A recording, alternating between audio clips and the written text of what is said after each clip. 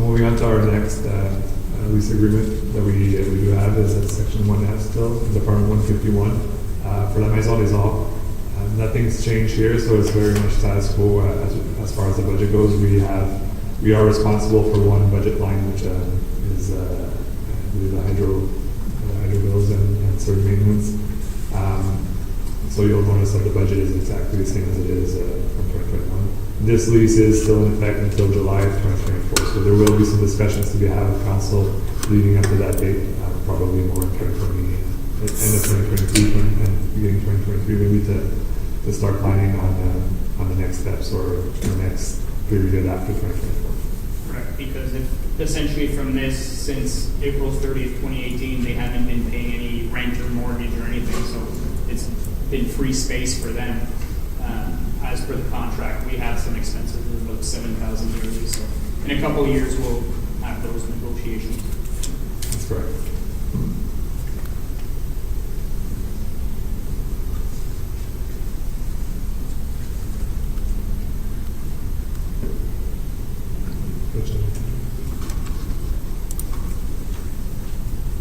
Another of our lease agreements that we do have is with the counties, with the United Counties of Prescott and Russell, for the ambulance building that we built back in 2020 for them to use. So they do have a yearly rent of $180,000. This doesn't have any impact on the bottom line of our taxation dollars, because right now what we're doing, as council has approved with our financial plan for this project, is paying down the internal loan that we took out for that construction. So right now we're anticipating that the construction or that project will be fully funded by, I have it later on in the presentation, I think it's 2031 or 2032, after about 4 or 5, 10 or 11 years from construction.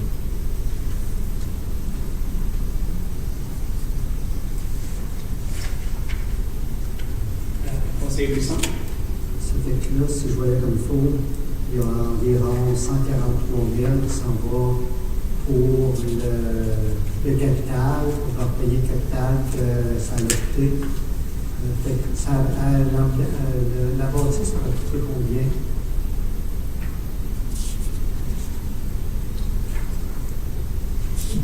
Juste de mémoire, je veux dire environ 2,2 millions.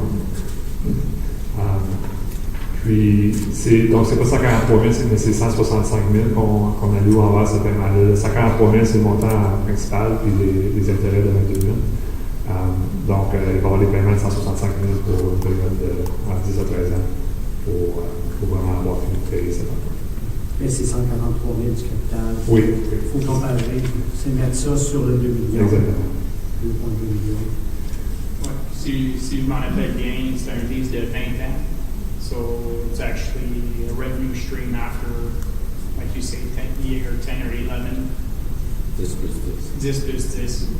So even if they decided to pull out at the 10-year mark, there's very little left to pay off. There's only a year or two, and we've got a $2.2 million building as an asset. That's right. So I just, on my screen, I fast forwarded to slide 250, and we will have paid that in 2033. So it's a 13 period, c'est une période de 13 ans pour payer l'affaire. Donc le 43, le 143 000 pour les 13 ans, c'est ça que ça va prendre.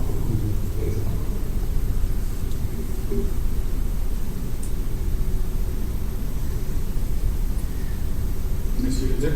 Plus the $1 building right beside it. Yeah, we got that for a talk. Conseiller Larin? And I would have to anticipate that if after 10 years they decided to go somewhere else and have another building built, the cost of the construction of a new building, as this one was 2.2 recently, would be significantly higher, and their $180,000 payment, annual payment would probably be significantly increased. So it would probably be in their best interest to maintain the lease for at least an additional 10 years at that point in time. It depends how the funding model from the province comes along, because it was more advantageous to the UCPR to become a tenant versus owning this building because of the funding model with the province. So if ever the province decided to change the funding model 10 years down the road, it might be advantageous to go back to an ownership role. But at that point in time, we could always offer for them to buy it. Well, that was going to the next one. Monsieur Le Duc? That's already included in the lease agreement. So that's That was anticipated, because it's already pre-planned for that. Look at that. Hey, we're on the ball.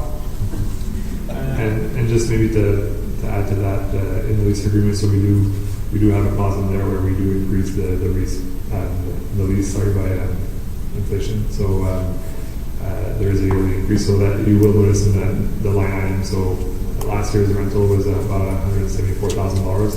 Now it's up to $1 million just because of that inflation from 2021. C'est la même question. Ah, ouais. S'il y avait une augmentation de cédulée Oui, annuellement. annuellement, un gros montant, au bout de 5 ans, comme ça, C'est vraiment c'est pas mal.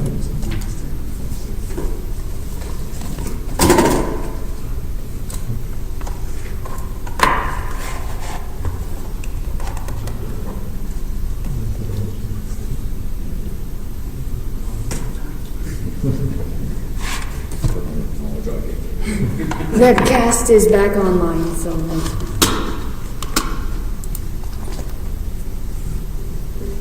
So the next section is for the lease that we had with the Centre Relief. So that will be in section 1F of your binder.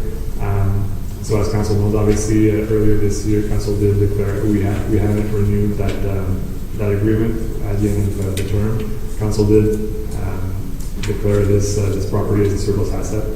So as far as the 2022 budget goes, it's all zero, so we're not anticipating any revenues and any expenses. We haven't yet estimated or put into the budget numbers for the actual sale. I'm hoping that goes quickly enough. So in the next few months, when we do, when there is progress in that file, we will be coming back to council to see what's to be done with those extra funds. But for council and for the public, as of right now in this 2022 budget, it's just a zero impact on taxation. So if we do compare with last year, we were receiving a surplus of about $12,000. So that's the impact that there is from 2021 to 2022. Right, we're not getting that, the $12,000, but with the sale of the building, we will get a lot more than that out of it. Correct.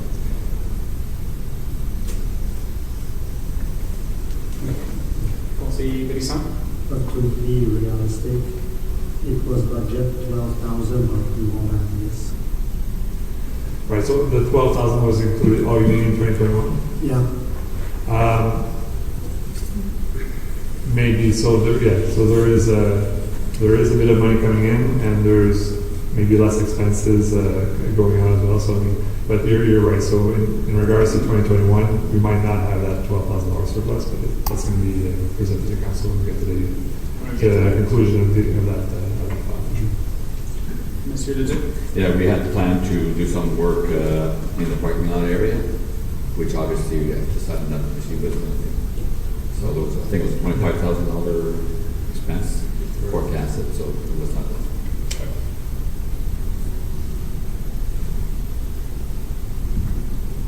I think Councilor Kanowski. Oh, sure, Councillor Tomas. And just in terms of an accounting practice, if that building is surplus right now, and we have a fairly reasonable expectation of selling it this year, is there a way that we can account at least for part of its value within the budget in terms of, because that would have a significant impact at some point this year? Is that anywhere in accounting practices where we can do that? Well, as far as the accounting practices, it's the standards and the rules around it is more about the reporting the actuals and the financial statements. So reporting the actual activity. So there is a good chance that there will be that a certain number will come up before year end, and that in our financial statements that will be included in there. As far as the budget goes, projections. We could definitely put a number there. For accounting practices or accounting standards, there's no obligation to do so. So there's no real obligation. But if there is a specific goal for council as to what to do with those funds, is it a capital project that or do we want to reduce a debt? If we want to reduce a loan in a capital project, we could definitely say, well, if we do sell the property for say $1 million, well, that's $1 million that we don't need to borrow for a swimming facility. That's something that could definitely be worked into the budget if that's a request from council. See? Conseiller Larrey? Yeah, so from that perspective, we could potentially put a capital project in as unfinanced with the expectation of sale proceeds. And if it doesn't happen, then we don't do that project. But that's something that we could definitely do. We've done some things like that in the past where we do have a project that's conditional on something happening, and that we do report back to council when there's more clarity on the numbers and the situation. But it's making sure that we get it in the budget because we want that project to actually to go forward without having to come back to council and say, well, we did get number X, now can you approve this? It's already in the budget and Right. we can move forward if that sale happens. As far as do we include it in the budget or not, it's more, I guess it's a presentation of council's intents. Regardless of if we put it in or not, we will definitely be coming back to council once we do get offers or if there's anything that concrete that comes from that situation. And at that point in time, if a certain project was not in the budget, we could definitely add it with the funds that will be identified.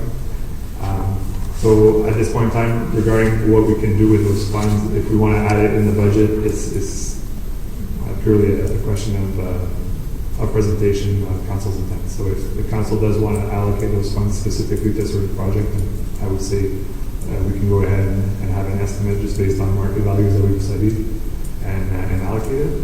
Or if council wants to keep the flexibility of once we do know what that number is, what do we want to do with it? If it's something that can be done, when we do bring that number to you. Yeah, I'm only concerned over the fact that next year is an election year, and we become lame duck at a certain point, and if it's not in the budget, we can't do it. We can't make that expenditure. So if it's in the budget, then we can move forward with it. So just because of the year that we're in, I think it makes a lot of sense. So. Yeah, that period is a lame duck period, which is only maybe an August issue. So unless the sale would be delayed to that date, that could be a concern. But next year is the lame duck situation, more early August. In addition to the lame duck issue, I think it's also important now as we're looking at possibly sacrificing certain projects or what's funded, what's not funded. Knowing if those funds are likely going to be available, it may help us kind of prioritize what we can do. I think there's a lot of value around that. So it's in my plus column in terms of potential money. I think as well is that it could be. I would expect that report would come to council at one point with the administrator's point of view of where that funds could go. Right? If we're avoiding a loan, for example, that's in the budget. There's not necessarily an extra project, but potentially saving that money somewhere else, as opposed to like right now it's 2.5% with the projects that are included. We might pay it down on loan, and we free up that fund for something else. It's just how we present it is the issue, right? We could put it in, as Councillor Lanay suggested, as a project we would like to see if the funds become available. That's right. Everything said that good. I think just because you mentioned that 2.5% tax increase, I guess a portion of that sale could be allocated to reduce that need, but I think on a personal level, our recommendation would probably be more to, if we want to add some capital projects, which is more of a one-time, because if we do reduce taxes, well then next year we won't have that additional revenue. We'll have to increase it. Right. I was thinking of projects that include taxation. Right. So we'll definitely have the discussion when we start. They're taking notes. On s'il y a ça. Mais comme c'est là, de sortir bien, c'est juste que si on a le prêt, ça serait juste au lieu d'aller emprunter, ça fait qu'il n'y a pas une grosse différence dans la taxation, mais c'est juste notre burden de dette qui est vrai. Ben, comme c'est là, la vente de la bâtisse n'est pas inclue nulle part dans. Non, je sais. So, c'est vraiment, si on décide de faire mettre quelque chose dans le budget in regards to the sale of that property, we can sort of give a direction where we want those funds to go. C'est ça, soit avoir un nouveau projet ou dire, on baisse notre dette en payant des projets de C'est la décision qu'on a à faire, Ouais. comme c'est là. We'll go through the process, and when we get towards the end and we can see what we've saved or what we've spent extra, then that will come into play for sure. And since we're talking about it now, I just want to mention because un de tes commentaires quand c'est 200, c'était que si on réduit une dette, c'est juste pour notre capacité d'emprunt que ça nous aide. Mais par exemple, si on prend, puis on va parler plus du financement et des projets un petit peu plus tard, mais pour le Snowdog Facility, une dette d'environ 1,3 million. Ça n'impacte pas nécessairement le budget 2022, sauf qu'une fois qu'on fait le projet et qu'on fait la dette pendant l'année 2022, à partir de 2023, on va avoir des paiements annuels d'environ 85 000 pour payer cet emprunt-là. Donc ça, c'est une augmentation de taxes qu'on peut prévoir pour 2023 qui pourrait être évitée si jamais on avait le revenu de la vente de ce projet-là. Conseiller Laurent?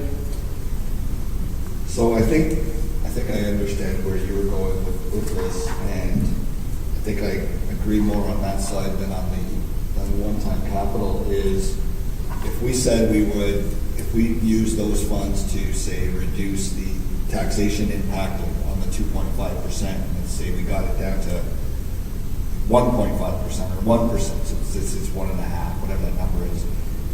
Then if we were to then say, okay, well now take that 1.5 and put it into this other project, we now have that 1.5 every year going forward, rather than just a one-time capital project that we would have to use for that funding. Is that what you were saying? Kind of like we do with we're doing with the rec complex fund and the roads fund, infrastructure, where you've got that now, that 1% in the budget going forward. If we were to do it that way, where we reduced and then went back up based on that, I that was something like Mr. Godin said, right? If for the Snowdon facility, we'll be avoiding, if we were to, for example, pay that, we know that expense is going to hit us in 2023. So if we were to pay that, we're avoiding that extra loan payment in 2023, which would potentially allow for an increase to the infrastructure fund next year. Conseiller Tonasson? But in the same vein, we can also say that, let's say, just to use a round number, I know it's not a million, but if it was a million and we apply it to current debt, it would reduce our current debt carrying costs, which would impact this year's budget, correct?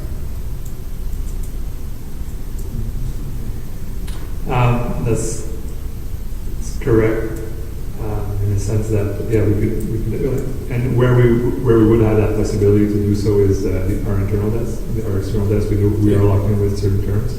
Where we do have internal debts, what we could do is use that million to pay a good portion of those downs and reduce our payments that we are doing on those. The St. Joseph Bridge that we presented on Monday is a good example where we calculated, okay, well, we're going to pay $100,000 per year over the next 10 years to pay down this project. If we just allocate the full $1 million whatever to a project like that, then that does reduce. We can eliminate that $100,000 from the budget.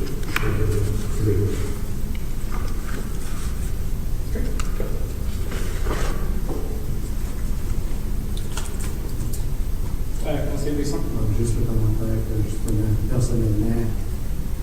J'aime mieux, vu qu'on n'a pas de chiffre directement pour le budget, pour cette vente-là et à quel temps c'est, je trouvais que personnellement, j'aime autant que le reste ouvert puis qu'on puisse l'utiliser pour soit la chose de suivante, comme tu dis, puis contribuer à notre pourcentage de cette année. Parce que là, dépendant si on budgète pour 1 million, mais on a rien que 500 000 pour ou quoi que ce soit, là, t'es safe de dire, OK, on garde le 2,5 pour cette année, puis l'année prochaine, ça pourra s'élever ça avec soit le Snowdon ou le compte, que ça save les choses pour l'année prochaine. Well, puis je pense que si jamais il y a un projet that we want to make sure it's in the budget, we can put it as just unfinanced. And then when the report comes with the sale, then we can say, okay, the fund of the sale are going towards that project. That could be one potential, and see what all the other options are to weigh at that point in time once we have exact numbers. but at least it would be in that, but it would be in the budget as unfinanced and funds potentially coming from that. And Councillor Tarnowski? I know we've done this a few times now, but I'm still thinking, like, in terms of process, when we go into these discussions, we'll be doing this at the end of all the presentations to look at opportunities and so on, correct? Or should we continue this discussion? I'm just asking because I have a couple more points around this one that I would want to clarify, but I'll wait. We can clarify it now if you like. I'm fine with that. So Conseil Brisson stated his preference. I think, for me, it's going to be really important to try to minimize tax increases, obviously. And so if we can have one of our current projects that's in the budget, you know, not make it unfinanced, but make it financed based on the sale of that property, which is a reasonable, I think, expectation if it's up for sale, that it will sell sometime this year, and whatever that market value is. If we can have that information, because that would impact taxes right away, the increase of taxes right away, and depending on the value of the project or the importance of the project, we can take that risk, which is not really, like, I think it's pretty low risk in the sense of that money not coming in. So I would like to explore that opportunity, because if, you know, even if we're talking about $500,000, that has a significant impact in terms of taxation. And not to say that I would put all that in taxation, but certainly to have an impact on the taxation to keep that rate a little bit lower if at all possible. Mr. Bidet? So if I can speak on that option, because I just want to clarify a few things. There might be an opportunity there, but just as far as the capital budget goes, most of the financing for 99.5% of the financing for all capital projects don't come from taxation; they're from our reserves. One of those significant reserves is the asset management fund, which is where we put that 2.7% in, right? So the tax dollar that represents the investment, the capital, is the infrastructure fund, which we presented earlier. So there is the possibility of reducing that 2.7, but I wouldn't propose to go there, because we're doing that to go in line with the council's strategic plan. But one thing that you did mention, Councilor Tarnowski, earlier on, which was to pay down existing debt, and the one that I mentioned on the St. Joseph Bridge, that number that's in the current budget, we are increasing the budget by $100,000 for that payment in 2022. I think it would make sense if council does decide that they want to reduce the taxation with that revenue, to allocate it towards the payment of that project. If we don't, like if the revenues from the sale are a lot lower, or that it's stalled and doesn't happen for over a year, it's not a big risk in the sense that we are already funding it from our reserves. It's already sustained from our reserves, and we would just delay that payment period from a year. That's a possibility for council to consider. Follow up, and then Councilor Levin. I think that's excellent, and I think that's an excellent idea. One other point, because you brought it up, that I wanted to ask, when we talk about our asset management policy, we had in our strategic plan, and correct me if I'm wrong, but we had set a goal of that 20%, or reduce it by 20%, and we've exceeded that goal by about $200,000 right now, correct? And so I'm just carefully going to say this, because I think the asset management policy and trying to reduce that deficit is a very important thing, and we need to continue doing that. But at the same token, if we're ahead of schedule on that, is that another opportunity to kind of reserve some funds for other projects, as opposed to continue to go faster than we had anticipated in reducing that deficit? Again, I'm not saying that I believe that deficit should be eliminated. I think it's very important, but we set a kind of a steady pace to get there. We're ahead of that pace, and so there is an opportunity there, or maybe there isn't. But anyways, I just wanted to bring that up and ask your thoughts on that. Yeah, it's a great question, and you're correct to say that we are ahead of schedule insofar as we've invested more than the increase that we had that was identified in the strategic plan. It's definitely something that's always available to council to discuss and consider. I think the stage we're at now in regards to asset management in general, and like I mentioned, the studies coming up next year and the new asset management plan that is going to come up in 2023, we're definitely going to be coming back to a financial plan. The financial plan is an important component of the asset management plan, so there will be some discussions regarding the deficit and how do we want to manage it moving forward. There is going to be a lot more discussions around that in the coming year or the following 1 year, and including the asset management plan 2023. As far as the 2022 budget goes, you're correct. The investment increases went faster than the original goal back in 2019, and we have added some of those regarding the new assets in our inventory as well. So council does have that information in hand, the tools to make that have a discussion and decide what we want to do. I think it's important to note as well is that the asset management deficit that we currently have is simply if we want to maintain the existing level, right? And we see it in our customer satisfaction surveys that there's a lot of roads that people would like improved that aren't even in our roads plan, right? So all these streets that people are saying we would like paved, well, that's an increase to the level of service compared to the deficit. So we actually have to eliminate the deficit, and then we'll be increasing to catch up to the level of service residents are actually requiring of us. So, Conseil Laurent? And that actually falls into the good point where I was going to suggest, since we're on the topic of this building, but we're talking about capital expenses and whatnot. So I'll throw out there the fact that when we looked at the budget this year, we've got 2.5% tax increase projection with a 1% for the recreation. 150 is included is also in addition, but we don't have the additional 1% for roads that we've been doing. So is there the ability to actually add in additional road projects conditional on the sale? And I would suggest roads that are not in our current schedule of roads to be done, but we know that we get the request for those roads all the time. They may be less traveled roads, but I'll throw out the roads at some point when we get to that section, but I know that there are 2 big sections of roads that would need to be done at some point in time, and they've been asking for many, many years. So that may be an opportunity to jump over that deficit and say, listen, we're not even maintaining our level of service on that road, on either one of those roads, and we're never going to get to them. Like, let's be honest, they're not in the schedule, they're not coming up to be done anytime in the next 20 years. So is there that ability to fix those roads now with those funds? And it's, we can say we're putting an additional, whatever that number is, if it's 500,000, we're throwing an additional $500,000 in roads this year because we have this. Mr. Goodnick?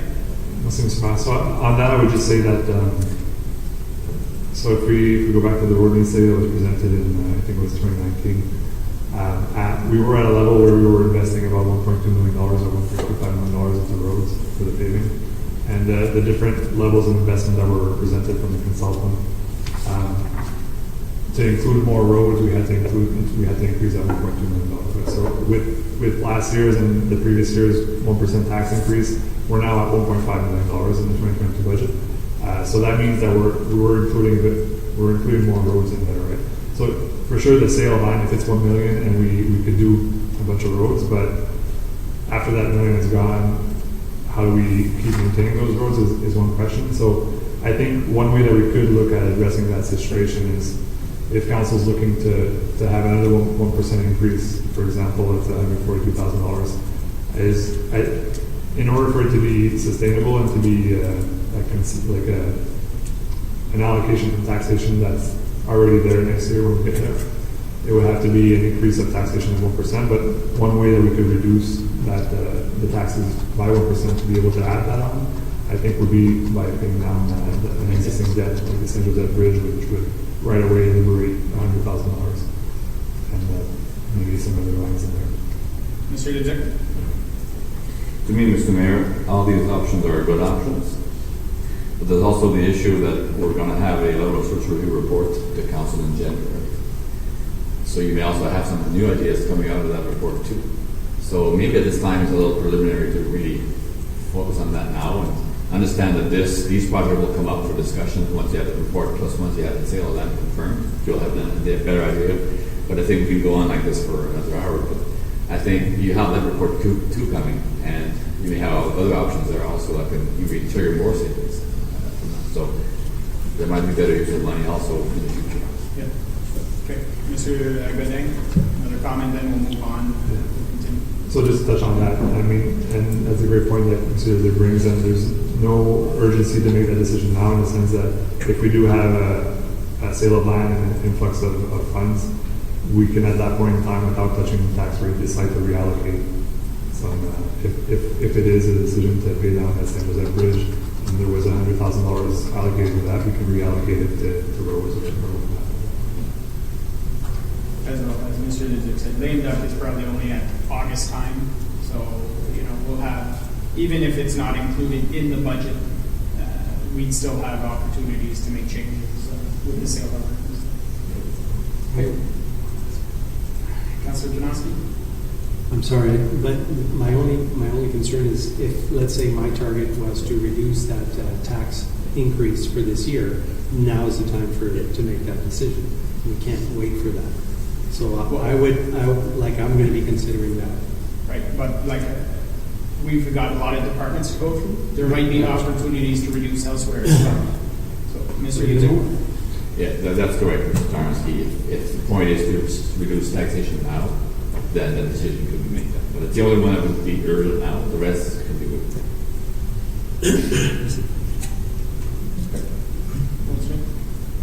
C'était juste un commentaire de dire, moi, c'est la chose de ne pas vendre la peau de l'ours avant de l'avoir tué. Là. Fait que c'est pour ça que je dis, la reine, c'est certainement, comme une demi-heure qu'on parle dessus, mais on ne l'a pas encore vendu. C'est pour ça qu'il n'est pas encore vendu. Quoi que ce soit, ça peut être plus tard, tout ça. Fait que c'est pour ça qu'on dit, go on, on met. Et si on l'a, tant mieux, on mettra pour pouvoir discuter de. Je pense qu'on a plusieurs opportunités to play with the rates, the 2.5 being proposed, so we'll see as we get further along in the process where we're at.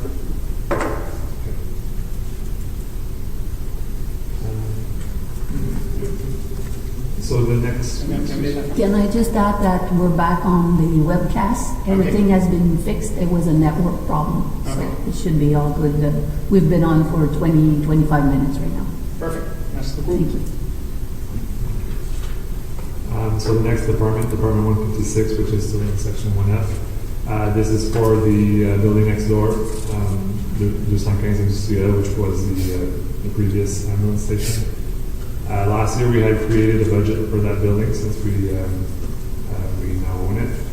We've maintained the status quo as far as the budget goes. You'll notice if you look at the actuals from 2021, we're not spending up to what we budgeted for last year. That being said, the intent here is that whatever we don't spend in 2021 be transferred to 2022, and that we maintain that same number, not to impact the budget, while we're considering our different options in regards to what we're doing with that building. Will we need some studies or some renovations? At least now doing it this way, we will have some funds that we'll be able to allocate towards that. Mr. Leduc? Maybe more clarity on more options, what it means would be an internal use versus potential rental use. So that could be some options there discussed. We're not there yet, but now that we know more about sorts of areas of information, now we can entertain more options. But, that's what it means, internal versus external use. Merci. Conseiller Alexandre? Juste vérifier, fait que la 215, ça c'est pour la chose d'ambulance.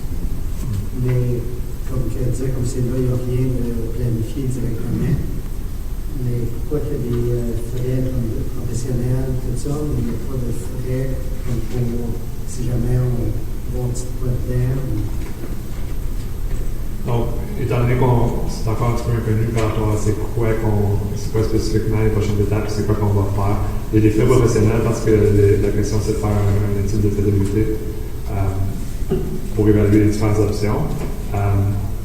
S'il y a de la construction à faire ou des rénovations, dans la mesure qu'on va faire une décision qu'on va devoir rénover ou quoi que ce soit, les fonds qui sont là, même s'ils ne sont pas nécessairement dans une ligne de construction, pourraient être alloués à ces constructions. On voulait s'assurer d'avoir réservé les fonds dans le budget, puis aussi transférer à la réserve des montants qui ne sont pas dépensés en 2021 pour qu'on puisse justement procéder avec ça. Et que 54 000, c'est pas nécessairement de dire il y a 10 000 pour le janitor parce qu'il n'est pas utilisé. Ça peut être pour utiliser pour d'autres choses. C'est même le 54 000 qui est pour utiliser pour la bâtisse. Exactement, c'est ça.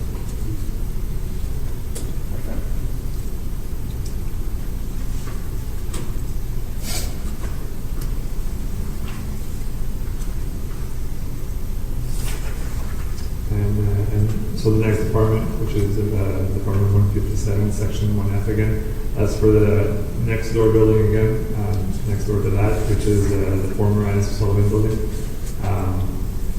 It will shortly be occupied by the Public Safety Enforcement Department, and which is why we've reclassified this account. So you're seeing all zeros in the budget because Department 157 will be using more moving forward. It's an administration department.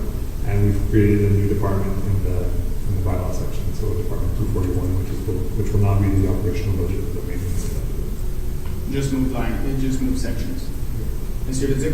We've also moved bodies, or we're moving bodies, because we have to make room for more planning and building staff.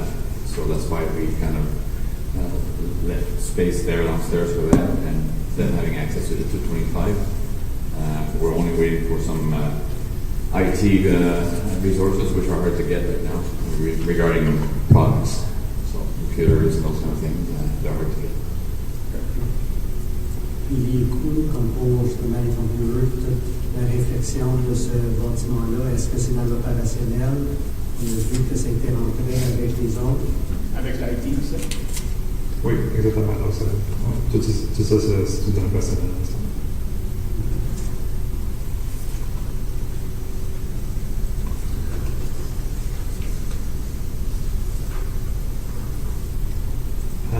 So that was for the operational budgets for finance and asset management. So we do have two capital projects.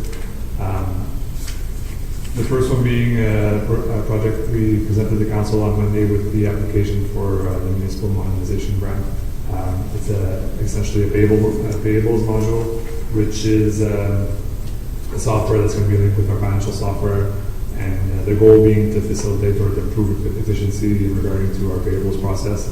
So having everything done electronically, so the invoices coming in, going into the system, having an electronic workflow to have the invoices go from one department to the other and input it into the financial system. So it's a software to really improve efficiency for the department, and which will be funded through that grant that we're applying for.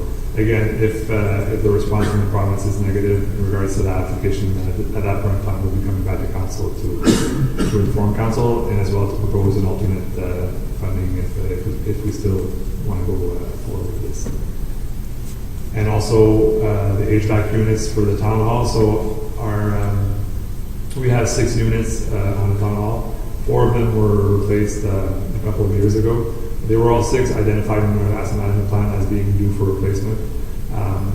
The 4 first ones were included in that larger scale project where we reworked the ventilation system. The 2 last units were separate from that project, and we have had them assessed this year. They're still good to go for another year or 2, but the consultant's recommendation was really to start the works to plan on replacing them. So in 2022, we've only put $10,000, and that's really just to cover the engineering fees for the planning and to make sure we know what type of unit we need, that we address any efficiency and energy related questions, that we go out and get the right unit. And in the 2023 budget would be the construction or the actual replacement of the units to be done. So we have been, although they were listed in our asset management plan to be replaced in 2019, we've been doing some assessment to make sure, and since they were still functional and they were still good to go for a year or 2, so we've pushed it back, but now it's time to start looking at changing.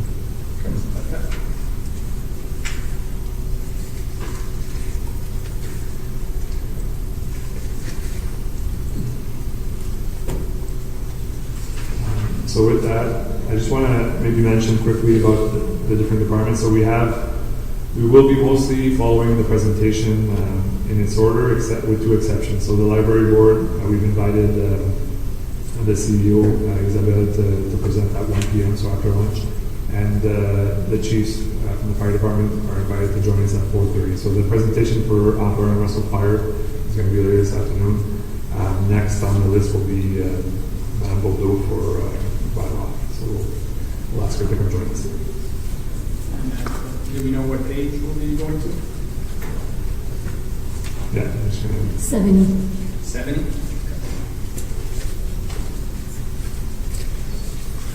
Richard, Yeah, tu peux brancher ton écran comme ça, on va pouvoir travailler. c'est ce que tu fais pour ça. Ok. 70, c'est validé. Ouais, 70 c'est plein. Ah, c'est pas... No, no, slide is at 58. The page is 70. The presentation. C'est plus que je fais. Tiens. Ça, c'est pour les clippers, si tu veux. C'est parce que j'essaie de travailler en même temps, puis là, ça change ses affaires. So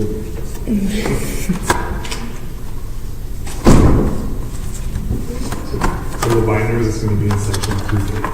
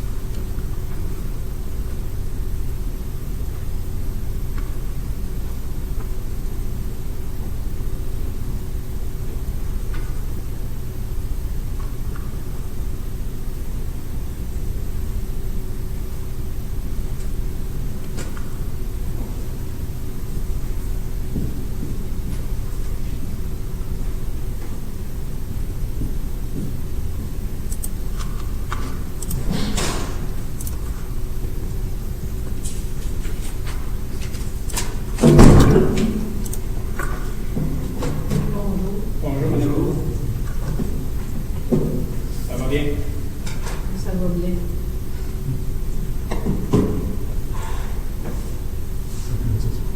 Bon, j'ai vu la présentation.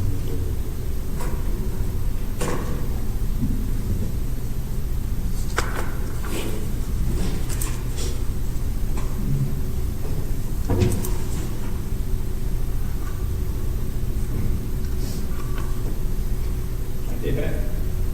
Alors, la première slide, c'est la structure du département. Donc, on a fait des changements un peu avec la structure cette année.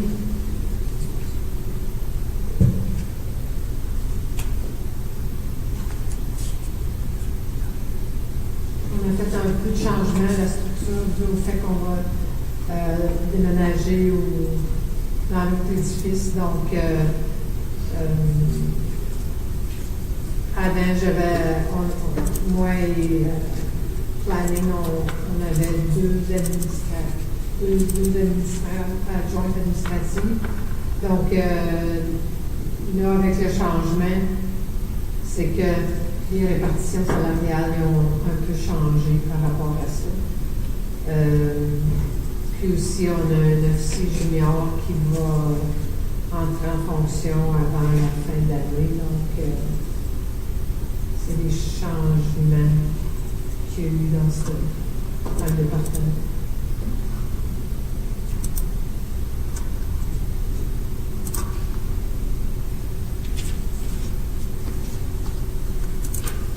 Donc, les responsabilités par rapport au département.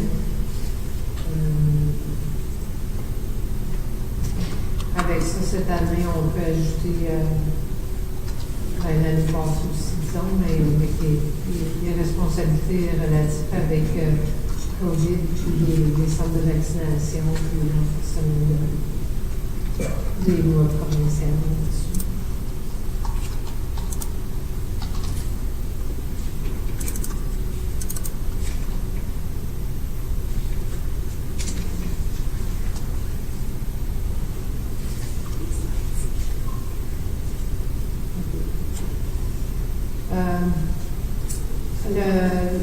La surveillance d'emprunt a fait demande pour avoir la même montant. Je pense que c'est sauté une slide. Oui. Les services policiers. Il y a une petite réduction, Richard peut me corriger si je me trompe, mais il y a une petite réduction des frais policiers cette année.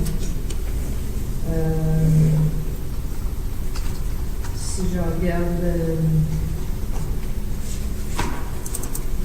je regarde l'année passée, on parle d'une différence d'à peu près 16 000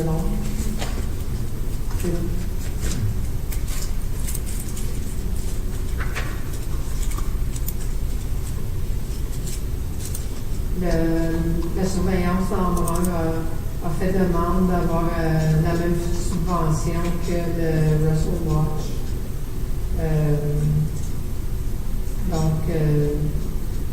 Russell Watch l'année passée ont eu 20 000 Puis avant ça, en main, il y avait eu combien? C'est encore à 17 500. Oui, 17 500. Donc, une augmentation de 2 500.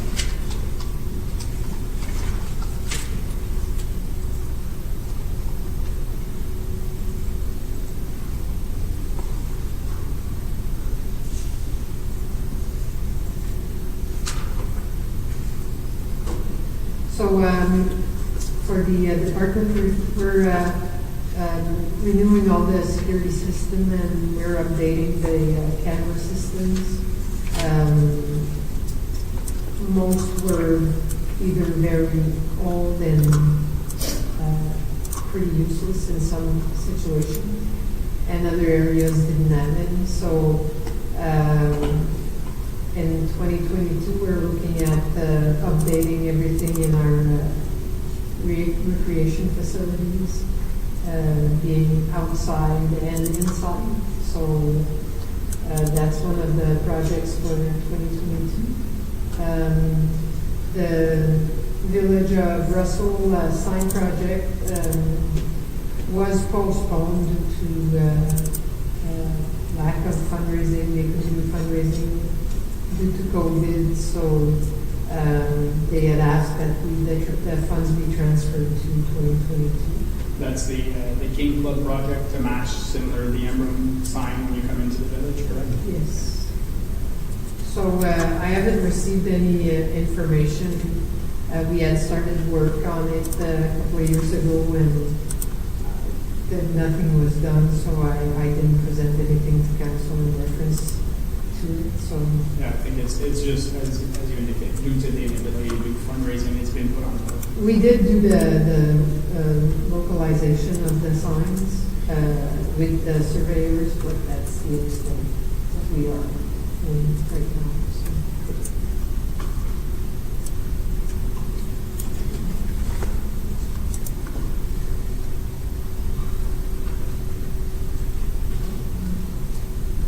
So some equipment replacement. So I think it was discussed in the prior slide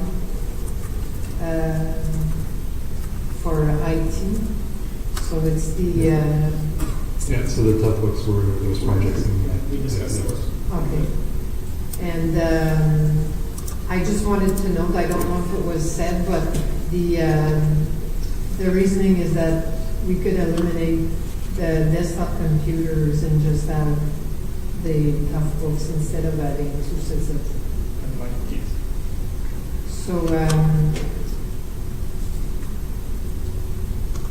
The salaries, we, as stated in the slide, due to the increase in the workload, not only in occurrences, but also in additional tasks. We would like to review the number of officers once the level of service review is completed. Question, conseiller Buisson? Oui, j'ai oublié de demander, M. Godin, comme là, il disait qu'il y avait des ordinateurs qui étaient remplacés par les toughbooks, mais d'après que je peux voir, comme c'est pas complètement obsolète, qu'est-ce que les ordinateurs sont faits avec? Est-ce que c'est encore utile? Est-ce que c'est transféré à d'autres? Est-ce que c'est donné à des... C'est quoi que c'est fait avec? Monsieur Godin, Monsieur Leduc. Ça veut dire pas de... Ça, c'est sur ma responsabilité. Donc, c'est ça que je réponds. Donc, oui, souvent, ce qu'on fait, c'est qu'on recycle à d'autres employés dont leur traiteur est encore plus vieux. Donc, par exemple, où on en ajoute, par exemple, au bureau public, maintenant, les employés ont un ordinateur l'an passé, ils n'avaient pas, mais c'est des ordinateurs qu'on a recyclés. Donc, ce qu'on fait, c'est qu'on prend de recycler ailleurs, puis on se débarrasse de la plus vieille version dans un autre département. Donc, c'est pas automatiquement, celui-là, il est pris, puis il va recycler. On cherche à remplacer le plus vieux, puis se débarrasser du plus vieux. Des fois, qu'il y a 5-6 ans en utilisation. C'est pour ça que je me demandais qu'est-ce qu'ils faisaient avec les plus vieux, si c'était comme je sais qu'il y a d'informations confidentielles, que ce soit pour lire, mais si c'était utilisé pour d'autres choses. Ça ne fonctionne pas comme ça, parce qu'on a un gros réseau, donc ça ne marche pas à une machine individuelle, donc ça ne se fait pas comme ça nécessairement. Là. Mais, sauvegarder sur mais c'est pour ça que je ne savais pas si c'était donné à des organismes ou quoi que ce soit, c'est encore... La plupart du temps, après 6-7 ans d'utilisation, je pense pas qu'on ait beaucoup d'organismes qui les veulent nécessairement. Des fois, on réussit à trouver un preneur, mais la plupart du temps, ils partent parce qu'ils sont trop vieux et ils s'en vont au recyclage. Je veux juste ajouter que ce qu'on a présentement était dû pour être changé dans le life cycle. Oui.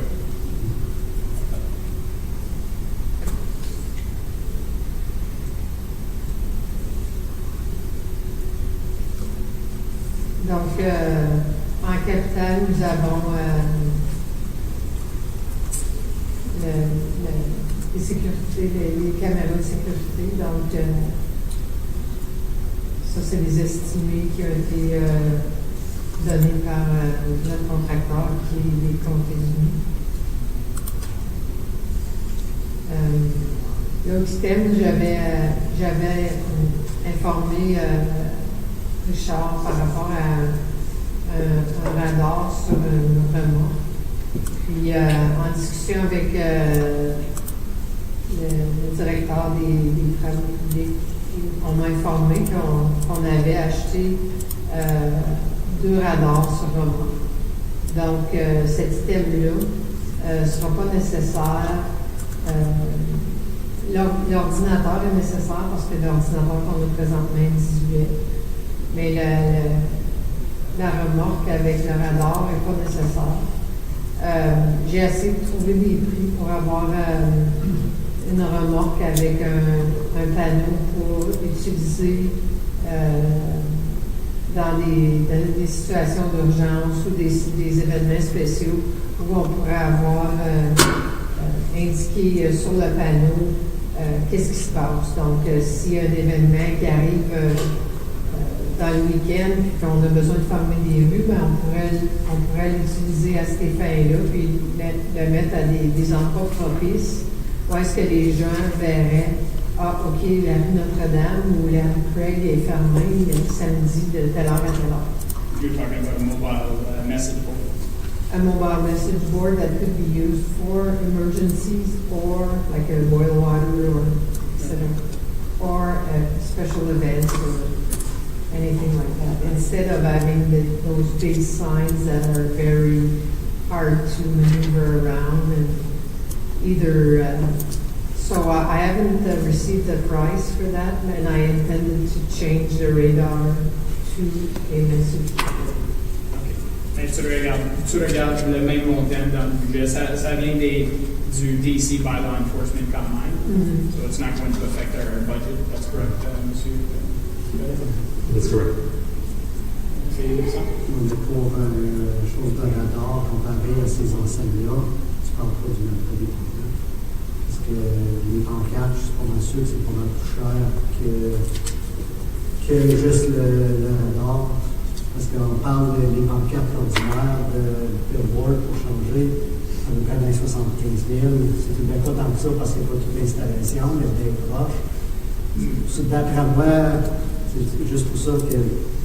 Ben, encore là, ça vient des development charges. Si jamais le prix est plus haut que ce qui est indiqué dans le budget, tu amènerais un rapport au conseil, c'est ça?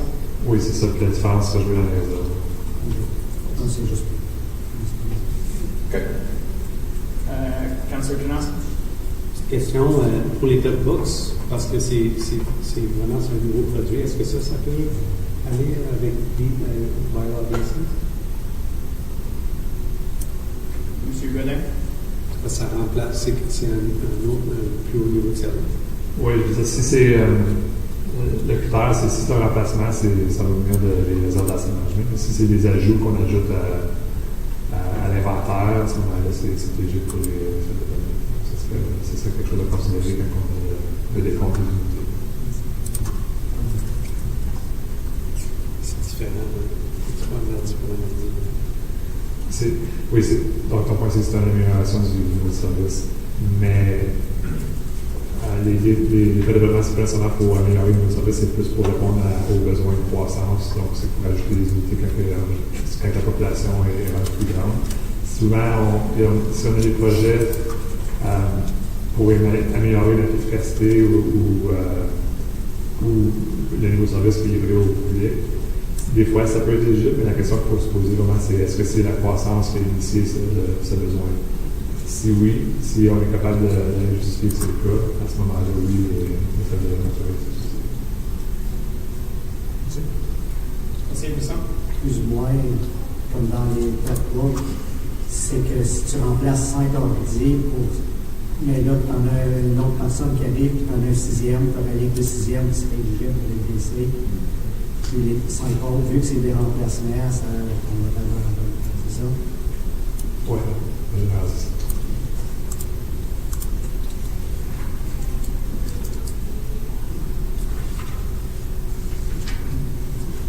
Et juste clarifier, pour le système de caméra, ça c'est remplacer l'existant, ou il y a aussi additional ones that can potentially come out of. Il y a des ajouts. Okay, so that's minor detail. You guys will play with those. Oui, donc quand on évalue, quand on fait notre fin d'année pour mettre en service tous les actifs, on évalue toujours tous les projets un par un petit peu pour voir. Oui, on a au budget, habituellement, on suit pas mal de ce qui a été financé. On fait des exercices quand on fait le budget aussi. Donc, typiquement, on va suivre la façon qu'on a budgété le financement. Ça peut arriver parfois, par exemple, qu'on se rend compte qu'on a ajouté à l'inventaire, puis si c'est le cas, on se pose la question est-ce que des frais de développement peuvent être utilisés, les échanges comme ça. Conseiller Lorraine? As I'm looking at these descriptions, I see that so far none of them have actually come out of taxation. They've all come out of the asset management reserves, or DC reserves that we've created over the years, correct? That's correct. So, like I mentioned earlier, where taxation impacts the capital budget is more transfers to reserve. Right? So we're trying to turn that $2.7 million into the asset management reserves. When we do the capital project, then we go get money from those reserves. It's not always asset management. It could be development charges. It could be other specific reserves. But that's kind of how the financing for the capital projects are done. We still try to match, and you'll see in the slides for the financing, we more or less try to match those numbers because we're trying to keep a minimum balance in our reserves of about $450,000. So you'll notice that we've transferred $2.7 million of taxation into the asset management reserves.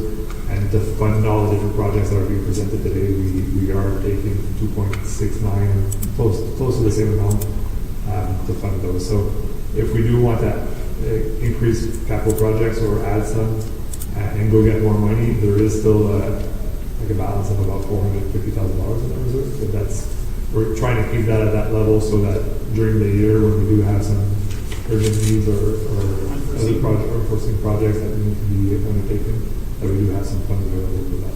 So how would we know then, is there a way to either check mark or know that that when it says, I'll just use this one because it's in front of me, the radar, trailer, sign, and computer, which shows reserve asset replacement, 47, it's not out of that reserve. Asset management would be a different reserve, or are we talking, you put the 2.7 into that one? Yeah, we're bringing the 2.7 into the asset. Into the asset replacement? Yeah. Okay. So that matches with the infrastructure. So then how do I know then at the end of the day that all of these 4.7 equal up to 2.7 versus what was already in the asset management reserve and we're taking from that reserve? So you'll see in a slide later tonight or tomorrow when we talk about capital financing, we do summarize what went in and what went out of all those of that reserve specifically. By project or just total? Well, so there's two things. So one of the slides just shows total, but in the capital summary sheet, so in the binders in section, I think it's 8, you have a summary, and for each project you see exactly which reserves are used, and the bottom line has a total, and you'll see the 2.7 there, so you'll be able to profit. Okay, perfect. Any other questions, Madame Bobo? Councillor Janowski? I have some general questions around the general operational budget. Okay. So I've got a few questions. So first of all, on the revenue side, we're still considerably lower than back in 2019, and that's completely understandable, but I feel that we're being very conservative. Is there rationale behind that? Like, I would say, I would have expected originally around 35,000, 40,000 possibly. So can you just specify which line items so the rest of us can follow? Sure. So I'm in the 240, page 41, and I'm just looking at total revenues.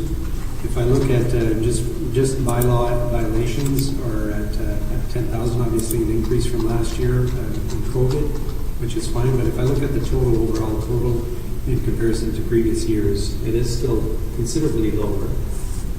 We are adding HR costs, we're adding staffing, and we're still pretty conservative on the revenue. So just wanting to understand the rationale for that. That would be my first question. Just to confirm I understand, so you're talking that the total budget proposed is the $10,000, line 5,700, or the total revenue? No, I'm giving you that as an example. The total revenues, which combines all the revenues.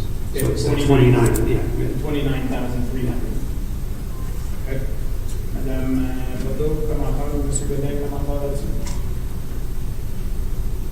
Well, I can state that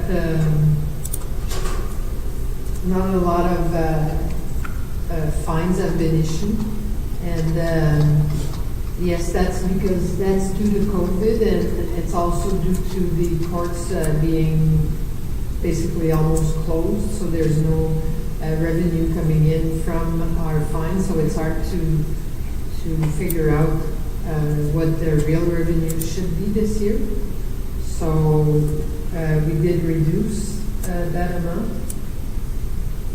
Okay, that makes sense. Thank you.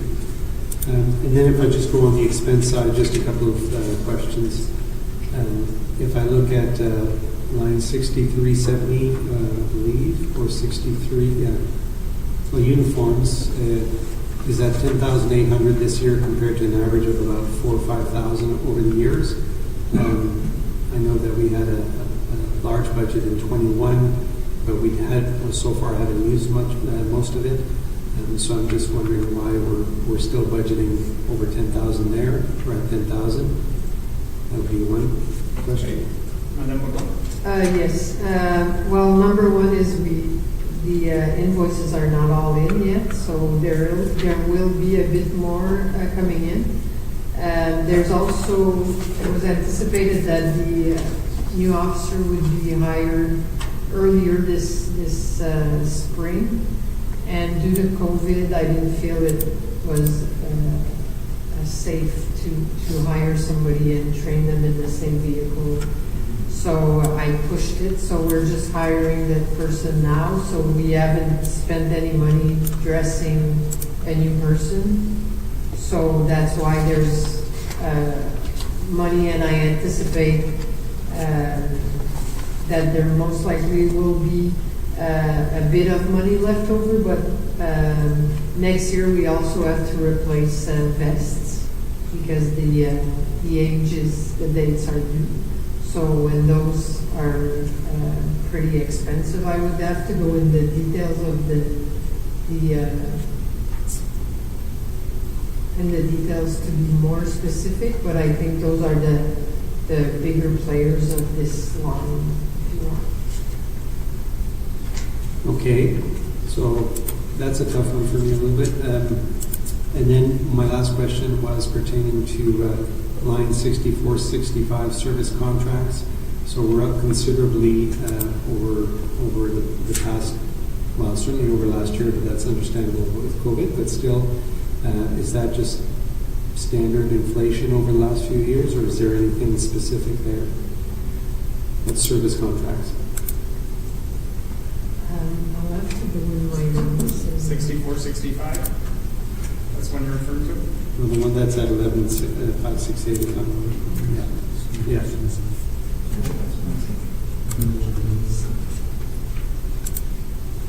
Aux 1568.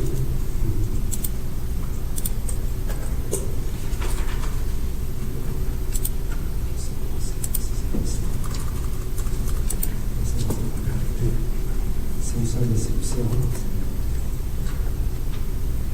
Not sure. I'm not sure if that's our when we hire part-time security or something. I'm not sure. No, those are service contracts are items such as like our reporting system, the body cameras. We have a contract with them. We have different service contracts for different Like monitoring, yes. that kind of stuff. Okay, merci. D'autres questions, Monsieur Leduc? Yeah, I'd like to, Mr. Mayor, I'd like to go back to the revenue line bylaw violations. That might be the elephant in the room question. I think you'll be discussing that further once you see the level of service review report. Because there is in their task to look at potential revenue sources. And over the years, it's been an issue with staff from council or from public complaints to not issue violations. Warnings, discussion, teaching, education has been the approach more and more from the last 3, 4, 5 years. And that came from our understanding of various council questions or various questions from the public, and therefore not generating this revenue stream. Now, if the level of service review comes back and says, okay, you're looking for different sources of revenues, then give a direction to your bylaw staff to be more issuing fines instead of just warnings. That might be a source of revenue. So that might be a discussion where you'll have to discuss that further later on regarding what's the direction for that staff. I think that's the issue there regarding the level of service. Do you want to be issuing more fines or just warning education? So that'd be one for discussion later on, but that may just be an orientation decision made by council later on regarding that revenue stream. If you consider that to be a revenue stream or just a basic need as required. Merci beaucoup, Monsieur le Conseiller Laurent. So does that line item, so I guess that's 240, 5,700, that's where Councilor Chernowski was talking. Is that strictly the fines that we give out from a bylaw perspective? Because maybe I'm missing it somewhere on here, but where would provincial offenses money coming from the counties? Is that not tracked in here somewhere? That's what it is, yes. Yeah, so it's just our own revenue. So the POA, so the Provincial Offences Act is in Department 220, so the police services. We have a revenue line in police services for for the provincial festival. Okay, so that's not in this line here. This is strictly bylaw that gives out a fine and they pay that. That's this If they revenue pay it line. here. If they pay it here. If they pay it here. So that's the 10,000 line that we're expecting people to pay here. But then there's another line somewhere else that shows the provincial offenses number. And where is that exactly? Sorry. It's in, it's 220, 52 Quelle section? Je suis peut-être. and page 39. See that? That's the second line. Second, section H, I, sorry. Too high. Police services, 30,000. UCPR provincial. Okay. When we receive also when we receive the money from the counties, the fines are given prorated by population. So, It's split between, from the county level, it's split across Yes. all the. Now, since we're there, Mr. Godin, I think you know where I'm going to go with this, but go ahead. Yeah, so, well, I did want to mention something about that line to council, because just to give an idea of the impact of COVID on that particular line. So back in 2020, we received a lot less. So if we look at the last 4 years, it's smaller, but in 2019, the budget for that line was 135,000. In 2020, it was 125. In 2020, because of COVID and the court closed down and the revenues collected from the counties were a lot smaller. We collected 71,000 instead of what we had budgeted at 125.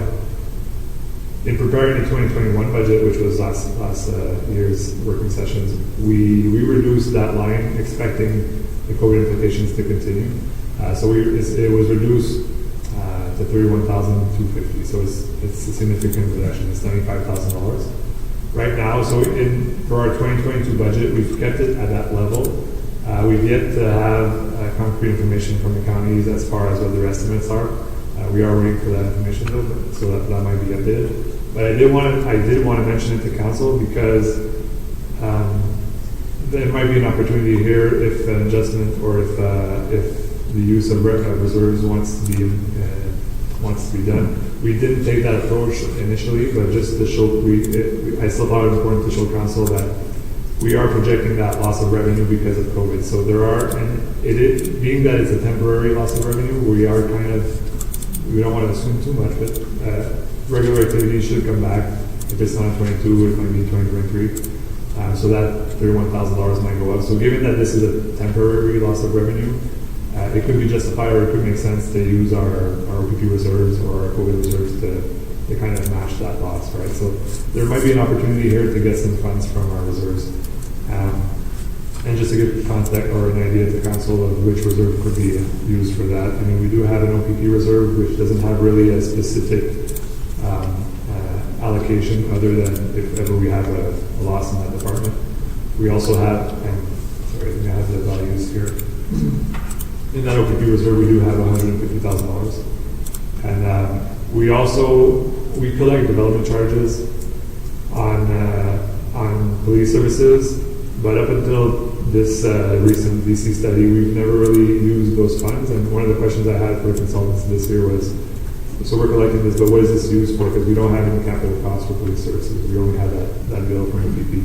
And essentially the response was, whatever we collect, we could allocate it to our operational budget because the OPP's capital costs are incorporated into that bill, right? So we have $55,000 of it, we have about $50,000 available there from those DCs that we could definitely apply towards the department as well to mitigate that loss of revenue. It's something to consider from council. We don't necessarily want to assume that everything's going to come back to normal in the next few years, but we do have some reserves that could help mitigate that variance from the 125 to the 30,000. Monsieur Le Duc, then Councillor Jonas, conseiller. I think all this is true, but also we have to be transparent that the OPP did make a presentation to the county table saying that they're not there to generate revenues anymore. Their main task is to assist individuals and people, not to collect revenues for municipalities. That's why this number, how high do you put it, is arbitrary right now, because how much more will they go back in the future, I don't know. But they've been quite clear to the county table to say, don't count on us to bring you revenues. We're there to protect and assist the residents, so not to generate revenues from municipalities. So that's something that you have to consider when you're adding here revenues, 20,000, 25, 30, 60, depends where you want to go. But I just kind of want to tell council that that's also been the OPP position on that. Yeah, definitely. And, while the number of calls are increasing, the number of calls for tickets is much less. Now it's a lot more mental health calls, domestic kind of stuff that you're not necessarily getting revenues from, but the increase in need for police presence is there. Councillor Janowski, Councillor. I would just ask Mr. Godin, what would be your guidance in wanting to be conservative in line with what Mr. Leduc said? Is it fair to say that we could, if we were at a time at around 130 and now we're in the 30, would it be okay to say 50,000 in the reserves? Because that obviously has an impact. Would that be conservative? Would that be... That would eat up you said we had 55 in the OPP reserve? No, so we have 150,000 in OPP, and we have 55 in ADC reserves.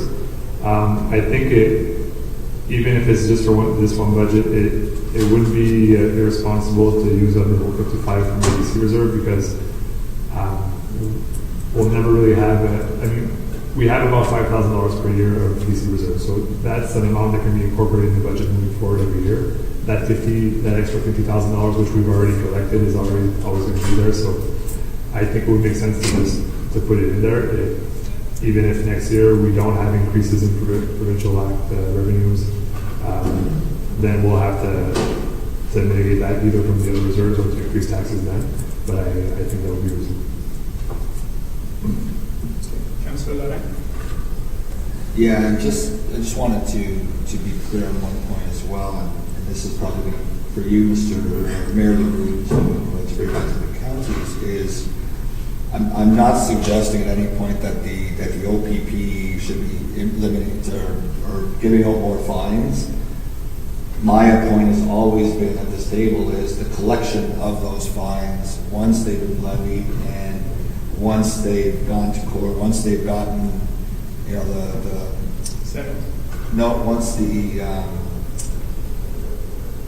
once they've got their judgments against them, and then the collection activity happens on them. People don't always pay right away. It's that collection process that needs to be tightened and needs to be to ensure that it's all done at the county. So the county does it from a coordinated perspective, but how much emphasis are they putting on it? Are they on top of things? Are they setting standards with their collection agencies? Are they getting money in a proper format? Is the agency taking it seriously? Right? And I say that just because of a volume perspective. And I know that the counties are not included in a mass group of municipalities, whereas, let's use Niagara as an example, because I know Niagara very well. They have a consortium of about 12 to 15 municipalities, so you have a volume there. So when the collection agencies bid on these portfolios to actually perform the service, there's an actual size and volume to it, so they can put more emphasis on it. They can put their best collectors on it, so that there's actually traction being done. If you're sending 50 accounts to one place, well, they're not going to put a lot of volume on it, there's not a lot of revenue coming back. You put 50,000 accounts in a group and say you're going to be done on this performance. That's what you're going to be tracked against, and that's what you're going to make your money off of. They're going to send their best collectors on that portfolio. So maybe it's time to have a look at that process at the county level and say, can we put our small volume of accounts in with a group of other municipalities to get more bang for your buck, if you will, on all of these groups. And, you know, Niagara is a good example because they just went to tenure a couple of years ago, and they got really good pricing, and they're getting results because there is a size and scale. Right now, we don't have size and scale. So that's always been my point, not necessarily the OPP not giving enough tickets. It's more on the collection side of things. So. Okay. Perfect. Thanks for your comments. And I'm always available for chatting about that with anybody. Sounds good.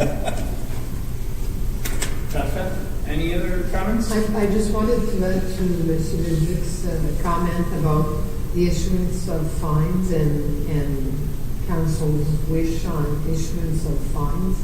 There's also the fact that we do have more occurrences and that we have less time doing parking control.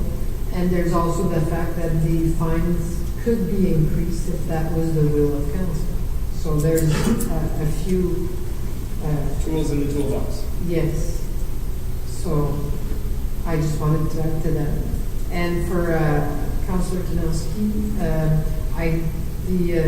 for the additional amount for the uniforms, there are 2 vests that need to be changed, which comes up to about $3,800.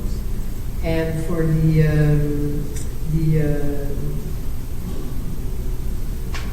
other item, which was the service contract, so I have the body cameras, the recording system, the on-call, which is after-hour on-call, and the Rogers Internet that I will be paying next year, which due to the move. So those are the items in that. That's probably a major change, right? Because that's new. Yes. Because it's a new building, right? So, Conseiller Larry? This is more towards Mr. Godin, I guess, just from an allocation perspective. But what would be the reasoning that the vest or bylaw are in their operational budget, but yet things like bunker gear or stuff like that are in capital budget for the fire department? Like, wouldn't the vest go in capital? So the reasoning is it depends on the volume and the value. I think those are 2 very comparable items, and they might be really right on the line. Okay, so there's no exact procedure or standard as to where. Well, there's a policy for tangible capital assets. One of the criteria to be capital is has to be over a $5,000 value.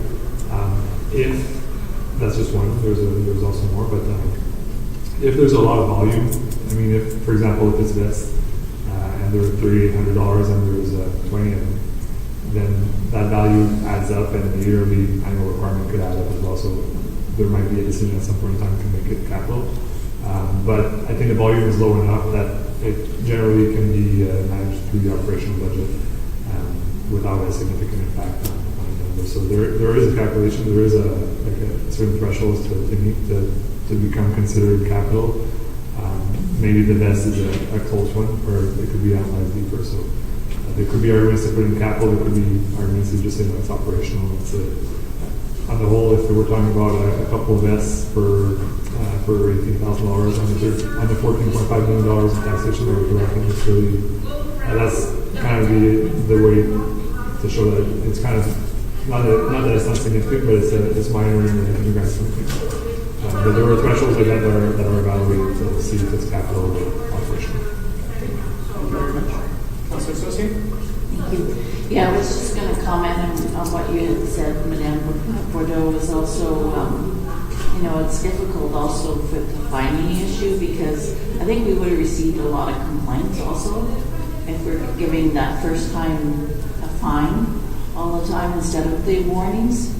Especially, I think a lot of responsibility was put on by law during the COVID incidents, and then if there was a gathering, and the fines were issued immediately, I think we would have got a lot of backlash also. So that's something to consider also, is the community, how they would perceive it as well. And the other question I had was just on page 48 at the top. You have COVID funding, and then you have revenue from other COVID-19. What is that? It's, the revenue, you have COVID funding, 832,000, and then in 2021, 258,000, and then other revenue, COVID revenue. What's other COVID revenue? You know? I'm just gonna. Mr. Godet? Yeah, sorry, I'm just gonna pull it up just to make sure I'm looking at the right numbers. Page 48. 48. Under revenue, we had the provincial funding and then other COVID-19 funding, Yeah. 29,000. Was that, Right. I think we charged a health unit for some stuff?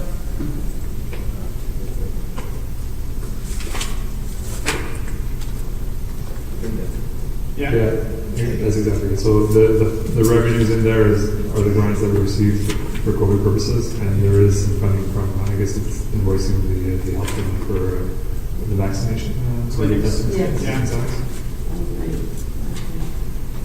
When they mandate, like, asked us to have clinics in our arenas. It's for staff and items needed to hold the vaccination clinic.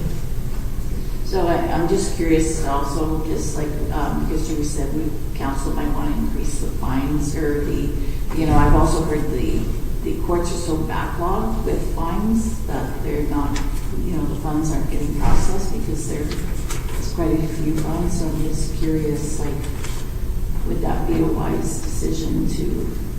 Well, the fines I'm referring to is mostly parking. The other fines, the set fines for other types of offense are revamped every time we write the bylaw. Like when we renew a bylaw, those fines are updated. But the parking fines haven't been updated in a while. And I know that most fines are around $35 or $40. So, but I didn't bring it up because I thought that was council's wish not to proceed in that fashion. So we instated instead courtesy warnings. So we've been giving out a lot of courtesy warnings instead of fines. And so it's going to be up to council to decide if that's the route they want to go. And That would be part of the service level review. yes. And we'll have that discussion at that point in time. Yes. Conseiller Christophe? Oui, parce que le montant, des fois, à bâtir, puis le niveau de parking, est-ce que c'est vrai? C'est une question. Mais pour le niveau de parking, est-ce qu'il y a vraiment un problème de parking général ou si c'est vraiment des cas quand même assez isolés qu'on n'a pas vraiment à adresser, que c'est des hubs?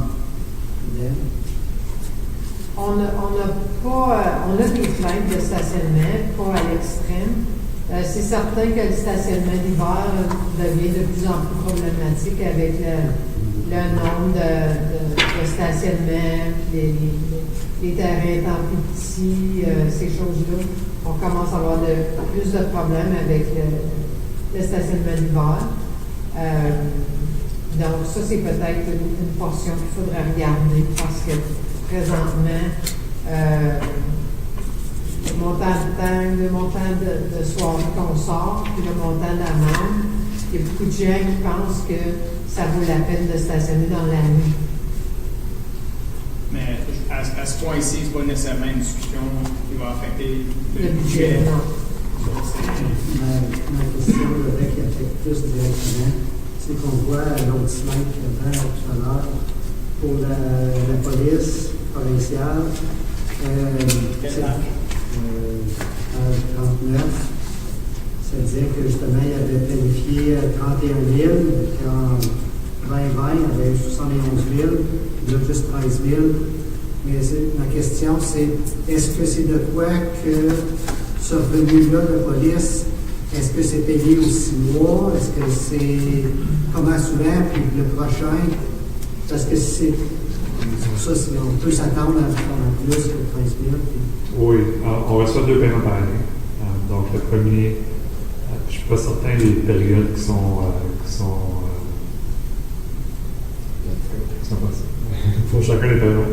Mais on a reçu un des paiements de date. On va recevoir un deuxième paiement. Le deuxième paiement, est-tu le même montant qu'on a reçu? C'est-tu un autre 13 000 ou bien c'est-tu le triple? On n'a pas vraiment de façon de savoir en ce moment. Habituellement, les comptes-unis nous donnent une bonne idée avant la fin de l'année, c'est quoi leurs estimés. Mais pour l'instant, je ne peux pas dire si on va-tu recevoir 31 000 au bout de l'année ou bien si on va recevoir un petit peu comme l'année passée, 71 000. C'est difficile à dire. Mais effectivement, avec deux paiements, logiquement, ça serait, si c'est période égale, fait que 30 000, c'est pas mal réaliste de qu'est-ce qu'on peut s'attendre comme c'est là. Mais là, c'est comme je disais, je ne sais pas si il y a une manque avec. Parfait. S'il n'y a pas d'autres questions ou commentaires, merci beaucoup, Mme Bourdeau. Merci. I think it's lunchtime now. I think lunch has arrived, so we'll be having lunch. We'll be back here for 1 p.m. Je te dis, la bibliothèque à 1h, c'est ça? Oui.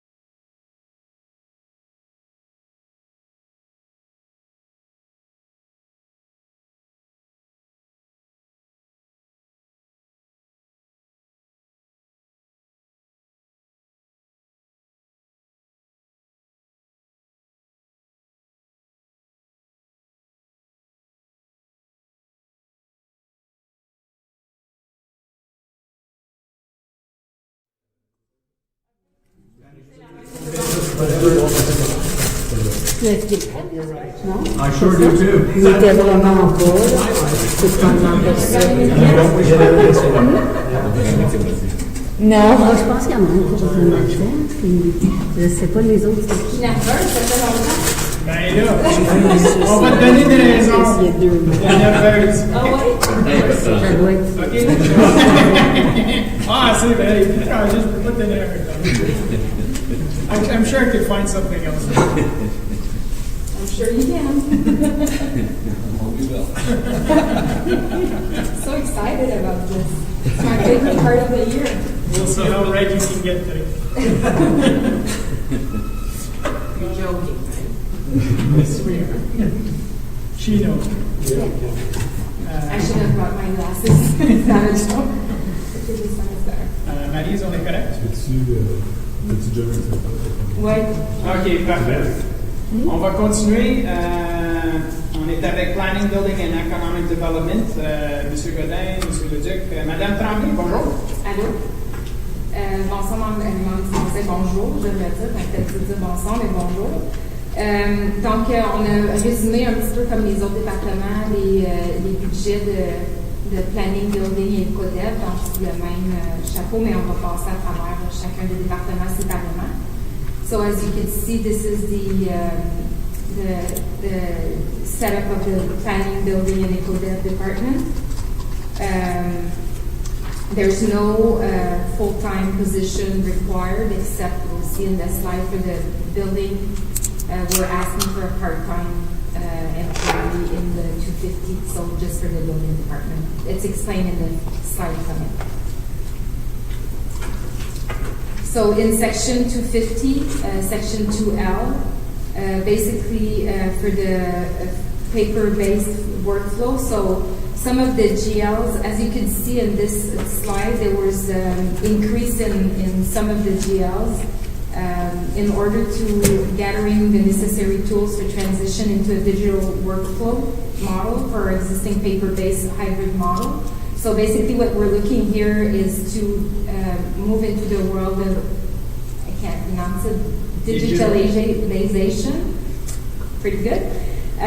So basically we're doing everything paper at this point, so for filing reports for inspections and stuff like that, so we're working towards transferring into the cloud and have all of this done on site. So basically builders will be able to obtain their reports for inspection by email directly from the truck, so it will be done mostly on site directly instead of coming back from the office at this point, and sometimes it could take a couple of hours for them after all the inspection to compile their inspection report and send it by email. So hopefully we're looking at increasing the level of service to be able to perform those report inspection right away. This is shown as it's increasing in the 5610, basically to get the equipment to be able to do it from the truck, and also to get the programs to be able to do it and upload everything on the cloud. But based on our discussion, those fees were all transferred into the IT. So basically, I'm just explaining where we're going, but the increase is all the purchase of the programs and the purchase of the laptops to go in the truck will be included in the IT capital budget. So basically, we're not planning on increasing any building permit fee at this point.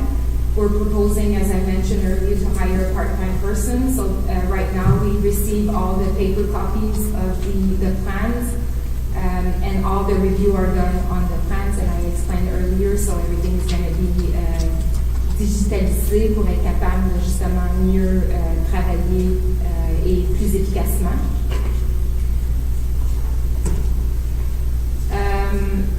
The tracking system will help the developer to allow applicants to know the status of their permit application. So we're looking as well to get more involved for builders to be able to look at the status instead of calling. So if, for example, you apply for a building permit, you could go on site, online and get exactly where your building permit application, if it's at the stage of site plan review, for example, it will indicate how long in between the stage of that planning review to the issuance of the building permit.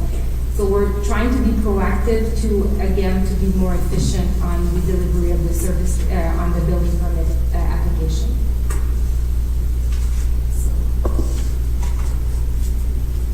So that's the slide that we just talked about.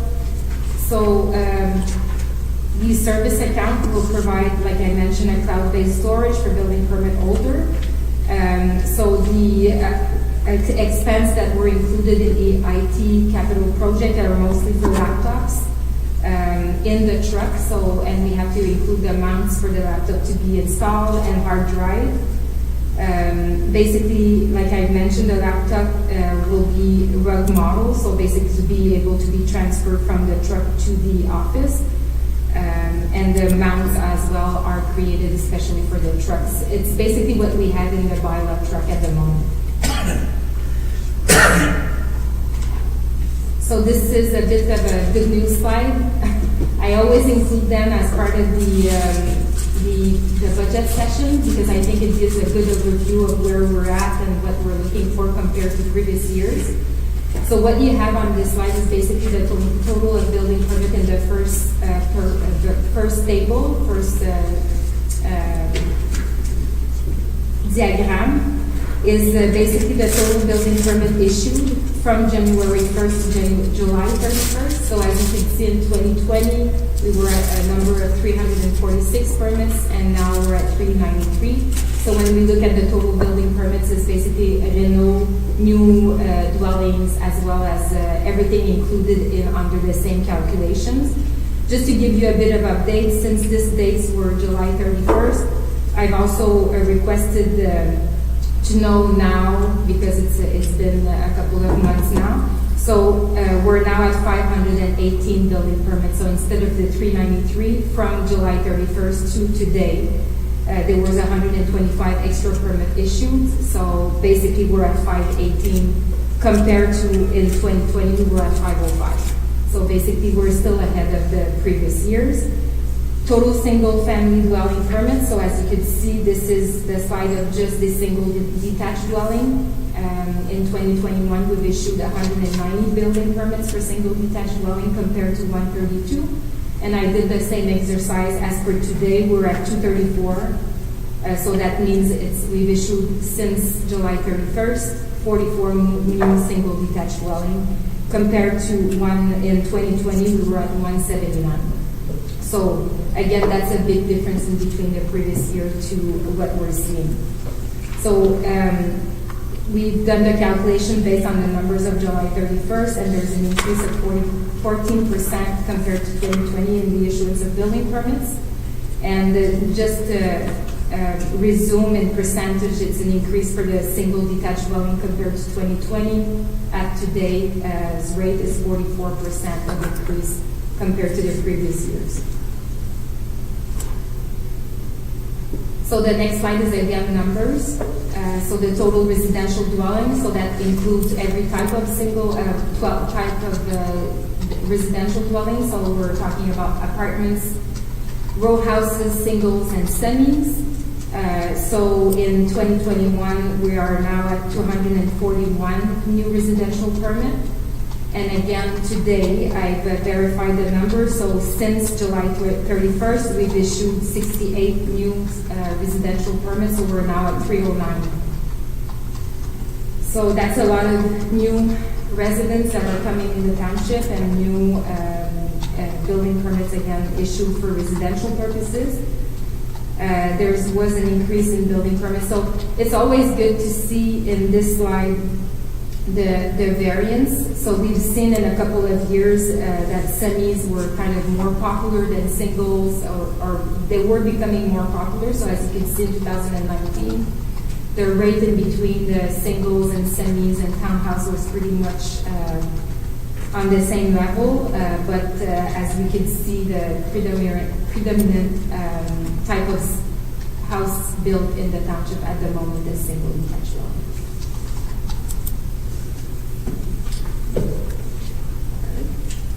So for the non-residential permit, this is the total value as evaluated for 2021. So keep in mind that those are the value that the builders are giving the township. So when they come for apply for building permit, they need to give us the estimated value of the building that is going to be built. So we've seen an increase of the total of building permit value from 2020 to 2021. This increase in building value will result in an additional tax revenue for the municipal portion at this time, four times more than the previous year. So based on the ratio of the township on industrial rate, the previous year we were collecting 19,000 in tax, and this year we're estimated with that building to have an increase to 72,000 in municipal portion tax. So this is a lot of increase. As you can see, the industrial value is 10 million compared to the previous year, which was 2 million. And keep in mind that was in July, and we just issued 2 major industrial building permit in the industrial park, so which is great news again that will increase the value again for 2022. Just to add to that, I'm not sure if I shared it with you but for members of council, at the United County level in their budget presentation, they showed a breakdown of the taxation growth, the growth in revenues from all 8 municipalities. Russell Township in the United County is accounting for 50% of the growth. So we were, all 7 others combined was what we equal to us. So big feather in the cap for Russell Township. So that's always great news. We're able to manage at this point still. But the next slide will explain basically what Mr. Mayor just mentioned is, so as part of our official plan, we also have the mandate by the province to have a calculation about the projection growth that we're anticipating for the next 20 years. So that's the mandate of the official plan.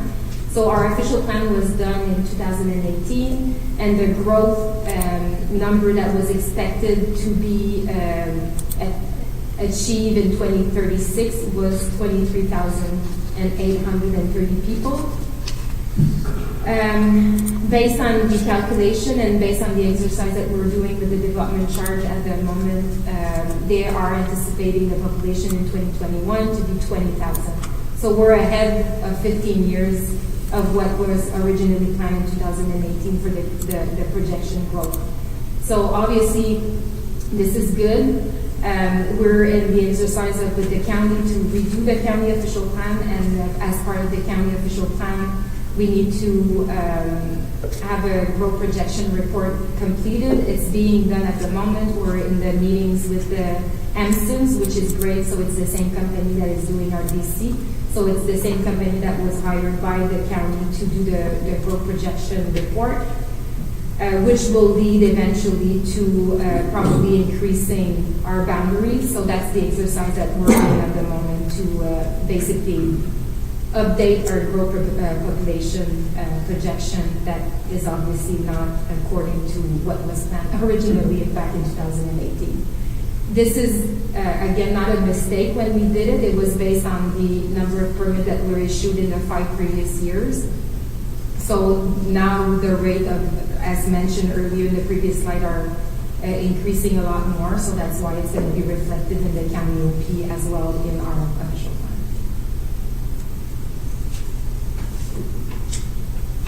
So moving into the section of the Department of 810, which is planning.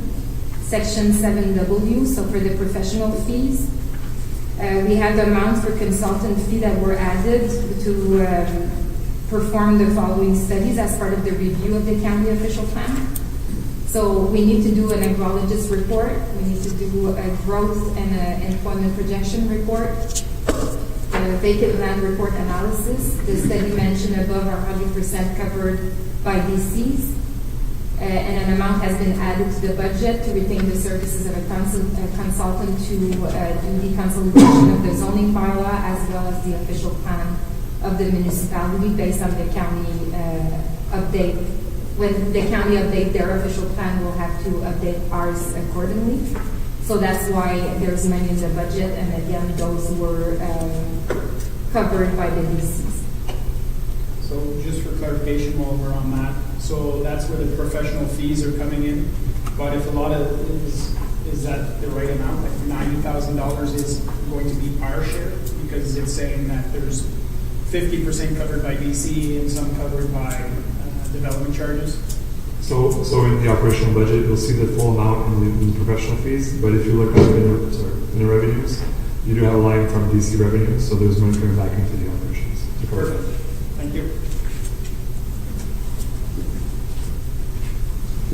So in the industrial park, so section 821, again 7W, the section. So the sale of land in the GL 5880. So there's an amount associated with the sale of land in the 417 industrial park that has been planned on the vacant lot.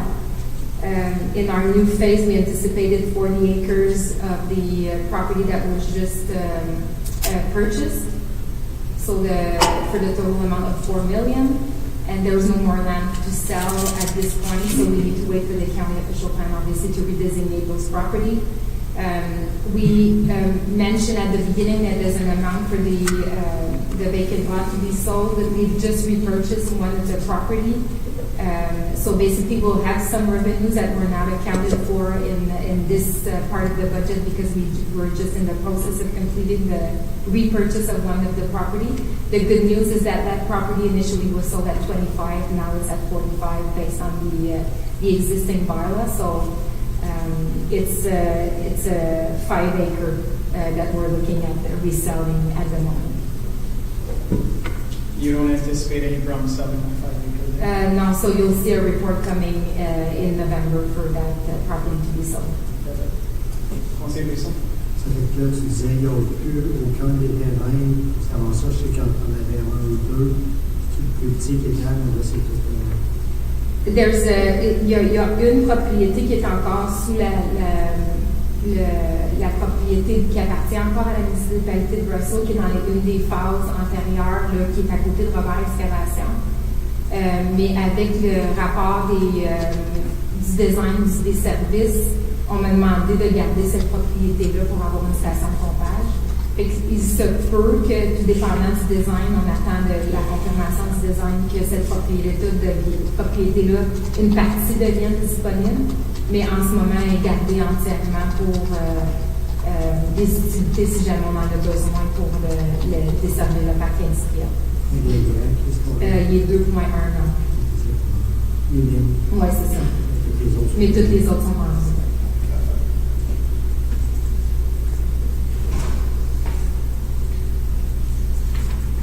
So for the community improvement plan, so you often hear the CIP. On December 7, 2020, a new community improvement plan was approved to further facilitate economic growth and development in the 417 Industrial Park and Embrun Business Park. For the start of the program to September 2021, we've received 6 applications for a total of grant that was given at $66,810. That could be awarded. Some of those amounts were already awarded, and some are still under review. As such, we've increased the budget to support many businesses as we can. This program can also serve as a great initiative to attract profitable businesses in the 417 Industrial Park. So that CIP, just to remember members of council, is that applicable to the business park. So the business park is what we have here behind the town hall. So, and we also include all the 417 Industrial Park as well. So there's 2 intake, and I know it's pretty small, but there's 2 intake for those programs. So you have a stream for existing businesses and a stream for new businesses. And you can see in those slides the program to how much amount were awarded to the businesses and the businesses as well, and under which stream they qualify to be able to obtain those amounts. And that's where you see in stream 1. So for existing building in addition, there was an award of $16,632, and for the new building, it was a $50,000 grant applicable. And just to to also explain that the CIP, these are amount for programs that were awarded, but above that we have the tax rebate that is also applicable that you don't really see in those tables, but they could apply as well to have a reduction for the next 5 years of those tax components. And just to clarify, the reduction in tax is on the additional portion of taxation collected. It's not on the existing.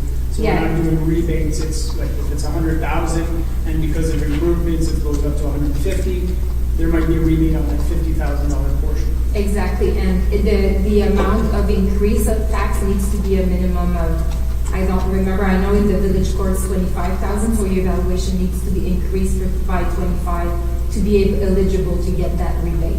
So the amount in the 417 industrial park is higher than that 25, but it's still applicable that you need to have that much of increase to be able to be eligible for the program. Right. So regardless, we're investing in our future because by helping these businesses make these kind of investments, they're creating extra revenue Yeah. tax stream, and we'll get it back in no time.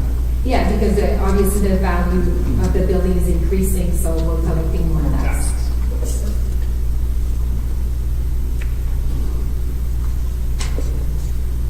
So that's the other slide, is basically just to show the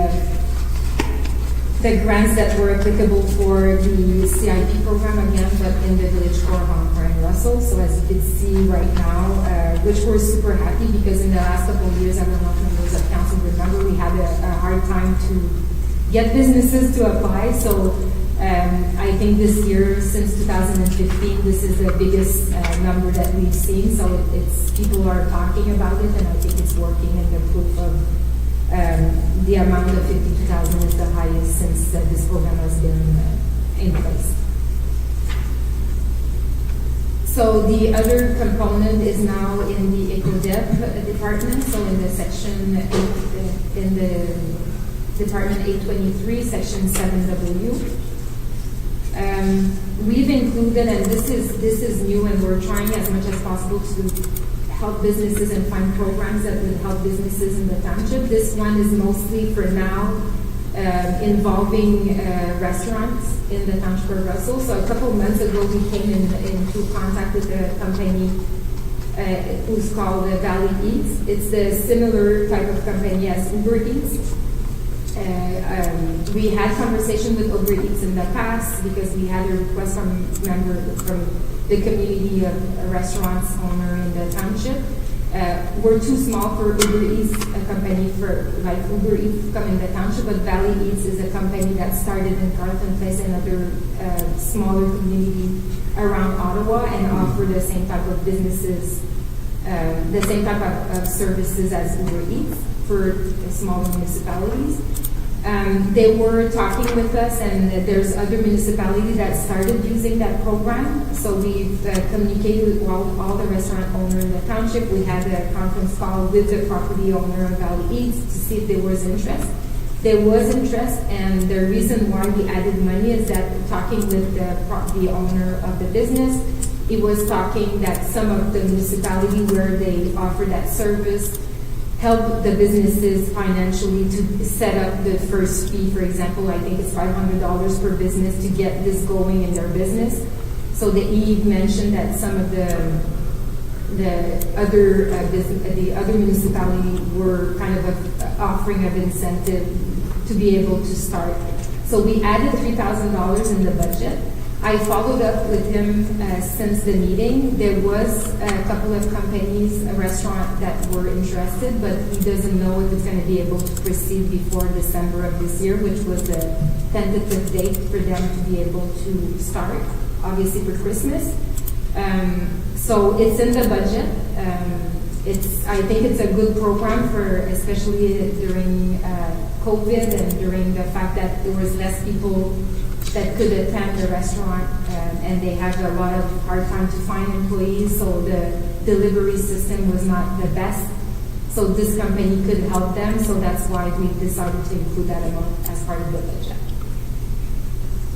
Conseiller Daré?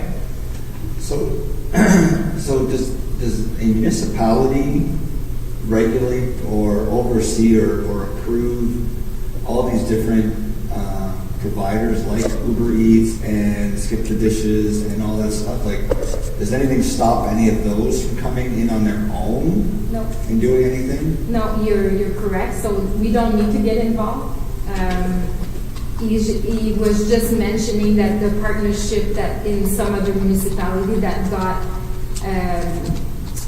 discussed, and municipal council in those municipalities decided to get involved in that project.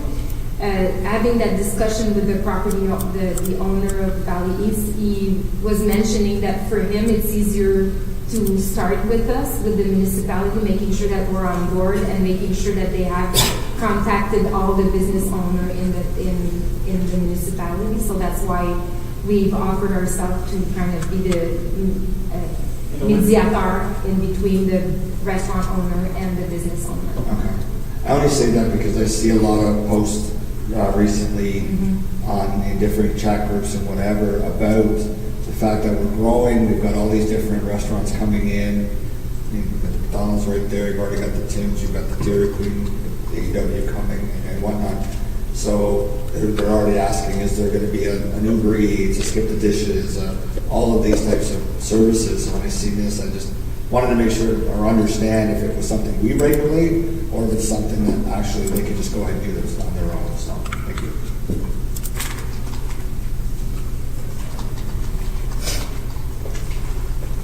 So the other project that we're looking at is in the membership fee, so the GL 6442.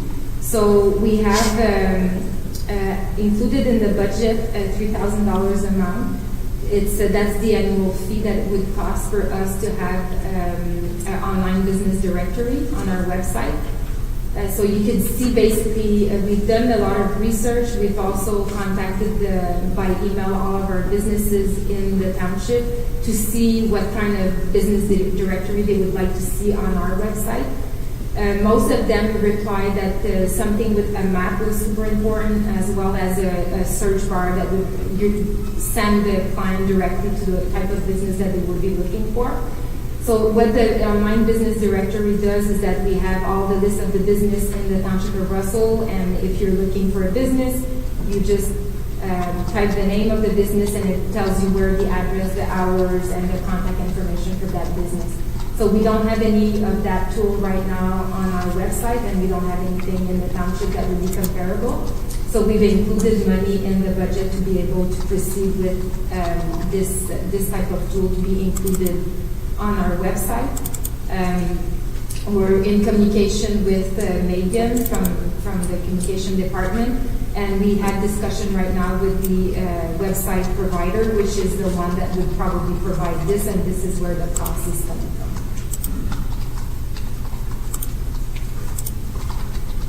So again, for professional fees, in the section of the 823, again for EcoDev, the budget was increased to complete the following project. A business plan for opening of a co-working center. So members of council, we had this in the budget in the 2020. So you'll see in the next slide, this is an amount that would not have to be transferred, so it's not actually extra money. It's something that we already had in the 2020 budget that we're proposing to transfer into the 2022 budget. And we also have an update of a promotional video to encourage local spending and as well a business profile. So I brought them, and I know we've done a presentation to council, but those are basically our community profile that we have on our website, and it includes all the démographie, le nombre d'entreprises qu'on a, les parcs et les choses comme ça qui ont besoin d'être updatées, puisque ça a été fait en 2017. Donc, avec le census de 2021 qui va sortir, c'est important de garder ces documents-là à jour, qui sont vraiment nos documents promotionnels au niveau de la municipalité. Just to mention, and this is something new as well, that we'll have to discuss how we're going to include this in the next budget presentation. We've just applied for those promotional video, and as well as the community profile. We've applied for the REDS grant application. So the amount that was included in the budget would be covered under that grant if we're successful, but we don't know when the response of the grant will be applicable. So, but I just want to mention that if we were successful for the grant that we applied for, the municipal contribution is only 50% of that amount that was applied for. Okay. Question, Conseiller Lara? Yeah, I just have a question regarding the co-working centers. Assuming that we're still going to be in the environment that we are for a little while longer, I assume that these centers would be ensuring that there's distancing and requirements like that. And do we know where these are located? So the money that was included in the budget is to present a business plan. So in that business plan, we would look at the format that we would be looking for, and the format, if, let's say, the township would be involved in managing those co-working center or not, if it would be owned privately, or how much it would cost to rent those space, the way that the space would be mostly divided. So that's the purpose of why the money was included in the budget, is basically to look at a business plan to see if it's even worth it to have this in the township. Yeah, I mean, with the fact that most people, or a lot of people now are working from home, and I know that a lot of the banks are now just adopting the work from home criteria. The federal government is in that same similar circumstance. Does it make are we able to partner with other groups like the federal government as an example, since we have a lot of federal government workers in the municipality that would be traveling in and out every day. Now they're at home.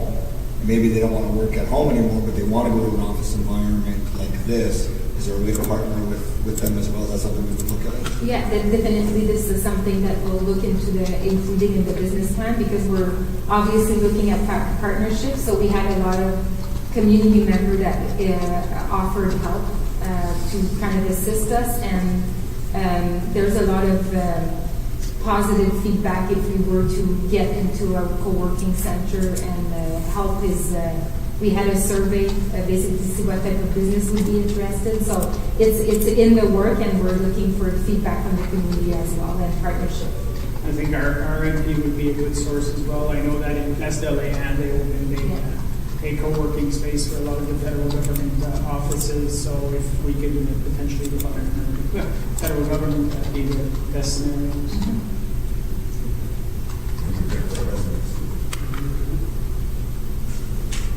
So this slide is just basically, whoops, sorry. Yeah, that's when we're discussing this morning earlier about the 215 industrial business, or 215 industrial building.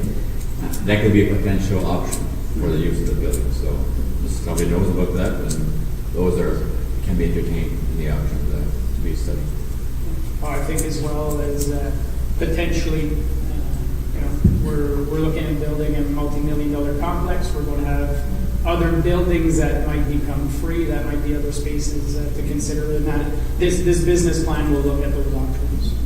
And you also often see those linking between the libraries and the co-working center as well. So this is something that we already had a discussion with France to include her as part of the discussion whenever we get at that point.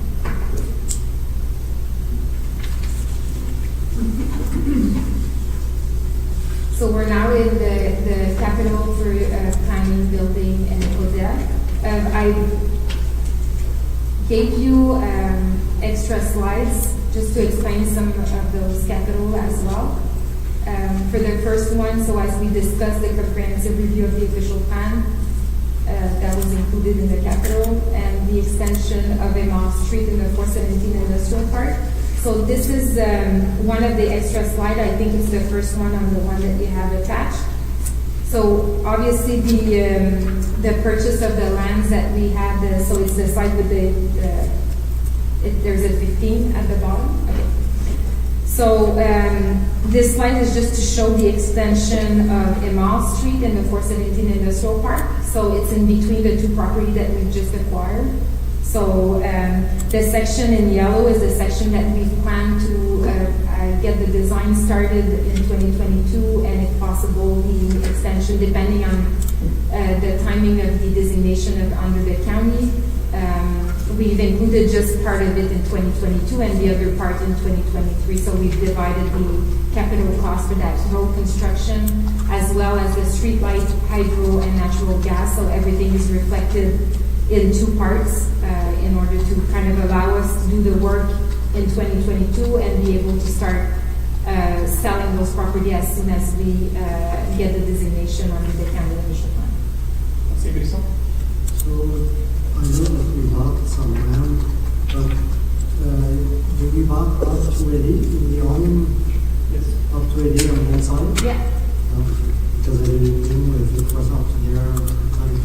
So the property located on north of the yellow and red line is the Mélanie Construction that we just acquired, and the other one north of it is the Joe Welton property, Wellshire Farm. We have the south part. Yeah, so the south and the north, that's those two properties that we now own. So that's the capital, and so those are the extension of the mall, the hydro and street light and natural gas. Those are the fees related and for the road extension for the 417 Industrial Park. The other capital project that we've discussed is the Industrial Park signage. In the 2021 budget, we've approved, in 2020 we approved a big pylon sign that we have at the entrance to the 417 Industrial Park. As you know, all the spaces on that sign are rented, and the sign will be paid in 2022. There was a lot of requests from other businesses that would like to get their name on the sign. Obviously, there's no more place, and those rental space are until 2024. So we are proposing to have some sort of a directional sign at the south side of the entrance of the 417 Industrial Park. We're still so coming out of Engram, you would see that sign to indicate that the 417 Industrial Park is at that location. But we're also looking at option on Burton Road. So the sign location is not determined yet, but we know that there's interest, obviously, so we added money in the budget to add another sign, either on Burton or on Saint Guillaume. Did you also include revenues for those signs? Yes. Not in 2022, Okay. because we know that it's probably going to get 1 year before we award the contract and we start building it, so you'll see revenues coming in probably in 2023. Without the expense. Without Yeah. the money for the expense next year and the revenues will start coming in. Exactly. C'est Brisson? I'm for like on St. John Road. On Burton Road, I'm quite skeptical because there's not as much traffic to have that publicity. And I was just wondering, like for St. John, if it should be a bit like the one that we have also to the 417 with posts, so that way it doesn't block the view whenever we are coming out, because the way that you're saying now, it would be beside the kitchen, like that. So that's why I was wondering if the illustration that we have here, if it would block too much the view, if we should consider adding it on posts that we have better visibility from the road. Okay, That's just some yeah, comment. we'll consider that this was basically just to give example of what we, but it's a good suggestion for sure.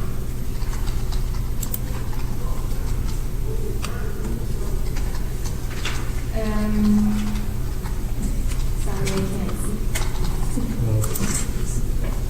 That's the zoning. C'est les mêmes projets. Okay.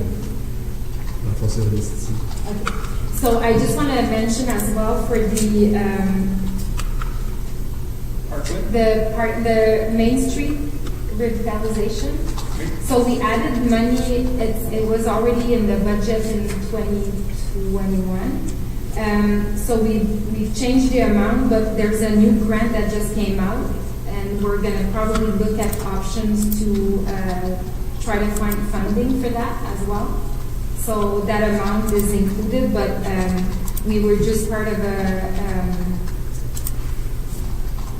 training about that grant, and we may be eligible to apply for this as well. So that was just last week, so we may be able to have this under a grant application. Okay, so it's in the budget under potential grant. If there's no grant, then we don't have any funds set aside to specific. Exactly, yeah. So we'll change that as well. Okay, Conseil Brisson has a question? Yeah. Just about that project, on va juste en parler. Juste faire suite, parce que comme si s'il y avait eu comme une étude, puis comme des sessions publiques, parce que personnellement, moi, j'ai un peu de misère à considérer de fermer la rivière au complet pour faire ce projet-là. Que j'ai à peu près, comme j'ai jamais vu d'accident là, tout ça, que avant de dépenser de l'argent, de faire des demandes, j'aimerais avoir des chiffres puis de la consultation publique parce que personnellement, c'est comme je dis, je ne peux pas voir tout le monde se détourner, surtout qu'il va y avoir plus de projets tout ça pour pouvoir le monde pouvoir passer. Et c'est pour ça que moi j'ai des craintes sur ce projet-là, de fermer la rivière puis de demander de l'argent comme c'est là. Je ne sais pas si les autres share ou quoi, mais. Commentaire, Madame Tremblay? Oui, dans la demande de subvention, puis ça fait dans la demande de subvention qu'on avait faite en 2020 concernant ce projet-là aussi en 2019, la première étape, c'est de faire une étude de circulation. Donc, avec le département d'infrastructure, on va travailler conjointement, mais nous, on avait fait des demandes que la première étape, c'est une étude de trafic. Donc, vraiment, l'étude de trafic, c'est ça qui va déterminer le besoin ou la nécessité, ou si c'est pas faisable, ou s'il y a d'autres alternatives.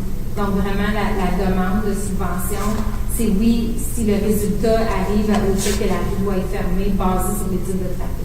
Donc, vraiment, la première étape, c'est l'étude de trafic, qui est inclus dans la demande de subvention. D'autres commentaires, d'autres questions là-dessus? Councillor Saucier? I don't know if I'm jumping the gun here, but you're going to talk about the parklets? Yeah, I'm going to. Okay, I'll wait. Okay. Quelque chose à ajouter, M. Godin, M. Leduc, là-dessus? Bien, c'est sûr que si on regarde le trafic actuel, l'AGNA est présente, d'une part. Advenant la construction d'un nouveau complexe, qu'est-ce qui va arriver aussi avec ce volume de trafic-là aussi? L'inquiétude de M. Vexard pourrait être là encore ou plus là, dépendamment de ce qui va être remplacé cet endroit-là. Donc, il est peut-être préliminaire de savoir s'il y a beaucoup de trafic, mais l'étude a démontré ces options-là, définitivement. Je pense qu'on a eu un test quand on a fait la culvert là, l'impact que ça a eu.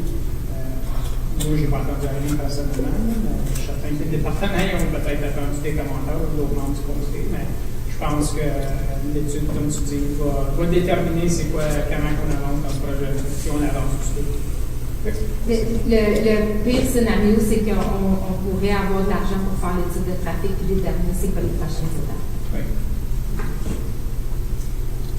For the parklet, so we added as well as part of the capital project an amount of $9,000. This is basically for furniture, lighting, garbage around the parklets that we have at the moment. However, we just apply as well for a grant application under the RED program for this, and basically in the grant application we've applied for $41,000 that would cover the $30,000 that we just spent for the two parklets. So basically, if we're successful under the RED program, then we would obtain that amount, and it's the contribution is under the $41,000, the municipal contribution would be $13,000. So, and that we would include the two parklets as well as lighting, garbage, and furniture that we don't have on right now on the parklets. And just to, I know that there was a bit of worrying about when we approved that project about the intentions and the money that we were spending, but we kind of reassured members of council that we would get people to apply for a survey. So we had I just checked before coming, and 99% replied to the survey, and we conducted the survey, and it's mostly positive. We've received some feedbacks about the location, so mostly the one in Russell is being used at the moment. As for the people that were responding to the survey, we had a lot of suggestion about garbage around the parklet, and as well including more furniture, which that's why we've applied for the grant application. Okay, perfect. Councillor Panofsky? Just a clarification question on the project. It talks about lighting for the parklets, and I thought they were like movable, so do they have a plug-in kind of thing, or that? No, it's mostly for the ones that we have right now, so to see if it would be possible to have, like, we have a sign, so to kind of put a light or some LED light, not LED, but solar light, that they could be illuminated mostly at night when they're not close to municipal lights. Okay. D'autres questions, Councillor Saucier?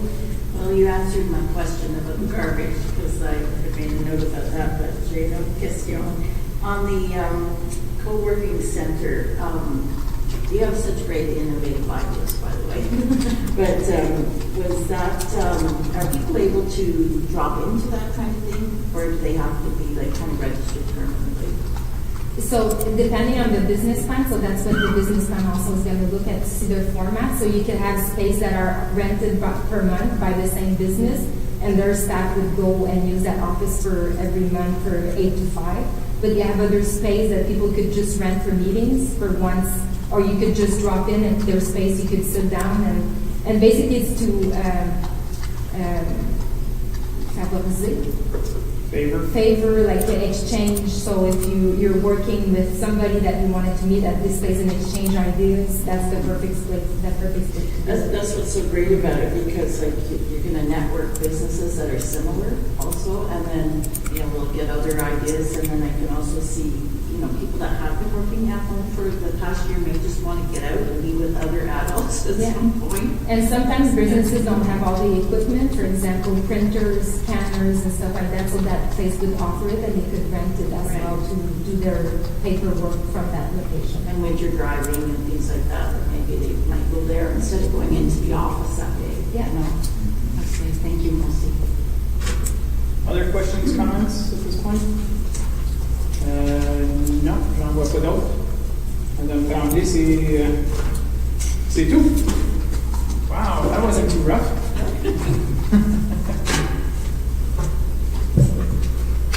Le prochain, je crois, c'est M. Bourgon, c'est ça? Oui, c'est ça, c'est Bourgon. Donc, slide number 83 is the beginning, and section 3M is the. Okay. Merci, Dominique. Merci.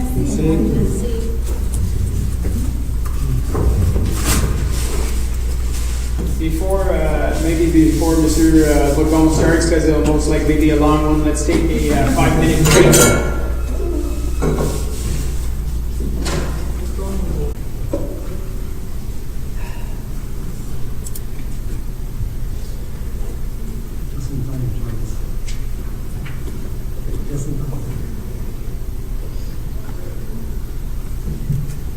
Welcome back.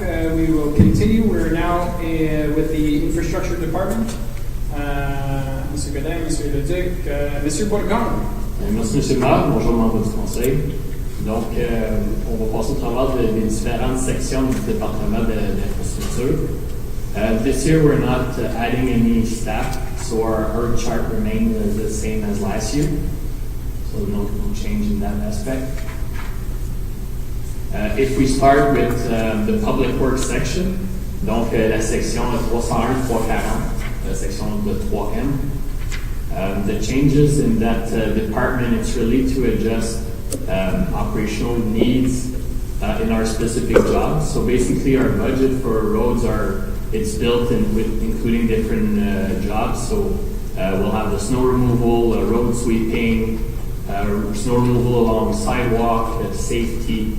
So it's all breaking down in different types of jobs like that. But we did have several contracts that were up for renewal. Donc, l'ajustement de certains contrats-là, c'est ce qui explique la variation dans la section de travaux publics. Puis ça, c'est toujours dans le but de maintenir le même niveau de service. Le plus gros changement des travaux publics, c'est qu'on a créé une section où des travaux spécifiques pour la sécurité des piétons. So following the different report to council this summer or this year regarding pedestrian safety, we did create some specific jobs in the public works, really for that specific reason. So the reserve or money set aside by council will be directly offset from that specific job. So any type of improvement that were flagged to be in budget for the next years, that's where we'll find the money. So it's going to be a relate plus minus, if I can say that way, from the reserve, but for that specific job. So at the end of the year, we'll know exactly how much we spend for that specific one. We also created the line painting and like sidewalk related, again, just to be more clear of how much we spend for those specific items. So those are the highlights or the big changes for the public works section. Conseiller Buisson? Oui, c'est juste une question. Je suis sûr que ça ne fait pas beaucoup de budget. C'était pour, quand on parle de la neige, est-ce qu'il y a eu un contrat ou de quoi résolu pour le trottoir du pont Sainte-Marie de régler? Est-ce qu'il y a un nouveau contrat de donner à quelqu'un? Est-ce que c'est encore, il disait que la machine était pas assez large, était trop large pour... Monsieur Bocon? Merci, M. Mann. Donc, ça n'aurait pas d'impact sur vraiment sur beaucoup d'opérations, mais on en échange avec 3 différentes compagnies justement pour donner un contrat pour cette section-là. On a aussi d'autres petits contrats là, à donner, donc on est en négociation, si on peut dire, ou on est à la recherche d'un contracteur présentement. Essentiellement, le service va te faire meilleur niveau cette année comparativement à des années d'avant. Exactement. Donc, oui, on travaille fort présentement là, pour que ça soit fait. Puis on a aussi on a d'autres items, on a des contrats qui étaient renouvelés, des contracteurs qui nous ont avisé qu'ils ne voulaient pas reprendre le service. Donc, c'est ça, on est dans cette période-là de l'année là, pour protéger les contracteurs pour faire ces tâches-là. Conseiller Larrey? Not going to touch. I have a question regarding we're talking a little bit of snow removal there. We had some requests last year along the pathways, especially in the Russell Trail subdivision, because they're new pathways to get to the actual trail and to get across. And I know we put a temporary thing in place. Is this going to be renewed going forward? Just in case there's any questions on that. Monsieur Bocon? So yes, those. So basically, everything that was approved by council throughout the year for that's a good example for those pathways. Yes, it's included, and we'll maintain that service. We do have another report coming to council shortly for the other pathways. The one basically linking a street to another or those type of things. Those were not included in our previous report. Well, they will be presented to council shortly. Are those in the budget though, since we're talking budget? Well, it's mostly staff time. Okay. So it would be again the level of service that it's, as long as it's understood that it's after snowfall event. Right, it's not a priority and it'll get done when it gets done. Exactly. So it will be included part of our operation, but it's mostly it's staff time. So it's just a sequence of time of when things get done, basically. Parfait. D'autres questions ici? Non? Continue, Monsieur Bocon. Merci. So if there's no more questions for the public works section, we'll move on to the street lights portion. Donc la section 3O.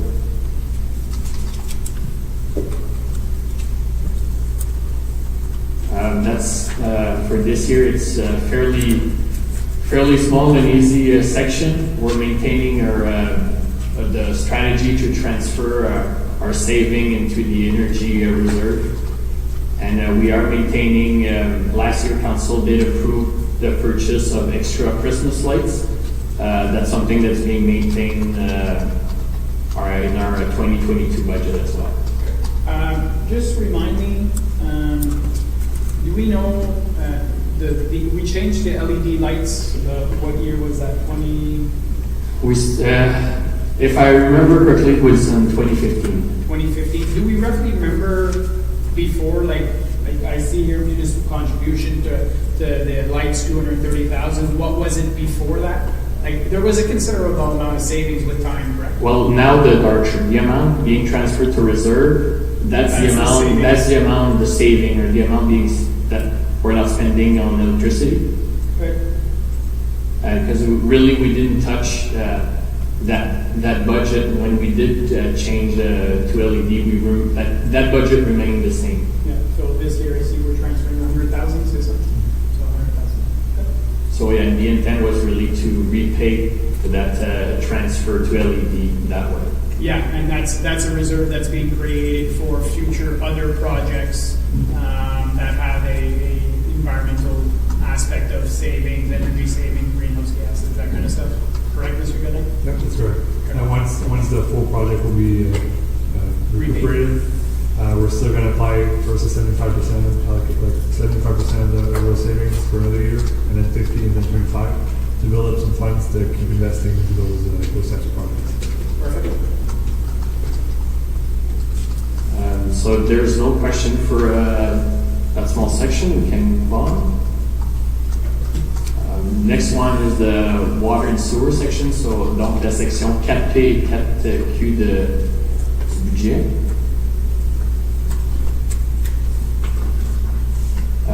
There's been small adjustment in the table itself, but it's always following the model that was revised last year. So we do maintain the flat fee for water and sewer. Nous avons fait l'ajustement, ou nous proposons l'ajustement du taux variable de l'eau, donc qui a augmenté à 3,04 du mètre cube. Ça, c'est encore une fois, c'est selon notre modèle financier, puis en prévoyant une augmentation de la part de la Ville d'Ottawa de 6%. Donc, this adjustment only for the variable rate, taking into account the possible increase from the forecast increase from the City of Ottawa. We've seen that increase slightly lower than 6% in the past, but again, following our model, we're increasing to 6% in a forecast of 6%. Yeah, just so you know, Mr. Bourgon, I mentioned it earlier to the administration team. Maybe next budget we have a graph that shows, like at the beginning of this slideshow, we have taxation that shows in a graph how it's been over the last 3-4 years. Something similar for the water and sewer rates. Just so we have a visual that's... Yeah, and we apologize for that. We did add it last year. We had that type of graph, and we just in doing our PowerPoint, thinking that we're not changing the flat fees, we removed those slides, so we do apologize. No, it's perfect. It just from a political perspective, it's a quick, easy send a resident, go see this slide, and you'll understand what's been going on for the last few years. Mr. Leduc? Mr. Mayor, members of council, we won't wait till next year. We will do that change in addition to the PowerPoint presentation once it's on the website. Perfect. Thank you very much. Conseiller Daré? Yeah, just clarifying, so we do our budget in preparation of the 6% increase. However, if Ottawa comes in at 5, then we're going to keep it at the 3.04, or are we going to reduce to the 5, just a 5% increase? At this time, since we don't know when the City of Ottawa would implement that change, so we recommend to council to maintain it as we're proposing here, and then do the adjustment like in the model for moving forward after that. Right, because especially if we're looking to approve our budget, unless we do know, in a short period of time, and we can come back to council with an adjustment before those rate comes in effect. Right. I mean, I have no problem approving a 6. Right. We got our budget going, whatever. But then come February, Ottawa finalized. I think they finalized in December, if I'm not mistaken. I know they tabled it the other day on the first draft, and they're doing it that way. But once they actually finalize, that's whether we're into January, February, or March, will we look to readjust to whatever they're actually billing us, so it's an actual to actual, or will we just say it's 3.04 square meters, or meters square, whatever you want to call it, and we're going to leave it like that and adjust in 2023? Like, I'm just trying to figure out when would we make that adjustment? If we know early in the year, before we start our billing period or sequence, then yes, we could come to council and do the adjustment accordingly. Okay. Thank you. Once the billing cycle goes up the first time, then I would recommend to stay forward that year and then adjust it the following. Conseiller Alexandre? Mais t'avertis pas la Ville d'Ottawa pendant assez longtemps d'avance. On aimerait ça. qu'on peut dire, OK, ben, l'augmentation, on la transfère juste en même temps que la ville le fait. Malheureusement, M. Bourdon, la ville d'Ottawa, c'est rare qu'il nous donne un heads-up. Oui, à moins que M. Godin nous dire différemment, mais Mr. Godin, there's no heads up from the city of Ottawa. It's when they approve it and they send their first bill, that's when we find out. When we get the invoice. Councillor Janowski? So just for clarification, so we're kind of guessing that 6%, or it's an educated guess, I'm assuming. And so if we look in the past, were we ever kind of overestimating or underestimating that? And yeah, I guess that would be my first question. Like, so last year. If I remember well, wasn't there a period right after we signed this contract that it was like 7% a year, 8% a year for like 3-4 years? Mr. Godet? Through Mr. Mayor, so yeah, there has been some of those. So, but since we've established the model, I think it was back in 2013 or 14, we went to 6%, and it was an educated. It was based on information we had received. For some years it was higher, some years it was lower. So it kind of evened out with that. And when we did the exercise last year of reviewing our rates entirely, so we adjusted ourselves to the Ottawa rate. So at this point in time, this is the first increase since then. So we'll see. I guess we'll see early 22. Mais là, voulais-tu dire que les dernières années, on avait dit 6%, mais on a eu juste du 4,8 et 5,8. Monsieur Godet? Je crois que je crois que oui. Mais c'est la raison pour laquelle on a fait l'exercice extensif l'année passée pour revoir tous les frais, autant les frais fixes que les frais de compte variable. Puis avec le budget de 21, on a vraiment révisé puis on a réduit nos taux à ce moment-là. C'est certain qu'on a ajusté nos taux variables. Puis si je peux ajouter, donc c'était l'idée d'avoir un plan financier ou un modèle financier, c'était aussi plus qu'une incertitude à ces niveaux-là, que ça nous permettait d'être stable durant la période de 5 ans. On a pu faire un ajustement l'an dernier. C'est un peu dans la même idée là. Puis juste pour clarifier, juste parce que Ottawa a une augmentation de 5%, on a notre propre coût d'opération aussi, que si potentiellement il y a une augmentation on our own operational workings as well, which might include a 0.5 or 1%, that kind of stuff. So, Monsieur Leduc? I think if we start playing with that, I think we have to question ourselves, do we want to maintain our financial model? And that was a cost-certainty approach that we had back then 4 or 5 years ago. Yeah. So I understand the temptation to reduce them, but if you do that, then you kind of tweak with your financial plan, and then you say, well, unless you have a mandatory review every 2 years or 3 years kind of thing, that could reassure you. But to start playing again with the numbers every year, we're going back to previous to the financial model. So it's been consistent over the last certain amount of time. I'll say that. Maybe I'm missing something here, but that I would absolutely say from the flag fee perspective, absolutely. You know, I agree with the flag fee perspective and how we've done that. And I know we've like last year was when we went backwards and we were able to adjust and whatnot. But for what I was talking about is strictly the pay-per-use fee, right? That's the variable rate. That's the rate that isn't that a more known commodity? Like we're not guessing from that perspective. Like it's a pay-per-use. So we use 5,000 cubic meters. Is that what it is? Cubic meters. So we use 5,000 cubic meters. We get billed that whatever that number is, and that's how much we pay. There's no operational cost in the variable number. Unless I'm missing something.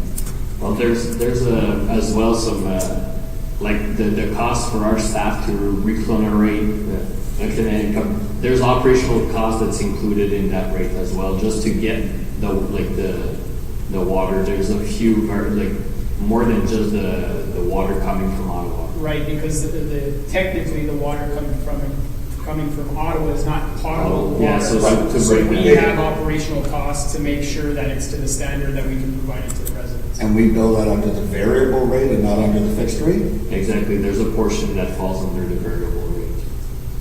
Not the full amount necessarily, but a portion. Okay.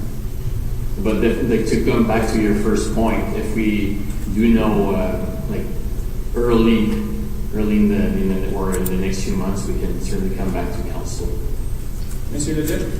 I also believe there's a portion due to water loss in that portion, because I'm not invoicing dollar per dollar. There are some water losses throughout the system, Which is, so there is some coverage that we need. Okay. Thank you. D'autres questions, commentaires? Non? Vas-y, Monsieur Bordeaux. Now, so we're moving on to our storm sewer section, donc la section 4R.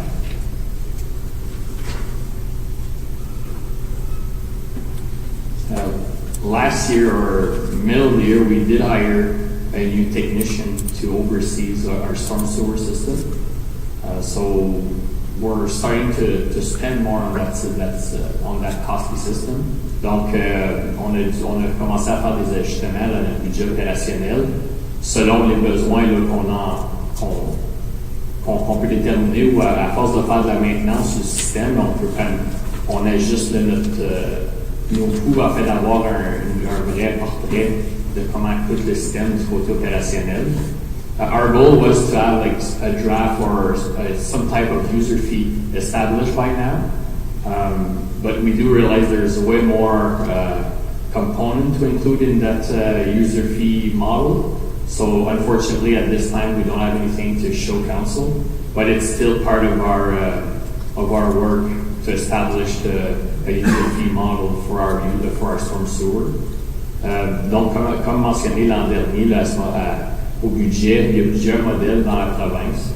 Donc, c'est pas quelque chose de nouveau, mais il faut quand même s'assurer de bien faire nos devoirs là, pour présenter quelque chose de réaliste là, au conseil aussi. Right, find the model that is best suited for Russell Township, not just necessarily pick one out of the air and say that's the conseil de ça.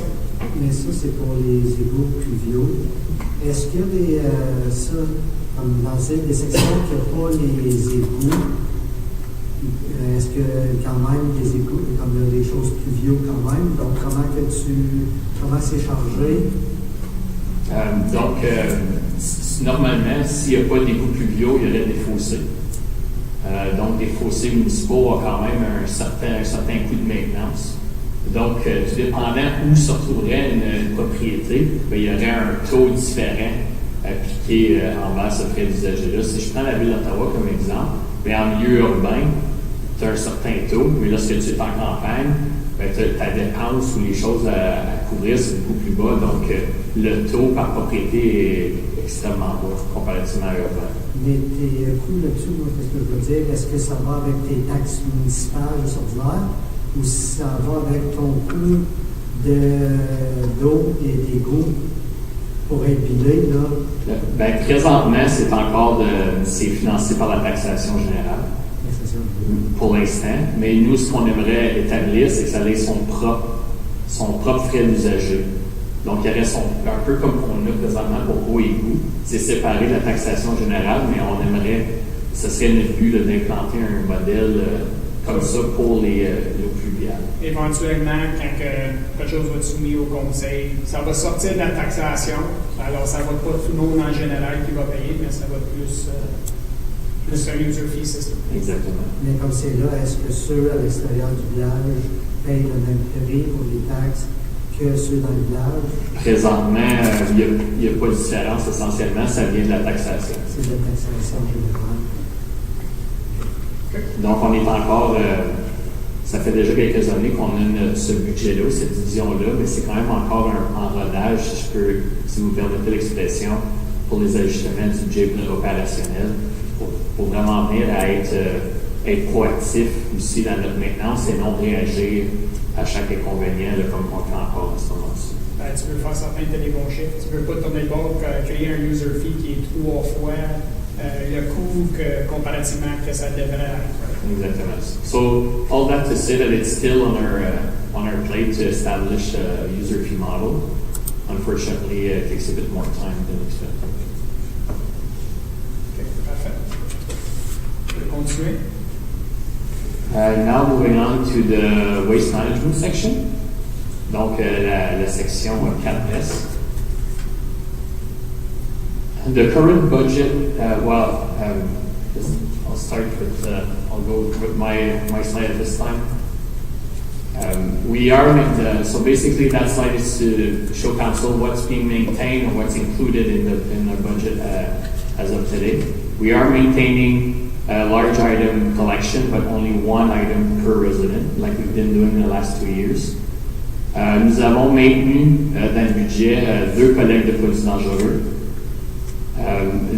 Like the hazardous waste material, there's a lot of changes currently being done in the regulation with the province. It's similar to our blue box. So now we do enter a transition year.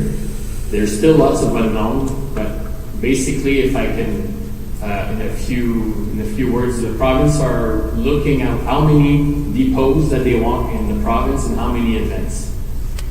That's still unknown, but basically they want the industry to take over those 2 elements, but to look at more of, not by municipality, but more of a group of people.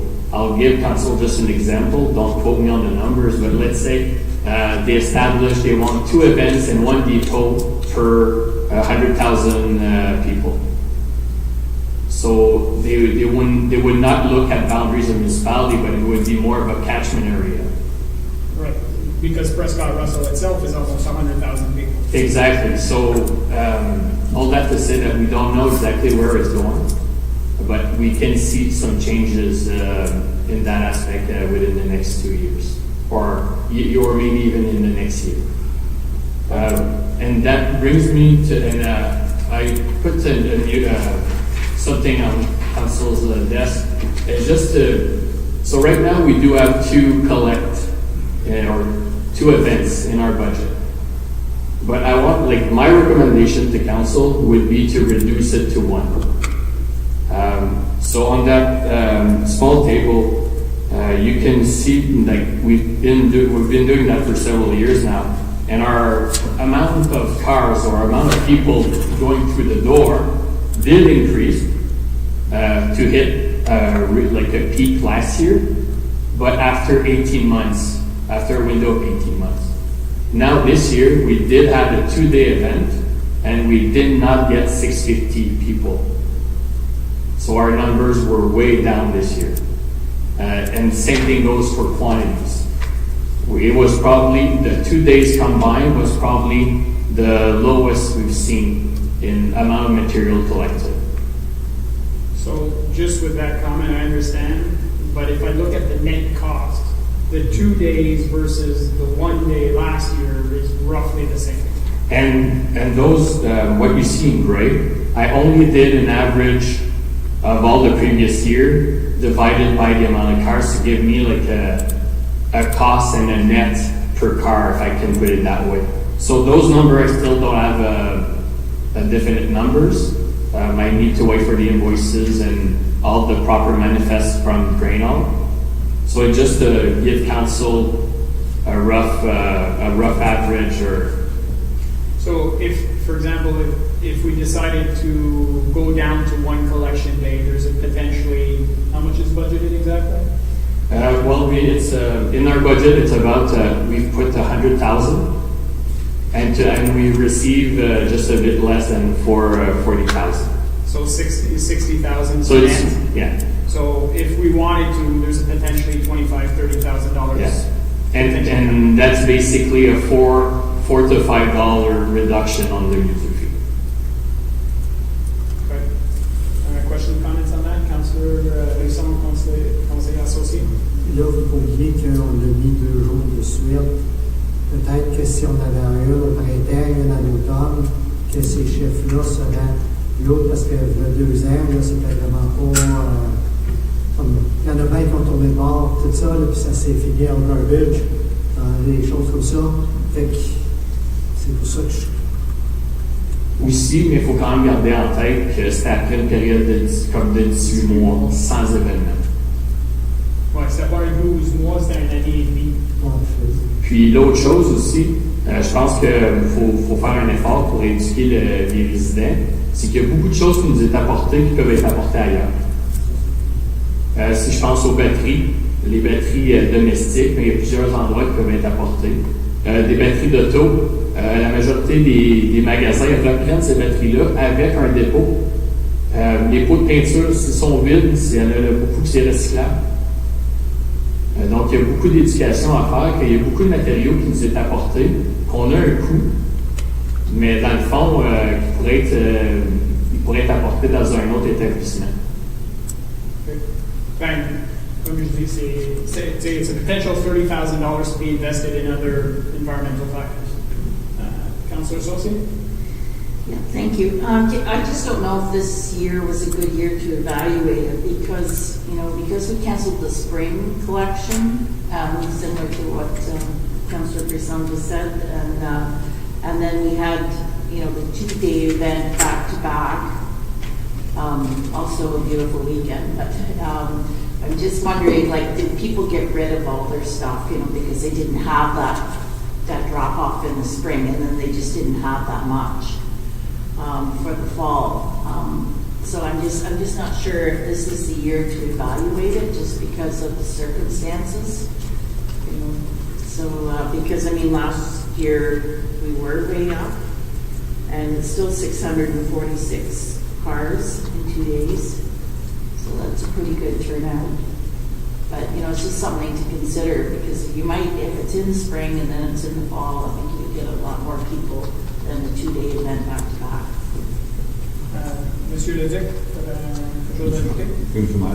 Ms. Bourgon, did we also increase our authority with our communication plan regarding hazardous waste? Did we make more posts to suggest to residents where to go to drop off those hazardous waste earlier and not hold on to them? Or did we do that? Because I understand that Councillor Associate's argument, but we hear a lot the opposite. We hear that many people did renovations, did construction, did houses here. So there should have been more because a lot more people were doing more. So I was wondering if that impacted, or how did you ask for more publications from communications? Well, when we did cancel our event back in May, we did lots of a push to give people another option.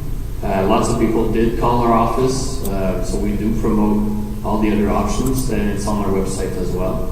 I did see on a social media post, I did see them definitely more communication, paint cans, where you can bring paint cans, that kind of stuff. So they're from the communication standpoint, on social media anyways, I did see a lot more posts coming from the township on this subject.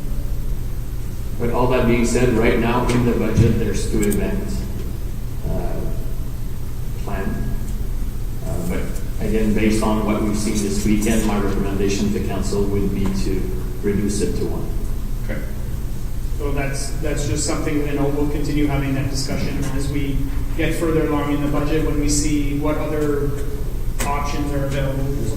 Oui, conseiller puissant. Mais là, avec ça, c'est sur quoi qu'on se base pour le coup, parce que comme je dis, tu disais c'était à 36 000 quand il y en avait une l'année passée, en 2020, puis l'autre ça monte à 37 000, mais 2, est-ce qu'on va à la valeur de 20 000 parce qu'il savait qu'il y en avait une autre, ou s'il y avait une journée, à quel prix qu'on peut mettre dessus?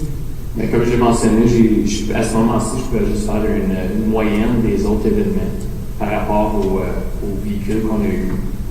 Mais c'est certain que la collecte ou ramasser les produits, ça va garder. La seule chose qui pourrait nous arriver, c'est que vu que plus on a moins de produits, ma portion des revenus soit beaucoup plus basse que ce que j'anticipe ou qu'est-ce que je vous montre aujourd'hui.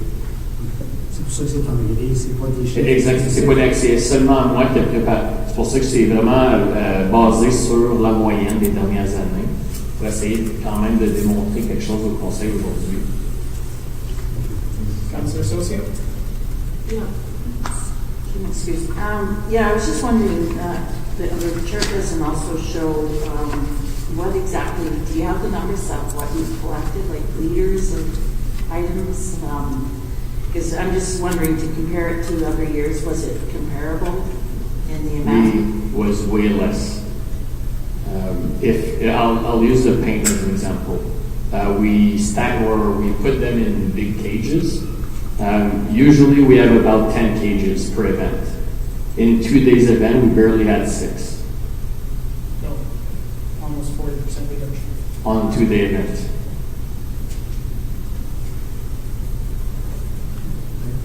Conseiller Brisson? And would you clarification, maybe it could just mention to the table, like for paint, the next example, instead of bringing some that have just a little bit in it, if they just put it all in one and putting the other one to dry and having it for recycle, you might have one can instead of having 10 cans to handle.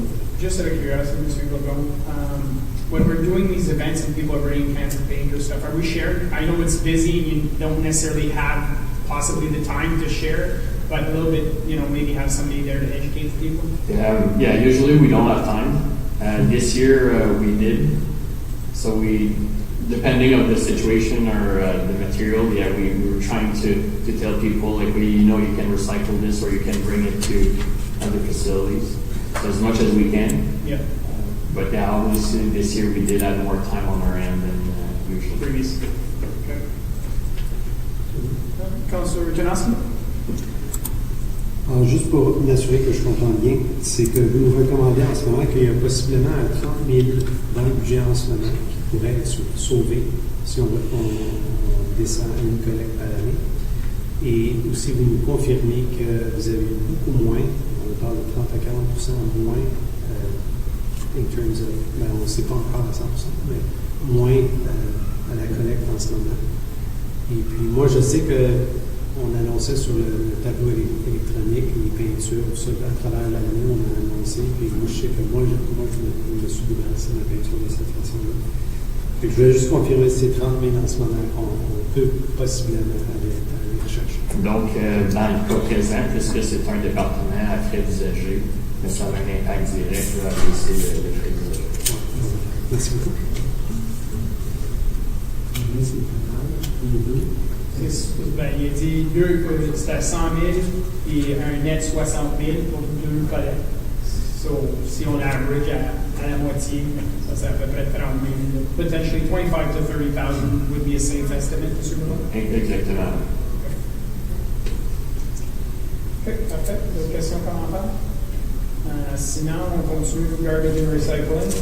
Donc, dans le budget, on maintient encore les subventions de couches. Au moment de préparer ma diapositive, on avait 5 de données, mais il y en a 2 qui se sont ajoutés, on est maintenant à 7. On maintient les 3 collègues de feuilles, donc maintain the 3 leaf and yard collection, puis comme mentionné, les 2 collègues de petits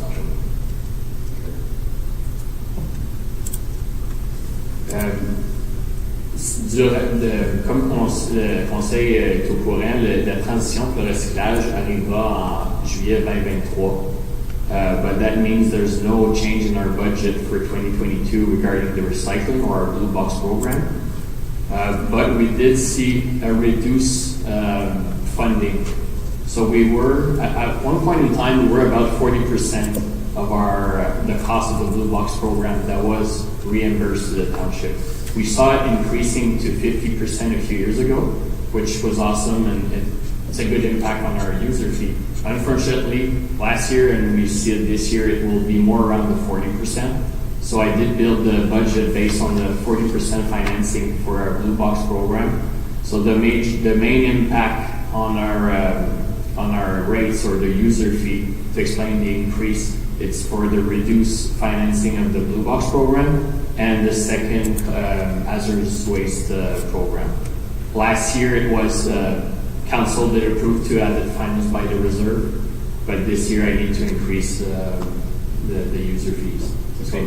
Those two items explain, and obviously waste. Well, there's an increase of life for the per ton to bring our material to the transfer station. And again, those 2 main items, that's what explains their increase in user fees. Okay, so the second collect is, you said, was it $6 that represents? It's for something. For something. So potentially a $4 savings there. Yeah, exactly. Conseiller Lorraine, okay. Conseiller Brisson. Mais là, dans les coûts, puis on dit que ça va augmenter comme tous les autres heures, il faut communiquer que cette année, on a eu des périodes on a payé du surplus pour pouvoir accommoder la collecte du deuxième des deuxièmes sacs, tout ça, que probablement que ça va être une sorte qui vont absorber un peu du coût. Ben, vraiment, oui et non. Dans le fond, on ne prévoit pas cette augmentation-là ou ce service d'extra-là pour l'année prochaine. Puis pour 2021, ce n'était pas budgété non plus. Donc c'est la réserve là, qui va avoir pris ce petit ajustement-là au courant de l'année. Donc, ce n'était pas budgété. Donc, la seule chose qu'on a, vraiment, c'est le prix de la tonne à la station de transfert là, qui est ajusté. Puis ça, c'est dans notre contrat. Il y a un ajustement là, du coût de la vie à chaque année. Okay. So we're looking at $16 increase, $12 being because of a reduced grant that we received for recycling, and roughly the $4 or $5 because of a second waste day. Yeah, those are the main points to explain the increase in that specific user fee. Okay. So potential savings there in the user fee if council decides they want to go that way. Okay. Continue. And here's just a graph to show throughout the last years in that specific user fee.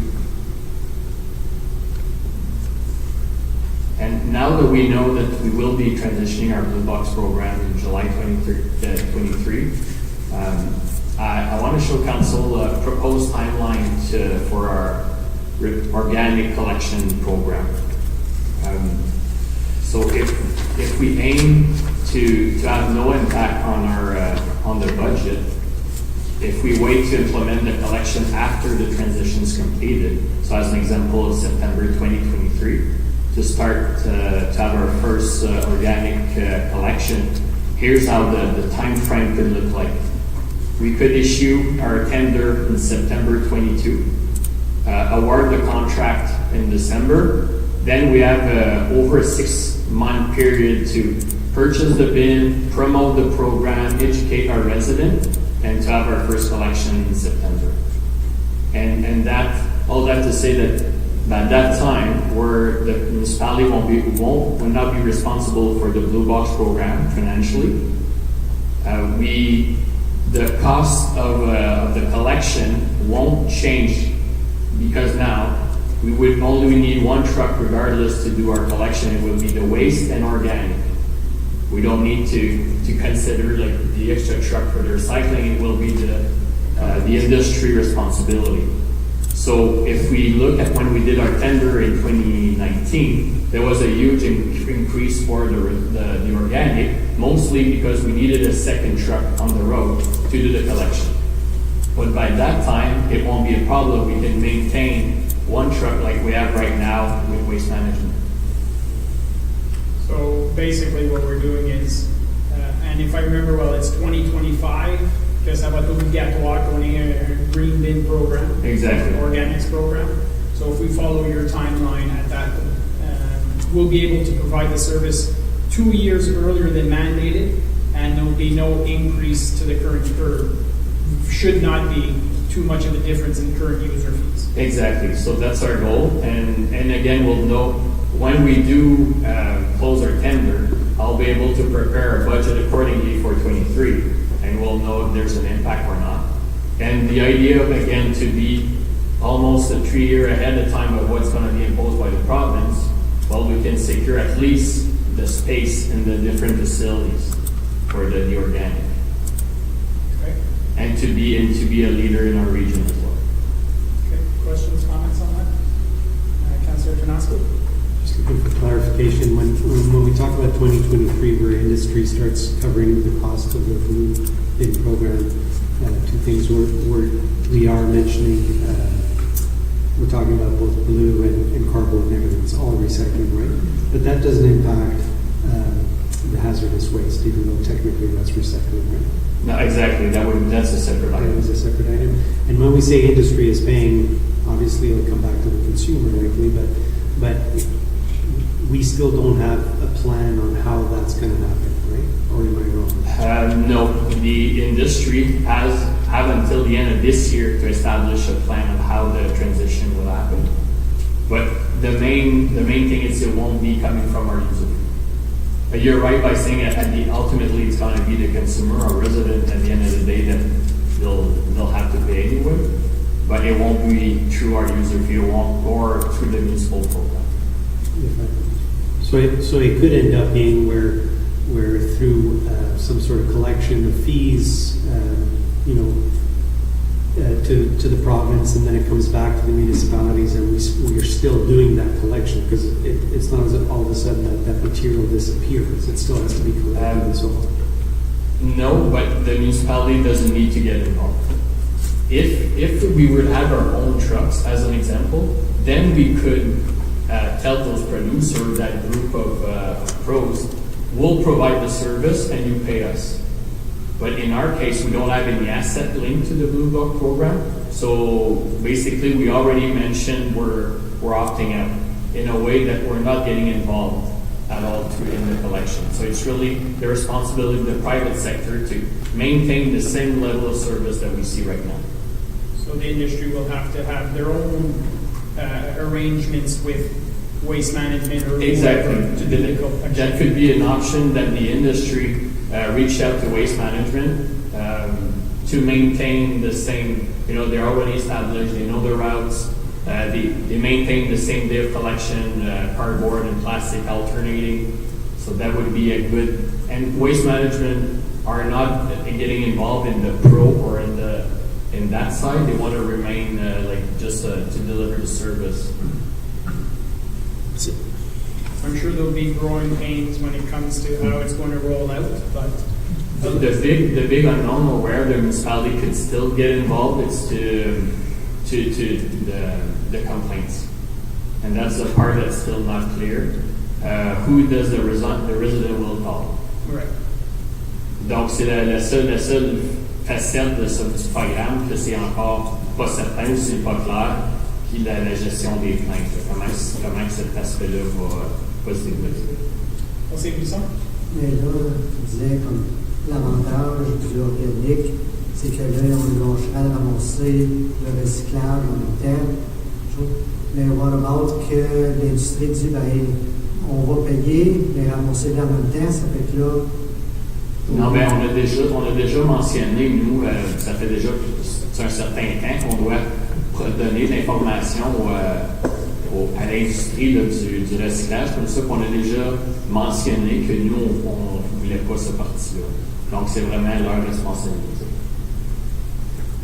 Puis l'autre chose, and if we do implement the organic collection, we can keep in mind that we could also remove the leaf and yard collection. So that's another almost $50,000 per year that we could remove, because it could be done weekly with the organic program. It'd just be part of the organic Yeah, as long as we put it in our tender, right, like from the get-go, well, it's an option to remove those collection from the program, so another potential saving as well. And why would we? It would be an increased level of service for our residents, and there would be a cost savings. Yeah, because that's based from the survey or different requests, the leaf and yard, that's another topic that is coming fairly often, so there would be that opportunity as well. Nice. Okay. Any other questions, comments? No? On peut continuer, M. Boudreau? Donc, maintenant, on commencerait les projets capitaux.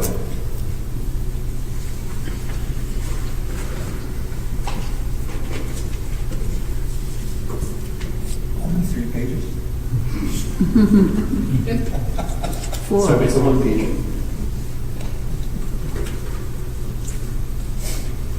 So solid block spreader is the first one?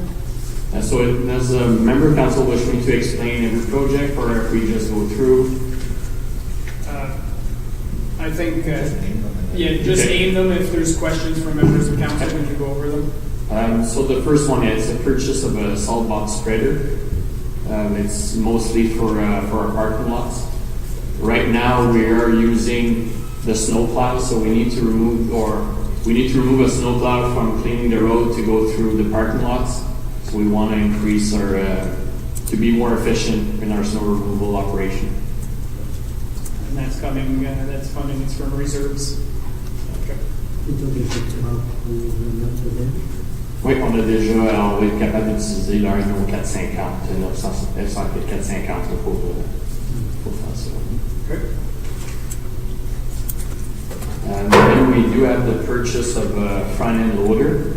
Currently, we are leasing that piece of equipment, but we want to purchase one to avoid the lease since the lease are keeping increasing, and we can outfit that piece of equipment to do snow removal on the roads. And that would be financed by DC.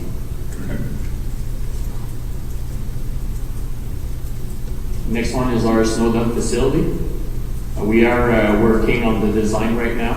I was hoping in our timeline that I could have at least like a construction cost to show council today. Unfortunately, we're not at that point. So right now we see a $1.8 million for the facility. We do believe it's going to be less. So the split between the loan and the DC would be adjusted accordingly of what the tender price that comes in. And that's a project or a tender that will come in front of council just by the end. Just clarification, Mr. Godin, the loan itself, would the first payment be in 2022, or we'd be looking at starting it, I believe, in 2023, correct? That's correct. So the first payment of the loan will be in 2022. Okay. So it's not impacting the current. It's not impacting this budget itself. Yeah, so our time frame is still to start construction next spring for that project. Okay. Would this, Mr. Godin, the efficiency fund, not the efficiency fund, let's say, comme the LED like one that we just talked about, green initiatives, that kind of stuff, is this something potentially that could be a source of repayment on this loan? So we did have some brief conversations regarding using that fund potentially for a portion of it. We tried to identify is there going to be some savings that we'll be able to allocate towards the payment of that, and that there might be a minimal savings, but not significant enough. Right.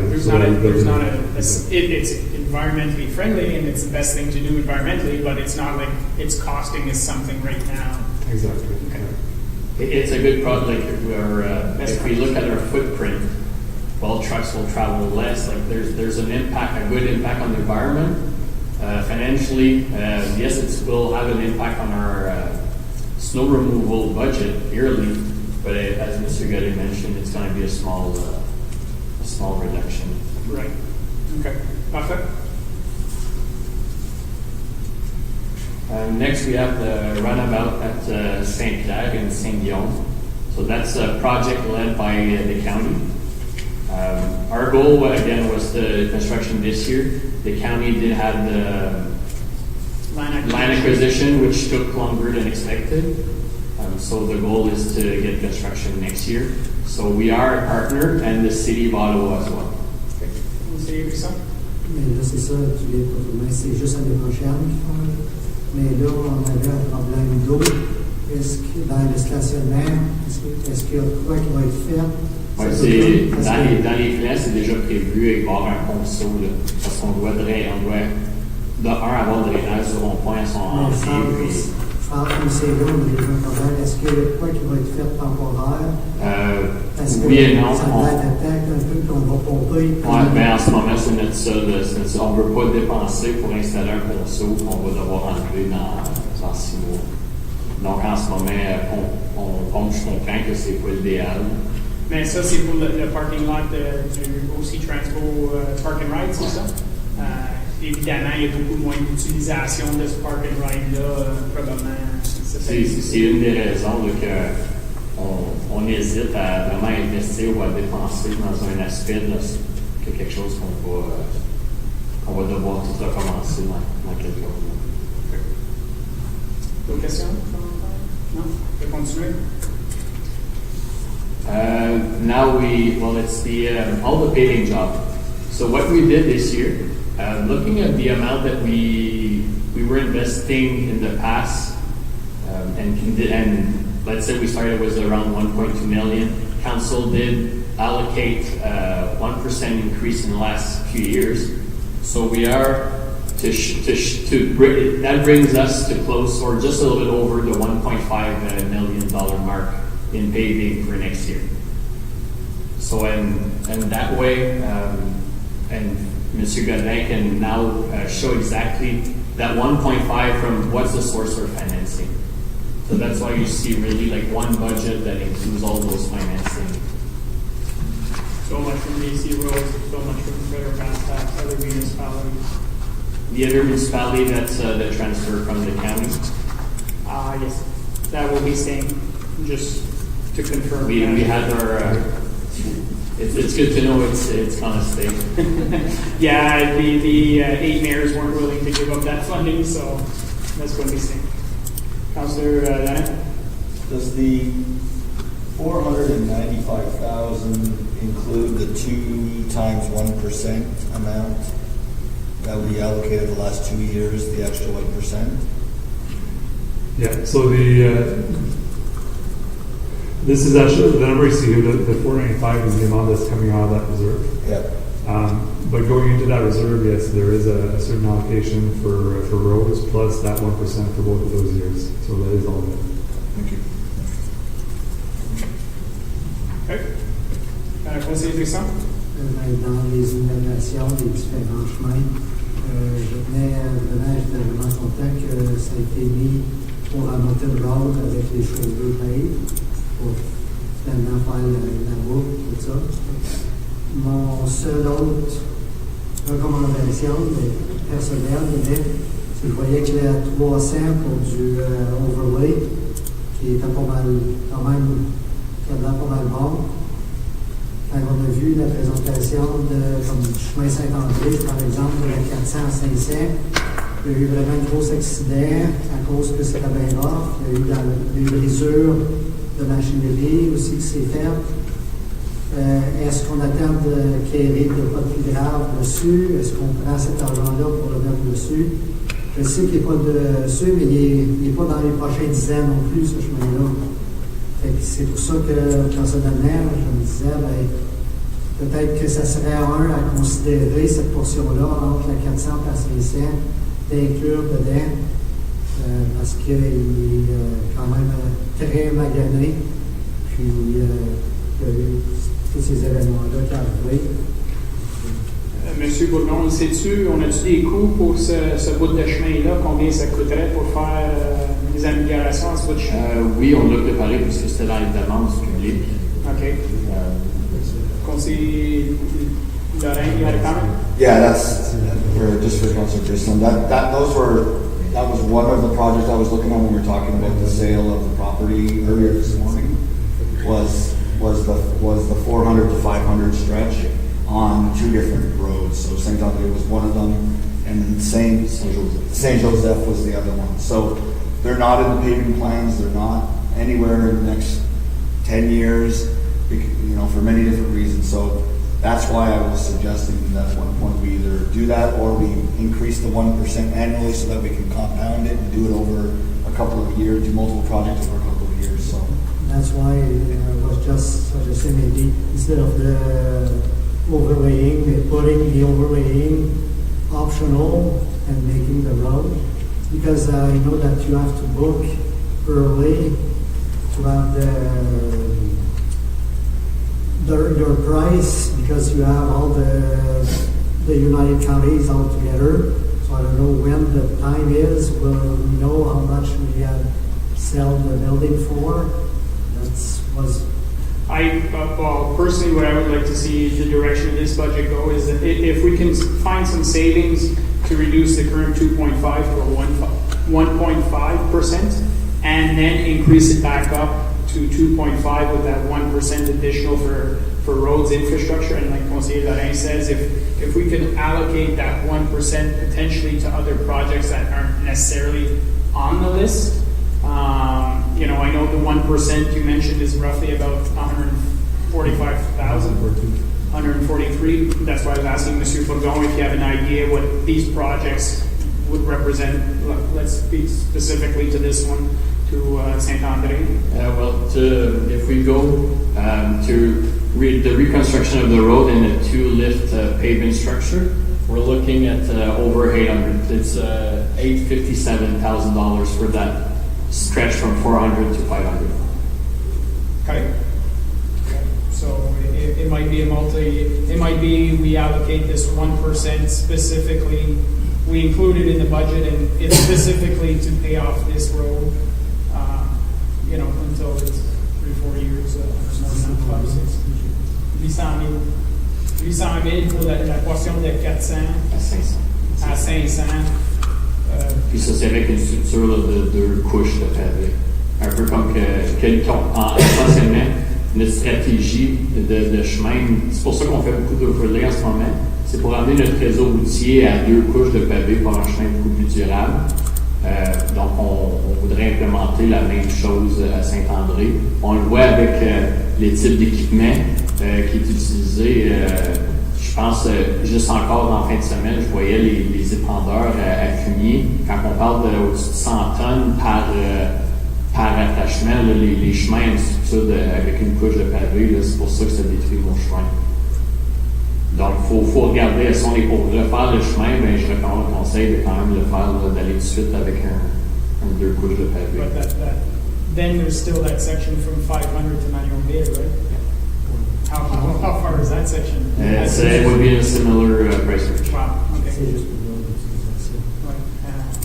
Conseiller Laurent? So for Mr. Godin, then from a financial perspective, so let's just say it's 800,000. By the time it gets, that's $1 million, just for round numbers. This is $140-something allocation, similar to what we're doing with like the rec complex and those types of projects. If we were to borrow $1 million and paid over whatever amount of time, we'd have $143,000 in the budget to pay that off over let's say it's a 10-year period or whatnot. Would that $140-something cover that cost on an annual basis? And if we want to do the same thing next year for St. Joseph, you could increase 1% and dedicate that specific 1% to that project. So you've now dedicated this year's project, this year's 1%, and then next year's 1% to those 2 projects, and you have that payment going forward until it's paid off. Is that something that could be done that way, or? I'm just trying to find ways to get other projects done as well, and roads that we're never going to touch. Well, I just want to add to that comment. We're never going to touch because we haven't caught up yet, right? But once we catch up to that deficit, then moving forward, if we continue, then we're increasing the level of service. We're going to be able to include additional roads once we catch up, right? I know it's a long-term plan, but I guess my question for Monsieur Bourdon is, are we jumping ahead of the queue, right? Is there roads that should be done before these sections of roads? Well, in the plan that was approved by council, yes, there's roads. Again, it's the idea to maintain the road in a specific condition. If we are to bring, like, as an example, Saint-André, like par to the arrest, well, now it will be part of those roads that we need to maintain to maintain that level of service. Right. So we're actually. So in doing so, we're going to increase the demand on the asset management because we've increased the level of service on that road. But if we are to choose between roads, Saint-André, it is a link to other municipalities. Like there's lots of traffic as well, so it's not a bad choice. Right. But it's still outside the plan. Okay, Monsieur Godin, taking that 1% as a loan. I was just going to say, if we do increase by 1%, which is $142,000, I don't know the value of for the annual requirement of that particular segment. If it's $800,000 to do the works, I would assume that the annual requirement is less than $142,000. So by doing so that way, we're still reducing our infrastructure deficit, because we're increasing our allocation by $140,000. It just becomes a question of cash flow if we're going forward with that project now. If we're allocating that $142,000 over 5 or 6 years, it might be possible. The alternate option would be to take out a loan to make sure we do have the funds up front if we see an issue with our cash flow. As you'll see with our When we look at our reserves, our cash flow right now isn't a very big issue, but it's definitely something to keep an eye on. And if we do have a specific plan like that, where we're saying that 1% increase is being tagged and allocated to that particular project, it helps the deficit in the sense that we're allocating an extra $140,000, and over 6 years it will be paid. So I don't think that will be an issue. So at the end of the 6 years, automatically that 1% would fall back into the infrastructure fund. We're specifically pointing this road, but eventually it'll fall back into the regular fund, which is an increase to what we have today. So it pretty much follows what we've done in the last 2 years, where that 1% increase was added to that roads infrastructure fund. The only difference is this segment is $800,000 instead of $140,000. We're prioritizing we this have to piece. get more into our reserves to fund it. I would like to make a correction. The 857, it's 2 lift of pavement for 400 to 500, and 1 lift of pavement from 500 to 900. Okay. I apologize for that. So a little bit better. That makes a lot more sense. Okay.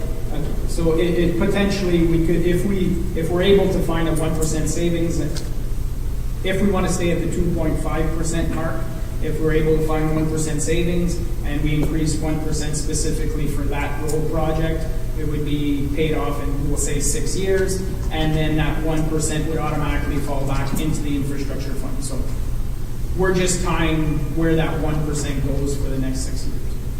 Conseiller Larry? Yeah, like we tied the first 1% that we did, we tied it specifically to roads and just into the next one available. Remember, we were thinking that we could dedicate it to something, and then council decided, no, we're going to put it into the general fund of roads and just keep going with the next one.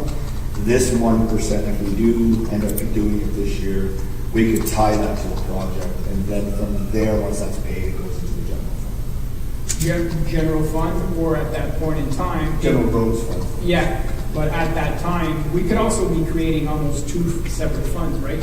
Once this project is paid off, that 1% could be used for another project similar that needs it, but is not within the roads plan. Right. So we could potentially be creating 2 separate funds working in parallel moving forward. So, got all that? And obviously, based on that, we'll know at the end of the year or after the tender, well, what exactly, so it can take actually less time or To pay off. to pay it off, yeah. Okay. So there's a potential idea there. Mr. Leduc? So with the additional information Mr. Bogon provided, would you be directing staff to do from 400 to Marion Road on one project, or have it on 2 phases of 400 to 500 and 500 to Magaville in the second year? Well, Mr. Bourgon said the amount was 800 from the 2 overlay, 400 to 500, and 1 overlay to Marionville. At no point in time are we expecting a second overlay. Well, Would you suggest we should be doing the second overlay? we should, but again, it could be a strategy just to get it done, and we know in the future that we'll go back for first lift. Like, there's different approach that council can take at this time. Okay, so based on The more critical portion would be 400 to 500. That's where we see most of the heavy traffic. okay, Just by the type of farm that we see along that road. so based on the conversation we've just had and that potential scenario, finding you 1% specifically for this segment of road, what would be your recommendation? To just do the 2 lifts and not do the other overlay, or to do the 2 and the 1 at the 800,000? I think since we're going to be in that portion, we could spend more, but having that 1 lift all the way to Marionville Road. Okay, so 1 lift and then eventually go back. Well, you do the 2 Right. with the 1. Okay, so the Like at that 800,000. 850,000. Okay. So that way that segment is done, like that link. That link is done. Okay. Conseiller Pixon? Juste une question de technicité. Auparavant, c'était tout le temps rien que one way qu'on faisait pour nos chemins. Je sais que les comtés avaient dit pour que ça dure plus longtemps, eux autres, ils allaient comme plus large, à peu près 1,5 pied, parce qu'il dit que c'est plus au bord que ça casse. Est-ce que ça a été prouvé comme quoi que si tu fais 2 tournées, 2 épaisseurs, c'est plus efficace pour durer plus longtemps ou s'il n'y a pas vraiment de grosses différences dedans, est-ce que ça t'est... Tes 2 couches de pavé vont faire en sorte que tu sais, comme on appelle ça du rutting, la déformation du chemin. Tu élimines cet aspect-là, ou tu retardes du moins l'arrivée de cette déformation-là. D'aller paver plus large, mais encore là, c'est qu'on ajoute des coûts. Le bénéfice du coût que tu ajoutes versus préserver ton chemin, c'est dur à vraiment quantifier. Mais on le voit aussi du côté des comtés, depuis qu'ils pavent plus large, tu paves de moins en moins. Puis là, il y a la situation qu'il n'y a plus de pavage qui peut se faire. Oui, si je m'en rappelle bien, en pavant plus large, tu perds 33% de distance. C'est à peu près c'est ça. Tu vas paver plus large, but you're going to lose 33% of the roads you can actually pave. Donc, c'est certain que nous, dans notre situation, en pavant 2 couches, ça a un impact similaire, on pave moins long, mais notre chemin va durer plus longtemps. Puis là, c'est que dans le futur, ça te permet de faire des interventions qui coûtent beaucoup moins cher. Parce que là, au moins, tu as une structure de pavé, tu peux enlever pour en rajouter. Donc, c'est sûr qu'à long terme, si on pense à nos assets pour remplacement de nos avoirs, ben, c'est une stratégie là, qui rapporte à long terme d'avoir 2 couches de pavé. Juste savoir justement si ça a été... C'était quoi, là? Parce que justement, tu as deux mentalités différentes que j'aperçois, c'est pour ça que... Puis il faut garder en tête aussi les comtés, c'est qu'ils ont déjà plusieurs couches de pavé quand ils ont commencé à implémenter le pavé plus large. Donc, ils ont déjà une bonne base solide comparativement à nos chemins municipaux. Oui, puis qu'est-ce que aussi, c'est les sous pour paver. Une des raisons qu'ils ont commencé à paver plus large, c'est à cause qu'ils ont décidé d'enlever les fonds de la piste. On s'est dit, l'argent qu'on va sauver sur la piste, on va utiliser pour nos propres chemins. Parce que nous autres, on appartenait des chemins, mais on n'appartenait pas à la piste. C'est là où, si je m'en rappelle bien, that's where the funding came from. Or the justification in going wider is because there was a cost savings taken away from the bike trail. Councilor Janowski? Je fais juste une clarification sur ce que propose le conseiller Laurent. Le 140 000, on parle, le 1%, on parle, on pense le mettre comme like a loan repayment and get a bigger project rather than just putting it directly into roads and keep, building up or reducing our deficit on that. That's the idea, right? So we're going to use that 140 as a means of doing an annual payment on a bigger project. Okay, so that's what I thought I understood. Okay, thank you. And then my other clarification on that is we do have an accepted kind of number of roads in terms of priorities, because I know that we've looked at this over and over again, and I agree that there are some that are way down the list and they're not as much traveled and so on. But what's the justification for me if a resident comes to me and they live on that next road that's supposed to get done, or the next $800,000 worth of projects that are supposed to be done, and now we're choosing something that's not even on the list? How do I justify that? If we went and did a study and that study should be accurate based on usage. Based on several factors, not just traffic, but Mr. Bogo? Well, the plan itself looked again to maintain our road level at the point that we're at. So there's several roads that was not even on the plan. So basically, council at this point is choosing one of those roads that's not in the plan. It's a good one based on it's a link to the other municipalities. So it does act similar to what a county road would do. There's enough traffic, and especially heavy traffic using that road. So those are all good arguments to bring that one that's not in the plan compared to other ones. I know that other roads could qualify in the same type of specification, but at this point, it's a decision from council to bring a road that's not identified in the plan to bring it out. And from now on, from this point, it would be part of our plan. And also, if I can add, since council did increase in the last 3 years that 1%, the plan was planned to be revised like in the next term of council, but we will do it probably earlier, just because now we're starting to bring roads that are a couple years down the road, so we want to consolidate, basically to refresh that, just that sequence of things. Because we're actually ahead of the game. But from the benchmark that we had established at the 1.2%, 1.2 million that we had When we originally made the plan. Exactly. Councillor Kanoski? So just one last point of clarification. So if that road wasn't on the plan originally, can you just clarify why some roads weren't on the plan? Just because they were not in bad shape? Actually, because they were in a bad shape. Sorry to, it's maybe not the best way of explaining it, but it was the matter of you want to maintain a good road at a good percentage. So any roads that were below a certain percentage, so there's that curve. So basically, when it comes to a point that you need to rebuild the road entirely, well, it won't get worse. Essentially, that's what the study shows. I know it maybe not the best way of explaining it, but being on the bottom of that curve, it would cost so much to bring it up to 100%. So you're focusing on the ones that cost less money to maintain them to a good percentage. And that's all the roads that are in need of repair based on that study. Well, those roads are not part of the plan. Hence why we're in a major deficit on our roads network. Monsieur Leduc. And that's probably why it's interesting that you create a second parallel funding for those roads that are outside the plan, and because they're so in bad shape that you need specific action and maybe some loans that you're planning to do. I think that's probably why it's justified to go that way.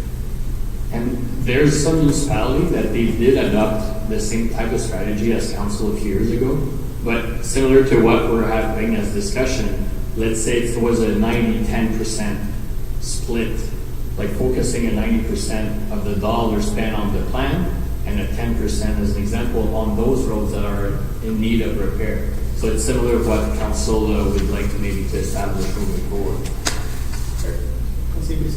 Non, c'est juste que moi, j'ose pas dire ça à des citoyens, dire ton chemin est fini, ça fait qu'on ne considère même pas pour le faire. Je m'excuse, c'est pas la bonne façon de non, mais ça va pas remplir. Oui, mais oui, des fois ça rempire justement parce que s'il y a plein de trous, tu dis va pas rempirer, mais c'est encore qui n'est pas carrossable, que ça va casser encore plus ton véhicule. J'ai de la misère beaucoup avec cette explication-là et je m'excuse. Mais c'est le plan essentiellement, je m'excuse, c'est pas les bons termes, je l'ai banalisé.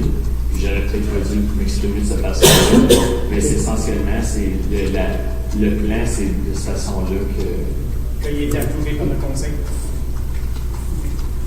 Oui, so, Monsieur Leduc. Mais je dirais aussi ici, il y a des théories d'ingénierie pour optimiser le dollar investi over many years. So, il y a peut-être des trous et des failles peut-être de perception, mais pour maximiser le dollar qui sont rares, additionnels, bien c'est pour ça qu'on tente de maximiser le dollar pour nous. C'est pour ça qu'on tente d'augmenter les dollars pour encore être le plus vite possible à se rattraper. We've seen the numbers. We have a huge shortfall, and council is trying to address that as fast as possible. And we're based on the model of $1.2 million investment. We're past that, so we're ahead of the game. So it's just unfortunately it's a long-term investment project. You go to somewhere like Montreal, there's streets that haven't been touched for 100 years. So don't say that. But as we've seen, the benefits of long-term planning. Look at how well positioned we are for that big investment that we're looking at making with the rec complex. Had we not started, let's go back. Look at if we'd have done it back in 2010. Where would we be today? We'd probably be in a new complex. We've started now and we're getting there. Well, now we're going to do that with the roads. I think this is a great idea, to be honest with you. As we've talked it through and creating that second stream, now makes a heck of a lot of sense because of the expert. yes, maybe you didn't use the right words, but the explanation now justifies the second stream. And I think that's a great thing that we would look at as a council to ensure we're getting both sides of the equation when we're talking about our roads. So I don't know. I think it would work. Councillor Tarnowski? Yeah, I'd just like to add my support to that. I think that's overdue. We do need to have a second stream there, and as we grow that amount, I like the idea of using that amount for loan purposes, so that we can increase the value of that percentage that we're putting in right now. Because there are some terrible roads that are going to be on that list. So. Mr. Bourgon, you mentioned that you're going to update that list.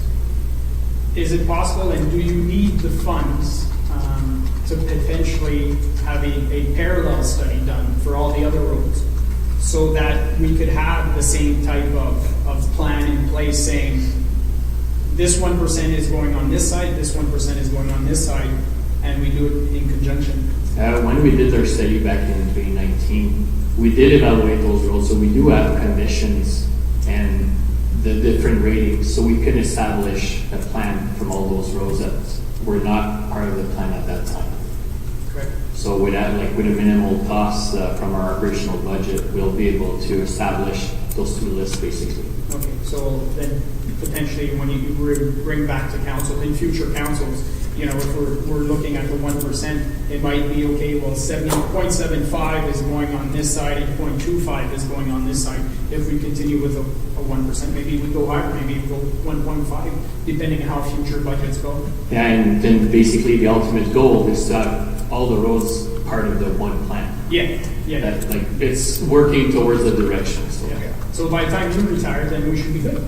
Hopefully. You're taking away that deficit, right? Yeah. Once you got rid of it, now you can combine it all, and that's all. Exactly. So the ultimate, and when we talk about that gap, well, the ultimate plan, that's what it is. It's if we maintain our full network under that one piece of financing. Yeah. It's just how we get there and how long it takes. But we're definitely... You gotta start somewhere. Exactly. Possible ça? Puis l'autre chose que je voulais juste mentionner, avoir une étude, c'est que les chemins changent beaucoup d'année en année. Fait que là, on peut identifier une coupe de chemin, comme on a dit justement avec ce second stream-là. Puis quand ceux-là sont faits, là, il y a une analyse qui est faite quasiment chaque année quand même pour quand ils se promènent dessus, parce qu'il y en a certains chemins qui se détériorent plus que d'autres. Et comme que vous disiez, il y a déjà identifié, je pense pas qu'il y a besoin d'une étude.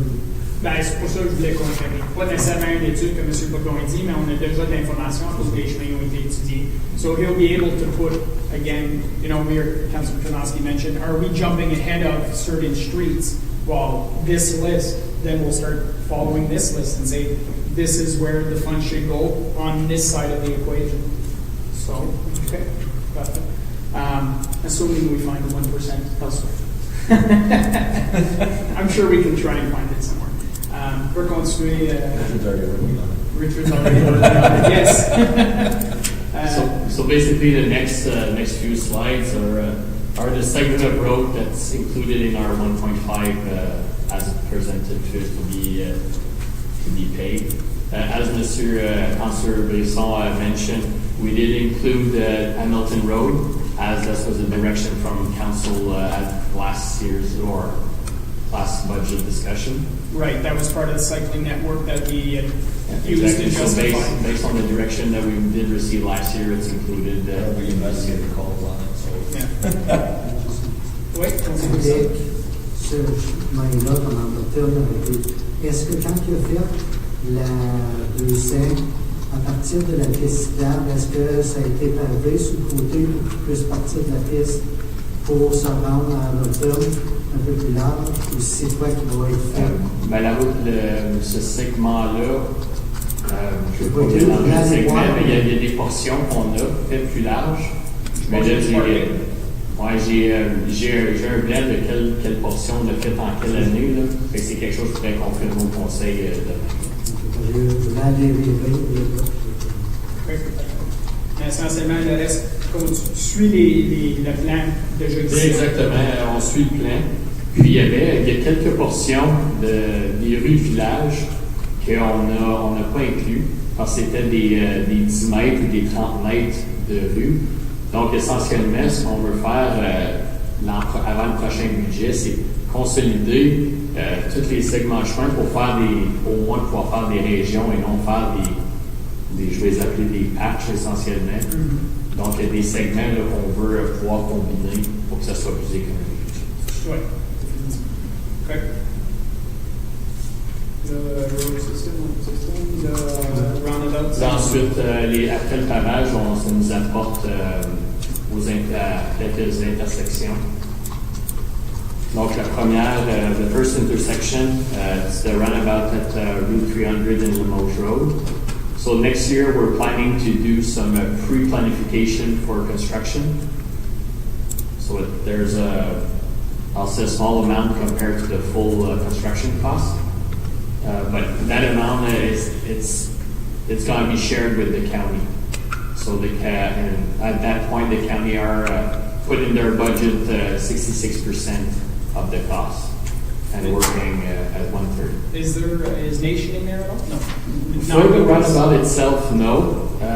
The Nation, we do have a turning lane to be done, and the Nation will be responsible for that portion. Because the Route 400 doesn't actually connect. Yeah. So, and that's coming back to the EA that we did completed earlier this year to show that was the best option without purchasing or buying some houses, basically. Okay. Same thing applies for the roundabout to 300 in St. Guillaume. Same thing, it's going to be some pre-construction planning. Again, same split with the county at that intersection, being like the amount of legs or the entry point to the roundabout. That's how we divide the cost between the 66% and the 32%. And the township portion, it's all the DC for those intersections. Parce que là, ça prenait plus efficace aussi de faire juste l'autre, parce que l'année prochaine, c'est le roundabout pour rentrer dans le parc commercial qui est fait, tout complet, puis là, l'autre, c'est juste pour l'étude. Oui, donc c'est ça. Nous, on serait pas prêt de faire la construction parce qu'on a encore des étapes de planification à faire pour notre intersection. Donc, c'est ce qu'on veut régler l'an prochain pour être prêt pour la construction en 2023. Mais vous avez raison, le rond-point pour le projet commercial, lui, est prévu l'an prochain. C'est pour ça que tu as plus d'argent aussi pour celui-là. Puis pour celui de Saint-Pierre, Saint-Guillaume, pour ceux qui a 600 000 parce que c'est la construction même. Exactement. Parce que les deux autres, c'est juste pour l'étude. Ben, pour finir la planification, les différents dessins, puis... c'est de convaincre les autres personnes. Ben, ça va être des discussions que je vais avoir avec le conseil au courant de l'année. Donc, comme on vient de mentionner, that the other roundabout with the commercial project, again, we do have a small portion or small share, and it's coming from DC. So all our, basically, we just highlighted the 4 intersections or 4 roundabouts, so our portion is coming from the DC. And 2 of them are being built in 2022 and 2023 for the other 2. Exactly. Mais comme pour le développement commercial, même comment se fait que la municipalité en paye parce que c'est un chemin de comté, puis l'autre, c'est le promoteur qui en paye 50%. Comment se fait? C'est quoi notre argent? C'est la différence entre, initialement, le développeur, lui, avait besoin juste d'un feu de circulation, d'une lumière. Donc, les comtés, eux, augmentent, si on veut, l'intersection à un rond-point. Donc, les comtés financent 50% de l'intersection. Puis, du 50%, bien, nous, on paye un tiers, quand ça va être une rue municipale. Le projet commercial, ça va être une rue municipale qui va passer à la Donc, c'est pour ça que nous, c'est financé par nos frais de développement. Councilor Karnowski? Juste une clarification, parce qu'on moi, je vois ici 3 roundabouts, 2 qui sont en préparation, puis un qu'on va construire. On vient de parler de 4, juste pour Je pense que c'est avant le pavage. On a parlé du rond-point à Saint-Pierre et Saint-Guillaume. Donc, c'est ça, c'est un total de 4 que la municipalité va être impliquée. Puis, je sais que c'est seulement les comtés, mais au coin de communément appelé coin carotte. Éventuellement, je pense d'ici 2 ans, les comtés vont avoir aussi un rond-point là, cet endroit.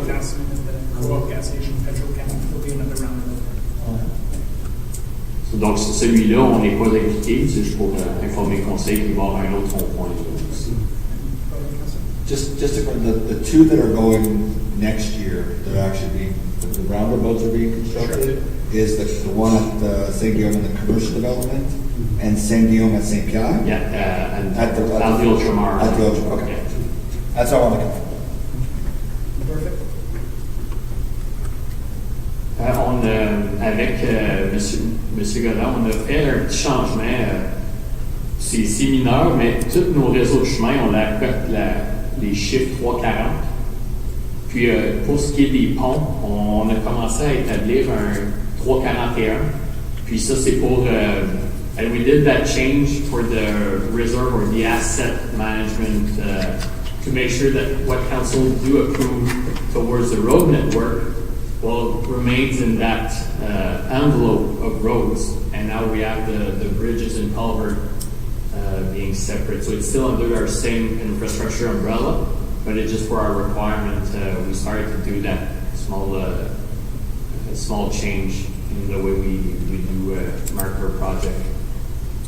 So this one is a bridge on 400. Our goal is to go in tender end of November.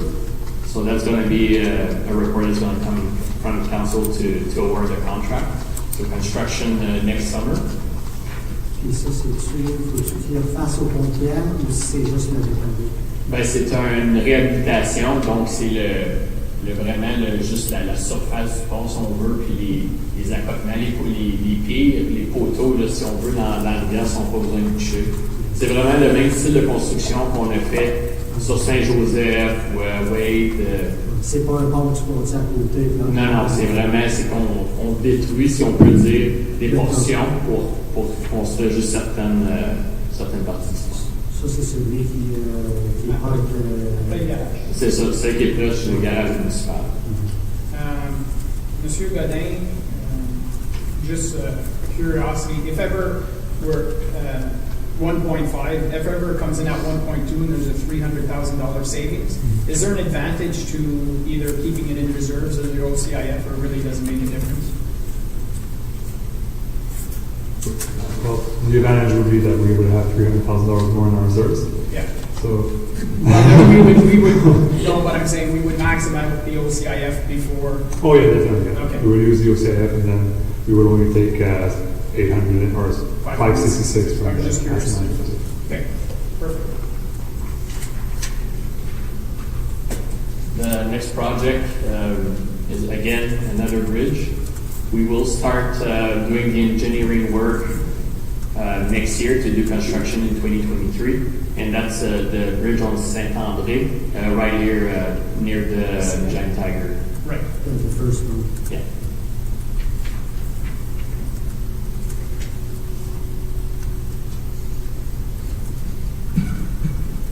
Sidewalks. And here you'll notice we're using the 342. So again, just we're for asset management purposes and financing, just again to make sure that we have our bridge, our roads, and we'll have the sidewalks and other little things like that. So here it's just a general project. So we are, as we did this year, just keep on working, replacing a segment that needs replacement for sidewalks. Okay. Est-ce que ça inclut des sections de nouveaux trottoirs? Je pense à de la piste cyclable à aller au nouveau projet de la pointe. Présentement, non. On regarde, j'avais prévu juste du remplacement, à moins que j'aurais une directive autre du conseil, mais pour l'instant, c'est seulement pour maintenir notre réseau puis dans l'entretien. Est-ce que pourrais-je savoir, pourrais calculer comment ça pourrait coûter cette section-là? Oui, c'est une demande du public aussi. Donc, j'ai fait le calcul là, pour la demande du public. OK, on va être capable de discuter à ce Non, moment-là. c'est ça. OK, parfait. Donc, le prochain, it's more linked to our pathways. And it's really focusing on accessibility. Donc, on veut vraiment les accès des sentiers puis des trottoirs dans certains cas, mais vraiment pouvoir améliorer, ajouter la plaque de métal, refaire la courbe. That project is really to focus on as much location as we can, just to make it accessible. Conseiller Brisson? La seule chose que je voulais mentionner, puis je ne sais pas si vous avez réalisé, il y a des trottoirs qui ont été faits juste dernièrement, dans le projet de Pointe, puis ça n'a pas été fait avec cette nouvelle norme-là. C'est déjà sous contrôle. Je peux rassurer M. Brisson qu'on a déjà avisé le contracteur. OK, parce que j'ai vu comme c'est là, il y avait juste mis des lignes, que c'était pas juste en 4 heures. Merci. And now we're moving towards our sanitary and sewer project. The first one is to remove the sludge off-site at the Russell Lagoon. This summer we did complete, or we are completing the Emberm Lagoon. So next year that's the last step for Russell Lagoon. Just, can you remind me, how often do we have to do sludge in the lagoons? I believe that it was about 20 years that it wasn't done at the Emberm Lagoon. So it's something that we need to do to maintain our capacity, but it's not too frequent. Conseiller Brisson? Mais c'est tout ça qu'il aurait mis comme dans des gros boudins pour que l'eau se vide. Ça fait que là, ils sont tous dans des boudins comme c'est là à Russell.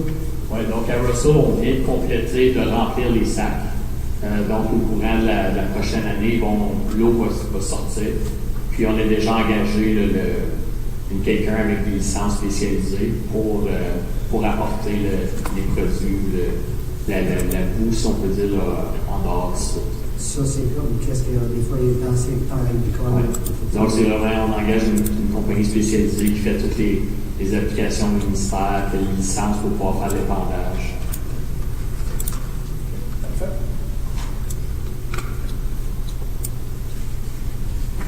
Next one, the sewer installation on Alain Sophie.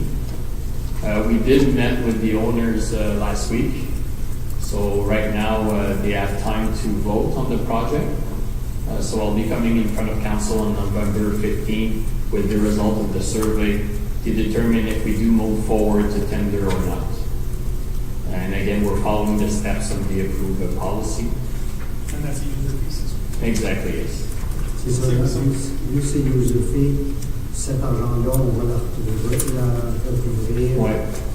Donc, advenant que ça va de l'avant, les propriétaires, comme la municipalité, on va supporter la construction, on va facturer les propriétaires à la fin de la construction pour récupérer. Est-ce que c'est vrai, comme à combien, comme c'est là, que c'était estimé par ça leur a été présenté à un petit peu plus de 28 000 plus contingence. Puis j'ai partagé au membre du conseil l'information. Ouais, c'est pour ça que je n'avais pas vu s'il y avait monté.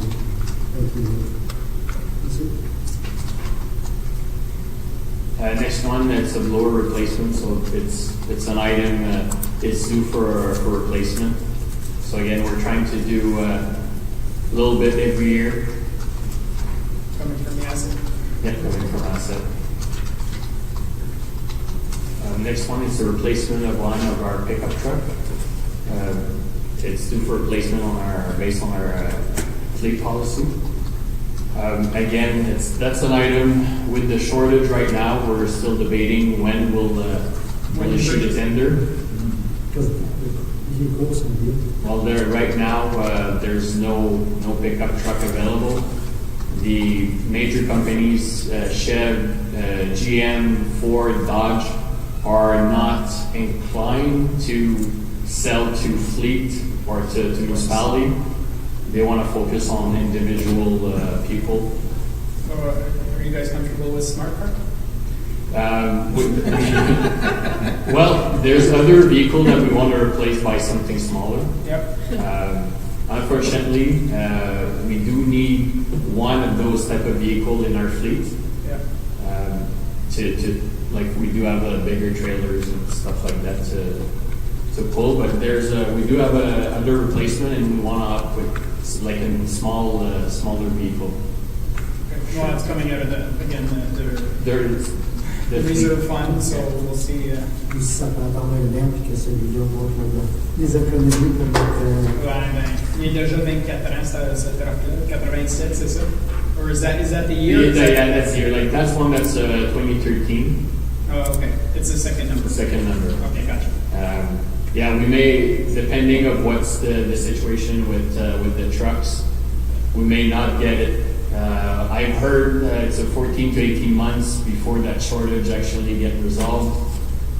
If it's the case, we're not even sure we'll actually have a replacement next year. C'est pour ça que je me demandais si c'était de l'argent qu'on pouvait utiliser pour. Well, it comes. Well, that's from the water and sewer reserve for the replacement. So if we end up not replacing the vehicle, the money will just remain in the reserve. Next one, it's another vehicle, and that's one that we want to replace an hybrid or something more plus efficace donc on considère vraiment l'achat d'un véhicule hybride, quelque chose de beaucoup plus petit que le petit camion qu'on a présentement. C'est un véhicule plus administratif pour nos inspecteurs, donc on va voir quelque chose de. Puis je ne fermerai pas la porte à un véhicule électrique aussi, on peut vraiment regarder plus à cet aspect-là pour rajouter du green dans notre fleet. Next one, it's a modular trench box. So that's a tool to assist us in different excavation to increase the safety of our employee and to be more versatile by the type of small excavation that we can do on our own. Okay. I think just the title, and if there's questions. Yeah, I mean, we can read that, what it is, so. The next one, SCADA upgrade. So we're doing location by location, just upgrading our communication system. Just a little side note, this year we were using pager for our communication for alarms, and we've just learned that type of system won't be used at all anymore. So there's major upgrades that we had to do in our communication system in between the different facilities.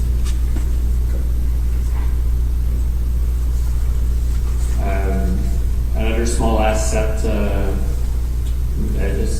item to repair the roof at one of our stations in Embro.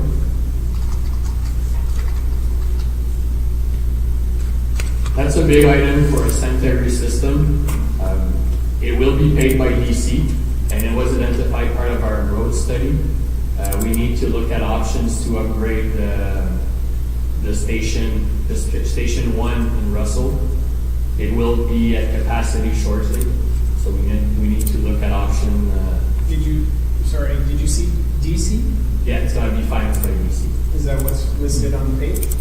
No, I noticed the same thing. I took a note. So right now it's insurance asset replacement from sewer, so we can adjust that to film charge. So it's going to be a big engineering project that will start next year. Councillor Associate? Yeah.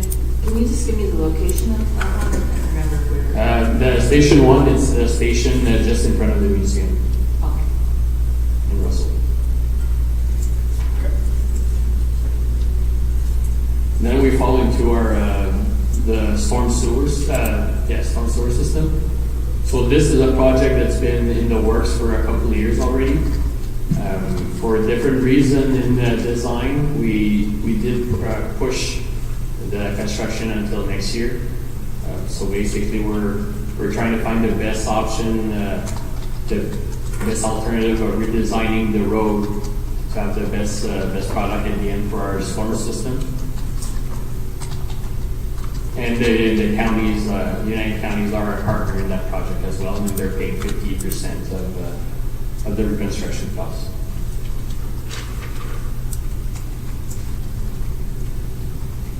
And to touch a bit, to loop back to what I was mentioning about our storm system, we are still reacting, so we have a budget here to address those emergencies and repairs and try to bring our system to a good condition.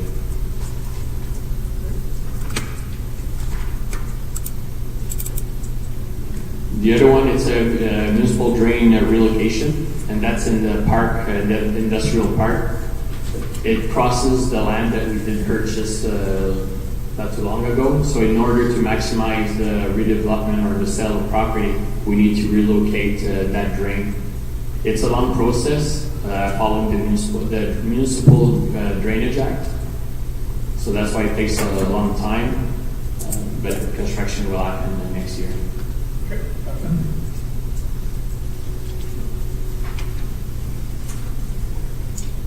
The expansion of our reservoir, water reservoir, the engineering was or is currently being done.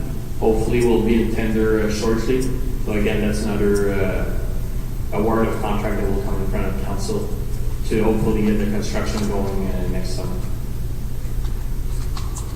Conseiller Brisson? Ça, c'est un réservoir à côté du downtown. Oui, exactement. Donc c'est pour l'expansion de ce reservoir. Ça fait que c'est ça, la bâtisse, c'est... Oui, on regarde, ça va sûrement être un réservoir détaché de la bâtisse. Ça serait plus économique, un peu comme dans le style qu'il y a à Limoges. Oui, exactement. Puis ça va nous donner plus de capacité? Ben, c'est pour qu'on ait la capacité, puis l'indépendance, puis fire protection, donc tout ces...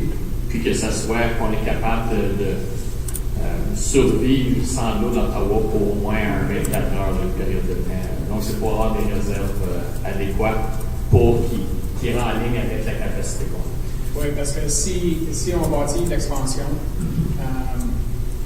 right now we're taking that fire requirement as part of our calculation, but by increasing the capacity, you'll offset some of that fire requirement. Right? Yeah, we don't want to be in a position that we need to use that reserve. For So basically and that was a plan from the beginning when the reservoir was originally built in order to get to that full capacity. Just by the type of consumption, we were able to push or to delay, if I can say that way, the construction of that reservoir. Okay. That's it. Ça, c'est tout en DC. What DC water reserve?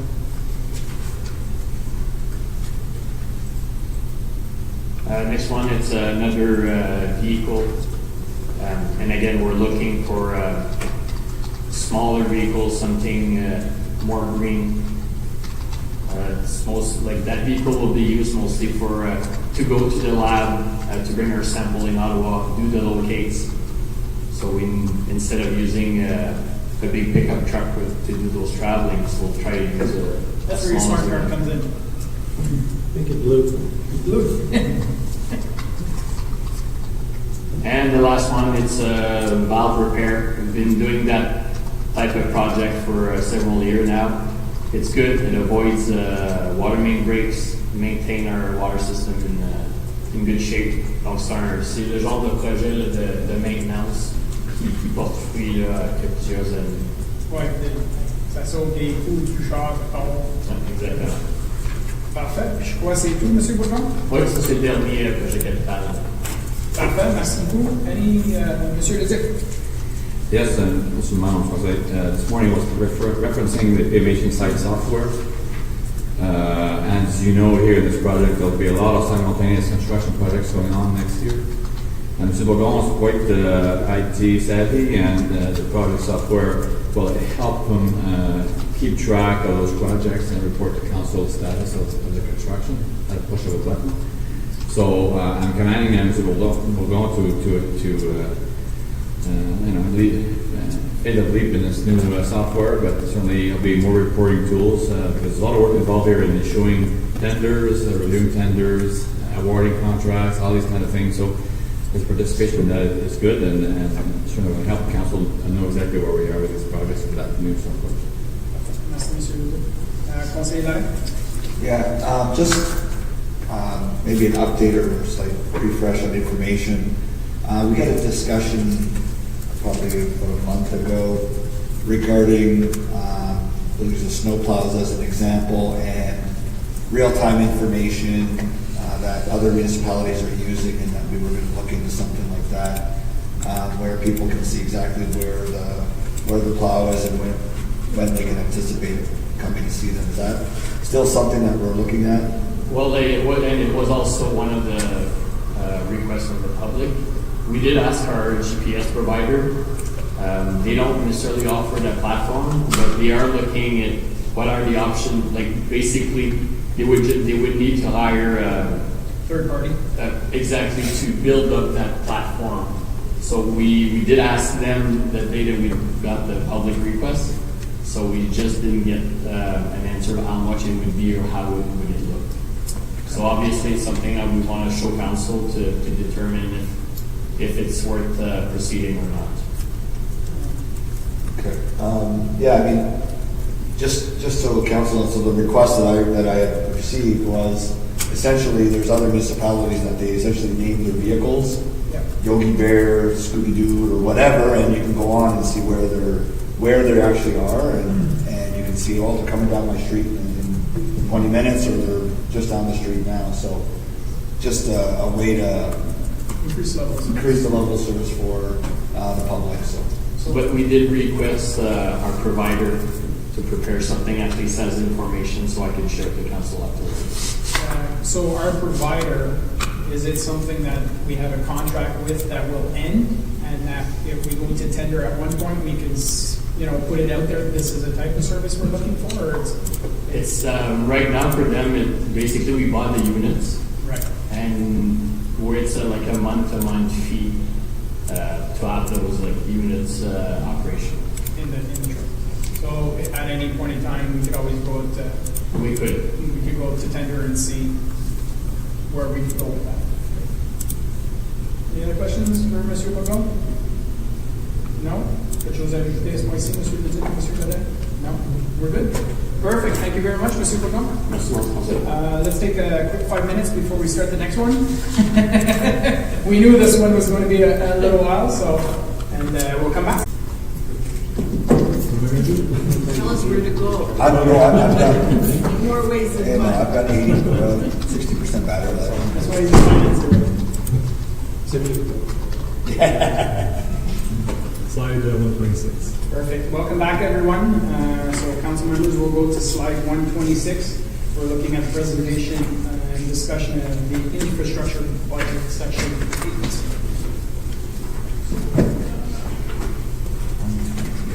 Section 8 in the binder. Oh, yeah, that's the rolled up one. Right, so section 8 in the binder, essentially which you'll find in section 8 of the binder is a summary of the capital budget. And then really those one-pagers that we just went through with the different directors for all the capital projects. The next few slides are going to focus on the different financing option, or the different financing that we've applied towards those capital projects.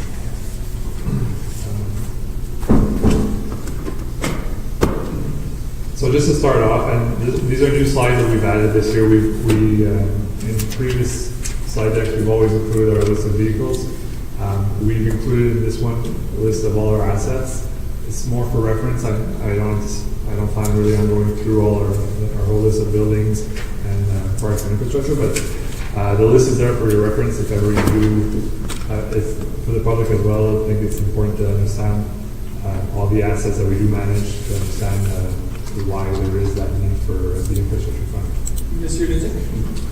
That's great for information, Mr. Godin. I think results from the customer satisfaction survey, there's a few lines that you'll be shared some comments, but always making reference to, we pay too many taxes. What do we get for those taxes we pay, and that kind of thing. So I think if council uses those two sheets here to say, Did we know we had 14 bridges? Do you know we have X number of kilometers of roads? Do you know we have X, Y, and Z? Certainly people are going to get to understand what they're paying for, and I think they'll see there's a lot in there to support the finance every year. So I think it's a good initiative that we did this, and that is certainly useful for you when you have to answer those questions. Much appreciated, very true, thank you. So there's the list goes on for a few pages, and if there are any questions or any comments regarding this, we can have a look. And if not, I'll just keep going. No, I think we're good. So on slide 133, what this slide shows here is really a high level, the totals for each financing column that you do find in the capital budget summary page, which is the legal size page in your binder, showing all the capital projects. So we do have a total capital budget of $13.7 million. Our infrastructure fund, so like we mentioned earlier on in the asset management section, we are transferring just over $2.7 million into that reserve, into the asset management reserve. In the capital financing, we're withdrawing $2.64 million. So there's an additional maybe $50,000 or $60,000 that was added to the balance of that reserve. Asset replacement other. So when we say asset replacement other, we're kind of separating that from the infrastructure fund because it's different asset replacement reserves from user fee departments. So water and sewer have their own asset management reserves, as well as the building department. So there is for just over $800,000 coming out of those reserves. We have a category that's called specific reserves. That's a long list of reserves where there's they were put together for specific functions. So there could be the energy fund, the efficiency fund, the 417 industrial park reserve, all those. So in total, we're withdrawing just over $1.3 million for projects from those reserves. There's $4.1 million coming from development charges for projects in 2022. So we're going through the exercise in the DC study.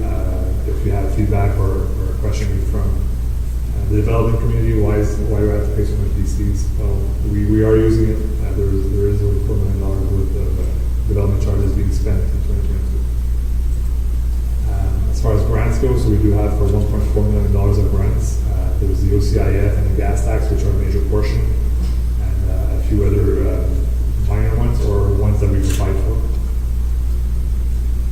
We do have a $1.3 million loan, which we touched on regarding the Snowdon facility. So the portion that's not covered from DC right now is budgeted with the $1.3 million annual payments, which will be impacting the 2023 budget, not this one. For user charges and other, this is a column kind of miscellaneous revenues. The user charges mostly is from that project that we just saw from NSFP. And that's also where we do see revenues from other municipalities, such as United Counties, for different projects that we have in conjunction with them. And for that $387,000, I believe we're receiving for our roads. There is $36,000 coming directly from taxation, from the tax levy, over and above the infrastructure fund, and that's usually for specific projects. One example is the $25,000 that Mr. Bogon has presented for accessibility on pathways and sidewalks. That will come from the tax levy. And the unfinanced, so there is $237,000 in the unfinanced category for now. One of the projects that we'll see with when we go through the recreation department's capital projects, there is, I believe it's an HVAC unit replacement and the ventilation system at Community Center, which has a significant cost, which we're spreading out over 2 years. So we're taking half in 2022 and the other half projected for 2023. So that's really the overall, the bottom lines for all those financing columns. And I'll go into more details about the reserves, balances, and the development charges, grants, and loans in the next few slides. Councilor Tomasco? Just a clarification. With the loan, you mentioned the payments are in 2023. That's because the project is not due to be completed until end of 22. Is that? That's correct. So typically when we do issue a debenture for a long-term loan, we will wait until the project's complete to have the final amount. And last few loans that we have gone forward with, we either do one or two payments per year. And so if the project was to be completed, for example, in July, and there would be a payment due until either January or July, depending on it's going to do. So that's why we don't actually impact we don't increase the taxes in the same budget year for that payment, but it does lock us in for payments in the future. And like we've done in the last few years, we definitely will, once the project is done, come back to council with different options regarding the financing. We'll obtain rates from Infrastructure Ontario and or different banks and compare those with if there are other financing opportunities between now and then to perhaps apply them to us.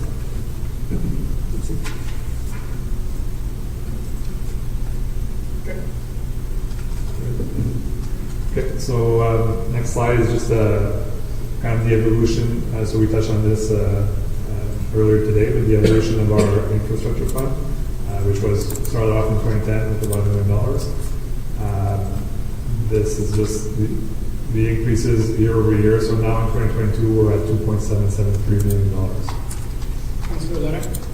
Are you able to put a percentage there as well, just so we see the percentage increase year over year? Or every year what we've increased? Yeah. And again, it's on itself, not how much of a taxation we put into it, just like what we see this morning. Yeah, the increase of the fund itself. Thank you. Never seen that. Yeah, versus the previous year. So the next couple of slides, we're just going to touch on asset management. So basically that infrastructure fund. I won't necessarily go into details about the projects because we've already spoken about most of them, or we will with Guitar, but just to give you an idea, like I mentioned earlier on, our infrastructure fund for 2022 is $2.7 million, so we are putting $2.7 million on taxation into that fund. We're taking out 2.6 to fund those different projects, capital project. So there's a net there of about $140,000 of increase to that reserve. C'est Grissom. Mais juste pour finir, parce que là, ça dit que le transfert est porté à 2 700 000, mais les dépenses sont 2 600 000. Comment se fait qu'il y a plus de transferts que de dépenses projetées? Oui, donc c'est le principe pour le fonds d'infrastructure, c'est que on veut stabiliser les investissements. Donc, on a augmenté le fonds d'infrastructure à 2,7. C'est-à-dire qu'on prend 2,7 millions des taxes pour le mettre en réserve. Il va y avoir des années où on va dépenser un petit peu moins que ce qu'on met, mais il va y avoir des années où on va devoir dépenser pas mal plus aussi. Donc, c'est là que ça nous permet de faire des gros projets dans certaines années sans devoir augmenter les taxes en plus, parce qu'on a été capable, par exemple, cette année de garder 140 000 dans la réserve qui va pouvoir être ajouté dans le projet. OK, c'est ça, c'est 2 700 000 qu'on met dans la réserve, Ouais. on va chercher 200. Exactement. C'est ça, OK, là, je comprends. C'est juste le fait qu'il y a pas des chiffres, là, puis il y a l'histoire. Correct, je comprends. OK.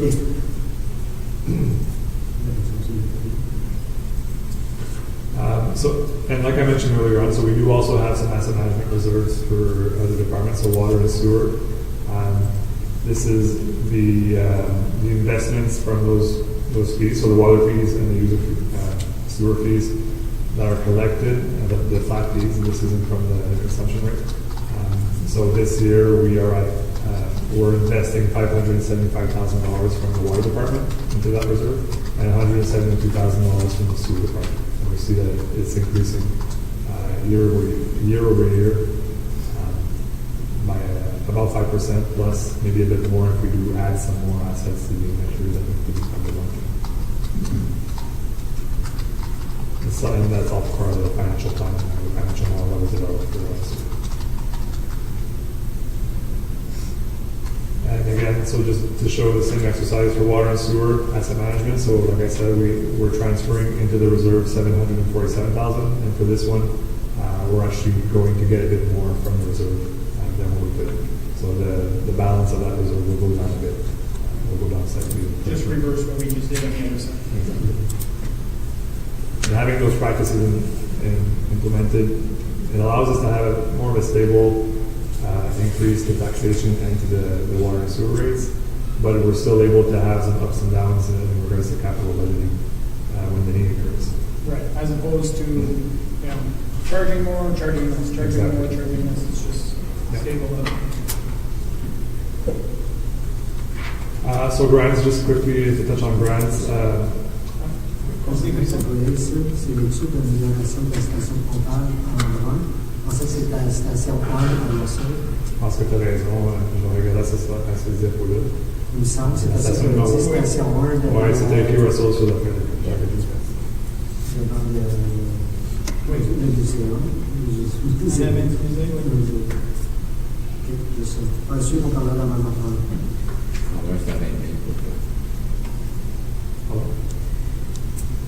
Alors, c'est 20 000 pour réparer le toit. Ouais.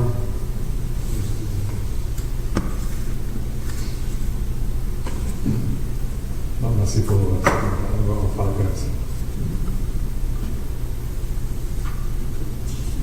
Au niveau des octrois pour le capital, on voit que c'est quand même vraiment stable dans les dernières 4 années.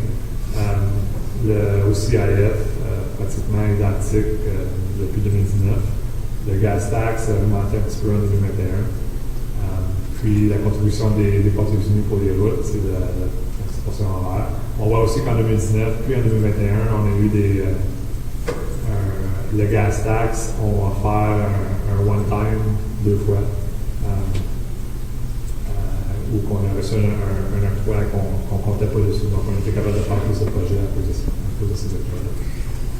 Try the county level, the what going up will age maybe I can type the group.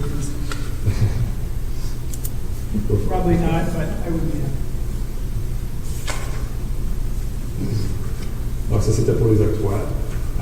Pour les réserves, donc, ici, on a une présentation plus high level des différentes catégories de réserves qu'on a dans nos livres. Vous allez voir dans votre cartable, vous avez vraiment en gros détail toutes les réserves spécifiques, toutes les réserves temporaires, toutes les différentes réserves de la développement. But over here, what we're seeing is the high level categories. So you'll see that in 2021, our bottom line is going down to 4.2 million from 13.4 the previous year. One of the biggest reasons for this is the purchase of land that we just went through in the industrial park, which we're temporarily financing from our reserves because we do have a sale of land that will be used to fund that, which is still conditional on that. And we're not collecting on yet. But that $4 million that we are projecting to collect in 2022 is included in that budget, which is why we're going back up to 8.3 million. Gives you an evolution or an idea of the evolution of our reserves. There's definitely a lot of fluctuations from year to year in regards to different reserves. Development charges, we have some large projects certain years, and it can be a bit more quiet in other years, so that's why you see some up and down in regards to that.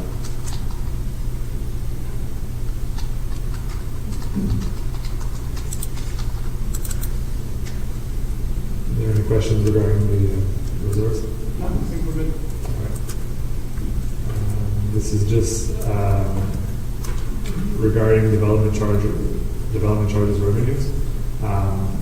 So we're collecting significant amount of funds from DCs for growth projects, which we have a few major ones now in the pipeline, so this is good news. In the 2022 budget, we are estimating about $5.4 million in revenues, and that's based on the DC study that we're undergoing in Hempstead. This is just an idea of different projects that are being funded through the DCs in 2022. And again, we're showing, so we're collecting about $5.4 million in 2022, and we are spending about $4.1 million on those DCs. Councillor Levin, Councillor Janowski. Yeah, I just want to say that these next two slides are to see this because now you can sit back and, I mean, I'll be honest, one of the things I always hear is, you know, we have all these vehicles in the township and, you know, you get a car, and you get a car. It's like Oprah. you know, but what people don't understand is that development is paying for these vehicles, where it's not taxation that's paying for these vehicles, and they are a requirement because we're growing and we need this vehicle, we need that vehicle to go and do something like we were talking about earlier. You know, go to Ottawa, don't bring a big truck, bring the car, it's cheaper or whatnot. So to be able to sit here and go, okay, well, yes, we're buying a front end loader, but it's being paid for completely by development, 100%. We're getting, you know, that new hybrid vehicle, yes, but it's being paid for at 100%. And by the way, did you know that because of the growth, we're putting $44,500 into new library books?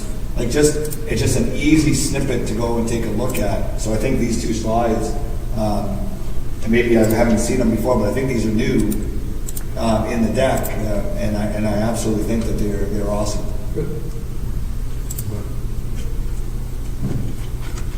Councilor Jamasky?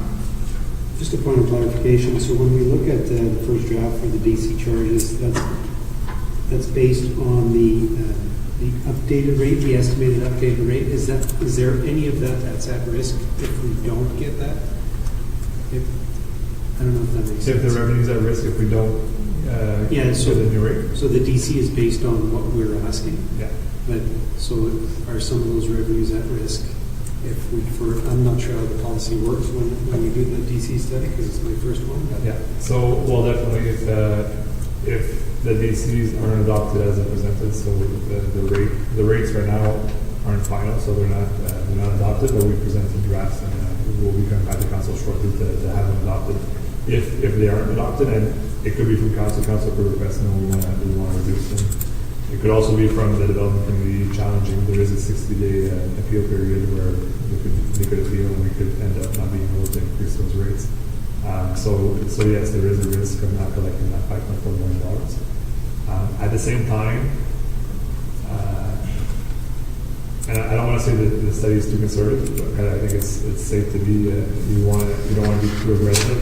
But if we look at the 3 previous years, we still did collect 5.3, 4.4, 4.5, and $5.8 million with our current rates.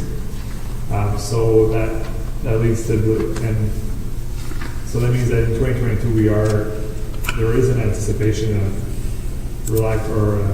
going back a bit more to means, like not having as much building permits as we've had in the previous years. But obviously that's all forecasting, so there is always a risk of it being less. It could be more as well, but the rate of growth keeps on increasing. Councilor? So I think I was on the operational side of development charges. So we also have some expenses on the operational side of different studies, and also debt payments that we're paying for since we have the water from Ottawa. That's a major one from a DC perspective, about $720,000 per year that goes towards that, as well as this pumping stations 3 and 8, for which we have just under $200,000 a year. We're allocating towards that debt payment. And the 720 is up until 20. It's still going to be ongoing until 2041. So we still have 20 years. Another 20 years.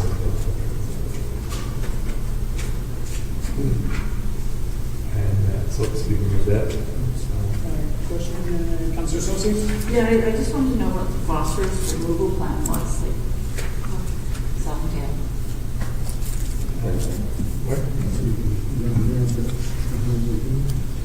Monsieur? Yes, from the Ministry of Environment, there are restrictions that phosphorus can put into the river. Right. That's also part of the submission negotiations that are with us too. We were lucky, and it's kind of what the weight that goes into the river. So we're limited to what we can do there, and we had to negotiate that when I first started. That's probably my first file line right here was to negotiate with South Nation the postponement of this phosphorus study, and because growth wasn't there at that time. But I think now we've caught up to the growth, and all this in the water in every household is generating some phosphorus, and therefore we have to manage it. And now we're to the point where we had some room, now we've cut up the room we had, so now we have to improve the study of that. Merci.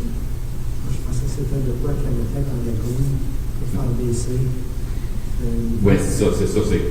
We're now treating that into the lagoon. Instead of buying capacity in the river, we're now trying to retreat it in the lagoons, saving costs to us. That's kind of how we're trying to do Reduce it. how much we're discharging into the river. Yes, so it's saving costs by doing that. Sur les 50 000, c'est-tu pour qu'est-ce que l'équipement qu'il y avait dans la lagoon pour enlever le phosphore dans la lagoon, pour 50 000? Right, je pense que c'est plus pour le c'est ce mois-ci. Yeah, I think we had a report to council just saying that we're doing a study to see what has to be done. I think we're still at that stage right now. C'est ce qu'elle fait. The double checking, Monsieur Boucon. Je pensais que c'était Don qui était pour le travail.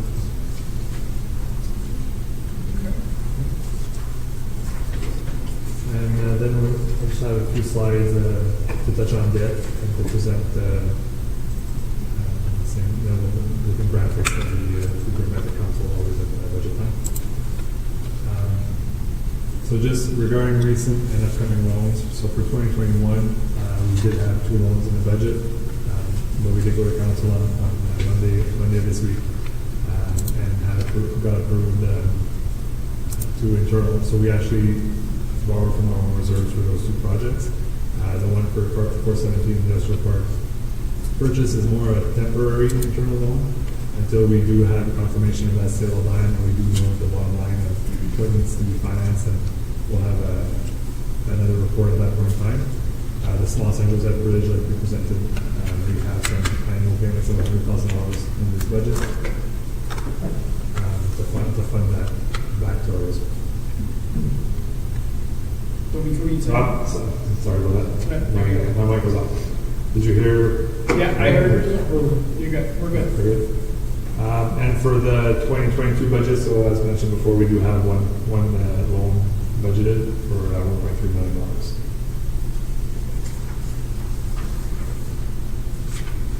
Just to give an update on our internal loans, so we did have, before those 2 loans from this week, we also had some internal loans from previous years. The water is a wall loan.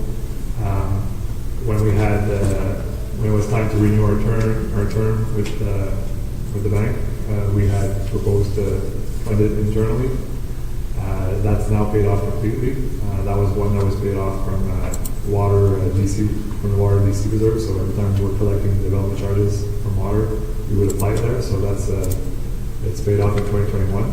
And for the ambulance building, where we're applying all our rent revenues towards the payment of that loan, and we should be paid off in 2033. At which point, whatever revenue we collect from that lease agreement will go towards where council will decide.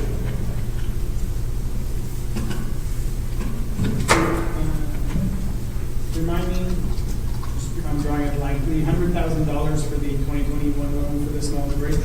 Yeah. Where's that $100,000 coming from again? Taxation. Taxation. Yeah. Okay. Just make sure. So just a bit small note on our borrowing capacity.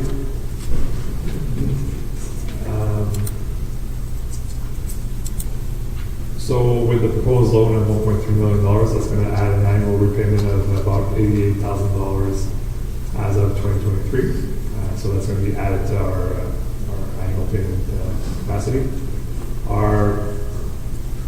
So just a reminder for council, our annual repayment limit. So we do have a policy where we have some self-imposed limits based on a percentage of our net revenues, and our net revenues are going up, obviously with our growth in 2022. So our annual repayment limit is increasing by $169,000. So as far as our borrowing capacity goes, even though we're adding on a new loan with $88,000 payments, our actual borrowing capacity is increasing due to the fact that we're growing. That our revenues are growing. So the next 2 slides is just additional information about our loans and a few graphs. So this is just a report back on our limits, our internal limits, the tax supported limits. So we have a limit of $2 million for annual payments. Right now we're at $290,000. On the water and sewer side, we have a limit of just over $1 million, and we have payments of $195,000. Just to mention, this particular limit excludes the Ottawa water payment. But in our overall limit of 15%, this one does include it, and this is a limit of $4 million per year. Right now, we're at $1.4 million in annual payments.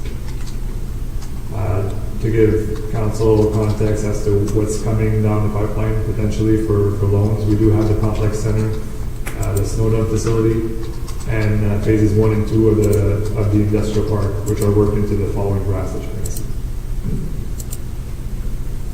And just, it's hard to see right now on the screen, but for the rec complex, the project cost that we put here was the middle of those three options that we presented to council with the financial plan. So a $55 million project where we need a loan of $35 million.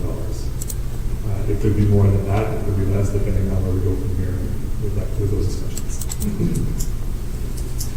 So just a graph just showing our overall debt capacity for the next 10 years based on forecasting of revenues and different loan requirements.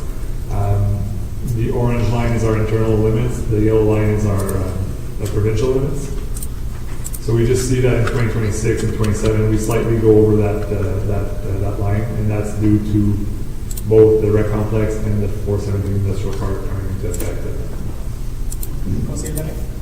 And these two lines take into account a 1% increase to the infrastructure, to the rec complex fund, plus $150,000 annual amount as well, correct? That's correct. So this is really based on the financial plan that was presented to council. Okay.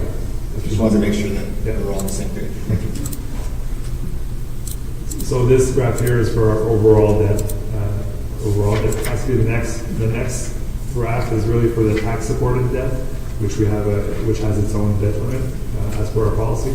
So for this one, only in 2026 are we going to go over it, and that's this one here is based on the rec complex, based on the construction start of 2023, completion of 2025, and annual payments starting in 2026.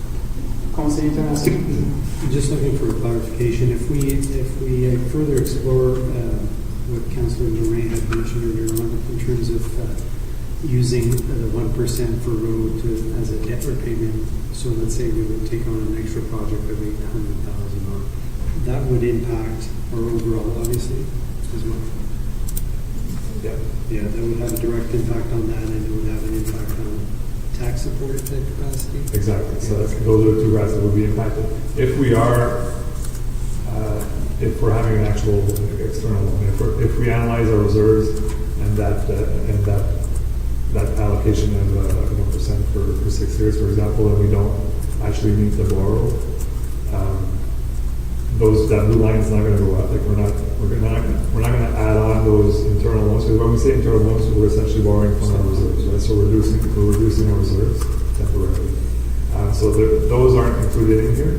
Where you will see an impact though is like the yellow and the orange line will increase because we are in effect when we increase our taxes by 1%, we're increasing our net revenues. So we're increasing our borrowing capacity. Thank you. Councillor Lane? Yeah, that's just the exact point I was going to make. Yeah, although the blue line is going to go up because we're borrowing more, the red and the orange line also go up based on the fact that we're bringing in more revenue, right. based on that 1% in that scenario. So the lines are going to shift up slightly, and the blue line will shift up slightly in proportion.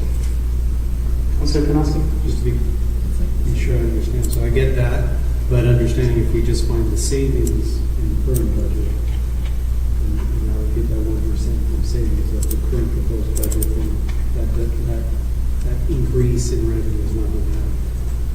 Does that make sense? Yeah, that does make sense. Okay. Councillor?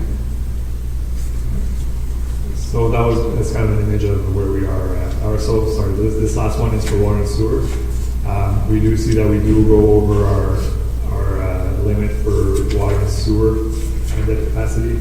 If all the assumptions in the financial plan and if this project goes forward for the 417 industrial park servicing,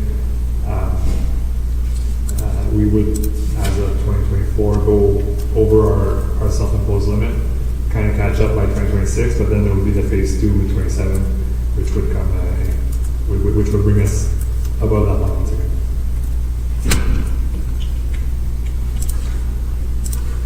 And this last slide on debt is really statistics. It's indicators. So when we did develop the debt policy, we listed 5 or 6 indicators that we wanted to report on annually, just to show the evolution of our debt. So you will see that most of these indicators are going downwards, which is good news. The debt charges per capita, which essentially means how much is every person paying annually towards debt for us, for the township. So of their invoice, about, I can't really see, maybe $66. So right now I'm focusing on number 2, the debt charges per capita. So we can see that in 2019, of the tax invoice received by our residents, about $9 went towards debt payments. By 2022, that number is down to 66. So it's just a short debt is in fact going down. Just clarification on the previous slide. Yeah. This was assumption we're doing all the projects that we're forecasting potentially 417, that kind of stuff. But this takes into account that we're carrying 100% of the financial cost, right? This doesn't take into account that if we get the owners to pay 100% up front, then obviously we wouldn't be hitting this amount. That's right. Okay. So there's major implications there depending on where we decide to go. Yeah. Councillor Chinaski? Just a clarification, when we say per capita, we're going to look per residence, right? That's correct. Yeah, okay. And that's based on the DC study we just underwent. So there were estimates to our growth in our population. We do have, so it's not based on this 2016 census, it's based on that plus the growth that we've had in the last few years. Follow? Sorry, maybe because I said it in English, I'm mixing myself up. Par résident ou par résidence? Par résident. Ok, merci. Par résident. Si tu vas au point numéro 6, ça c'est par résident, ça c'est per household. Ok, merci. Monsieur Leduc? For those interested in campaigning next year, there might be a slide of electricity. We do, point number 7 is really the overall, the principle that we have left to pay on our debts. Went down from 17.3 million in 2019 to 14.9 in the 22 budget.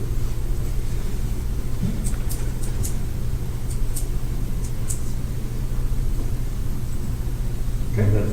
That's pretty much it. Yeah. I heard some fire chiefs there, but I don't think we'll get through them in the next 10 minutes. Too long. Yeah. Je sais pas si je peux y saluer. We're close to. The fire chief? Let's do the fire chiefs then. Let's bring them in.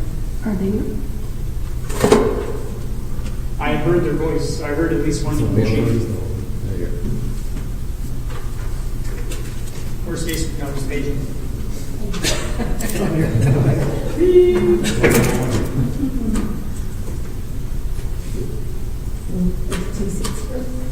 afternoon.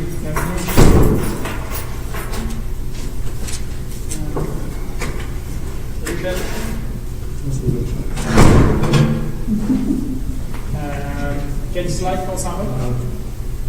So we're going to slide 52 of the slide deck and section 2H of the bindings.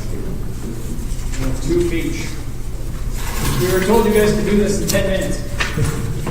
Yeah, apparently food is getting cold out there. We're just looking at it. Yes, I think it's correct. There was a little error here on this one here. Look at it, there's 15 fires, but really it should be 16 firefighters, 3 captains, deputy, and chief, and 1 auxiliary. So that would bring us up to 21. I was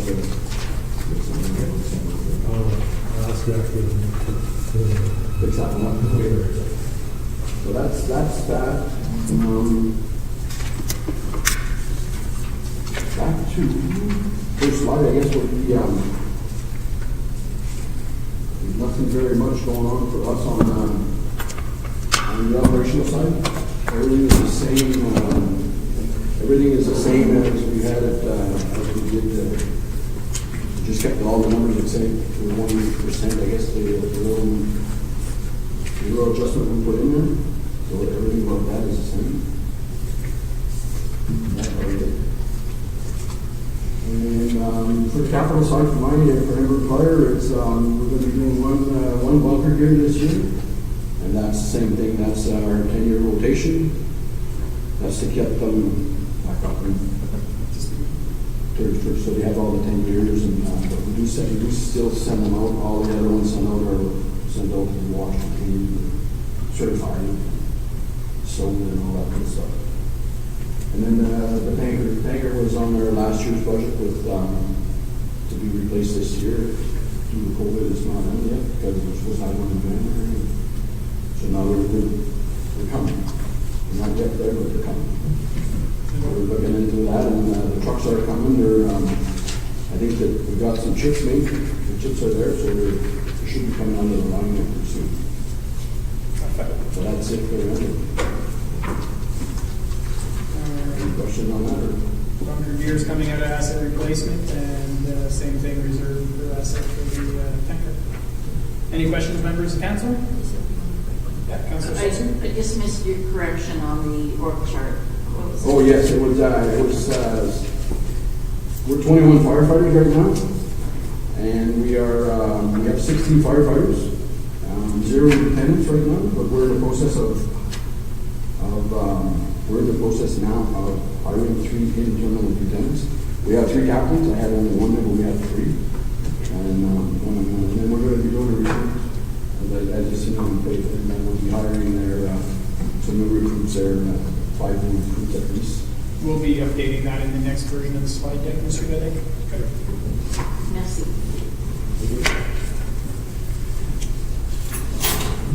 She's set the standard, Chief, so there you go.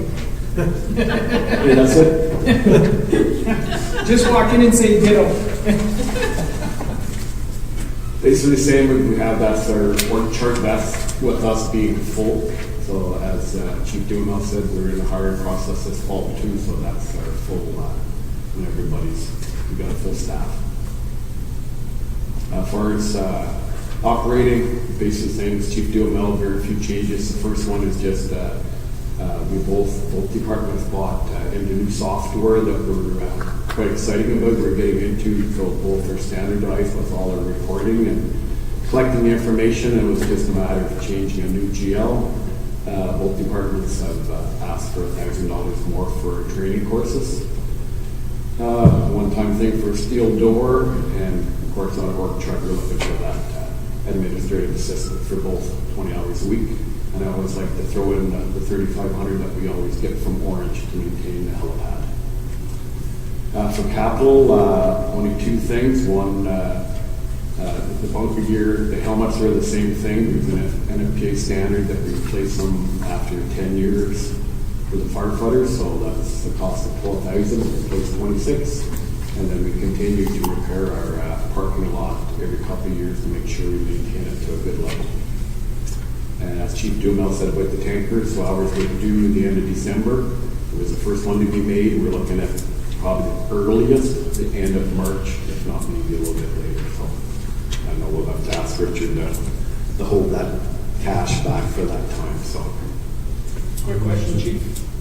Just out of curiosity, we always get the $3,500 for Orange. Is that an agreement we have in place, or it's just a donation they give us? Or that's an agreement for every pad that they own across Ontario. Everybody gets the same amount for snow removal, grass cutting, fixing the fence, signs, whatever it is. So there's always been a little bit of a surplus. So like last year, after 15 years, we had to put up all new signs because they faded and you can hardly read them. So there was an extra cost of $400 or $500. So it's always in the green, it's never in the red, so it's good. So every couple of years something else changes, or the security fence after so many years it starts to lift on the post, and we get that fixed. So, I can say when the inspector comes, Russell Township still has the best helipad in Ontario, is what we're known for. So we're very proud of that. Yeah, no, well, congratulations. But it's a standard for every. I was just curious if, at one point, are they going to actually increase that amount? Right? If it's across the board and it's been the same price for the last 15 years, at one point they'll have to realize they're going to have to increase the amount of money. So yeah, because it's been the same since we started with the 3,500. And as of now, we're still maintaining a good. We're still in agreement. Yes. Perfect. Yeah. Thank you very much. Any other, Monsieur Leduc? So we're 2 years out of our master plan, I think, is second year now. And this is one of the actions of the plan was to hire a part-time admin assistant. So what I suggested to the chiefs is that I'm trying to combine this 20 hours with another 15 hours elsewhere that we will need during the year to succeed in hiring somebody full-time for the corporation while attending their services for 20 hours and somebody else for 15. So that's something that's being structured right now to get somebody, because as I said earlier this morning, it's hard to get staff right now, and 20 hours might be an issue to find. So I'm trying to combine that to have a full-time person, and leading up to future master plan recommendations on the fire department over the coming years. So that's the first step there regarding human resources in that department. Councilor Janowski? Sorry, just to confirm, so Chief Jamel, you said 5 new firefighters, or replacing 5? Yeah, we have, because last year we had 3 during COVID the first year, the 3 of them left, and this year 2. So now we're in there to get 5 to bring us up to 26. Okay, and then Chief Armstrong? Probably at least 4. At least 4. So I just wanted to check, we're not at any point right now in any risk that we're short-staffed or anything like that? No. Okay. No, for the anything main, all the main fires are confirmed fires, both stations rolled everything to cover that. So. Awesome. Thank you very much. That's through our dispatch right now. That's the way it's set up that way. So like preventivals and accidents, it's just one.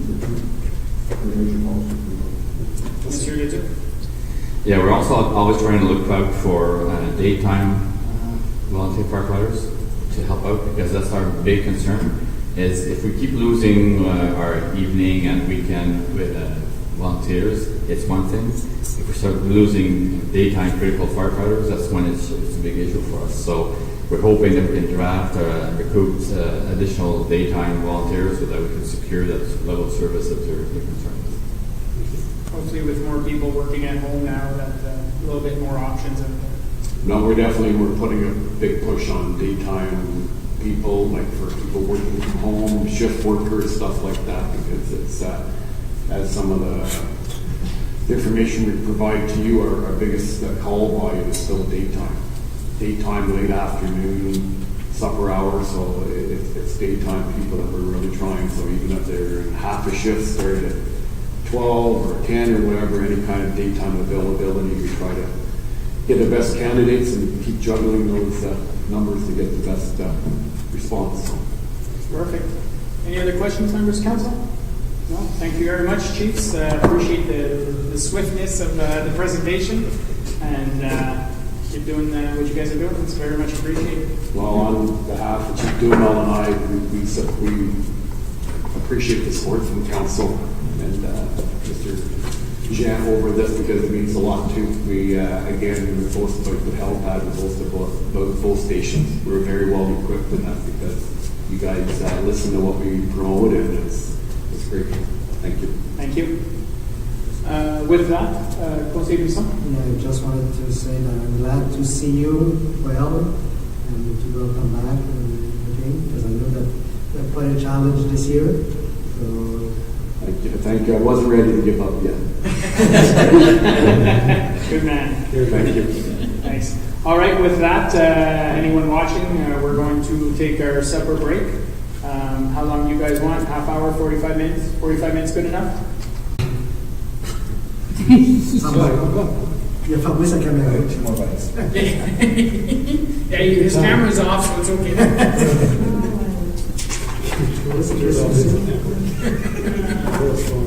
Joanne, where's your platform? We'll put it right there. It's good. Well, okay, welcome back everyone. Bonjour tout le monde. On est rendu au parc des loisirs. We're at Parks and Recreation. Slide 96, I believe, c'est ça? Yep, slide 96 and section 5T in your market. Okay. Ready to go? Bonjour, Madame Dupin. Merci, Monsieur le maire, conseil, bonsoir. Donc, c'est la section des loisirs. Comme c'est dit, vous avez gardé le dernier département pour le mieux, j'espère.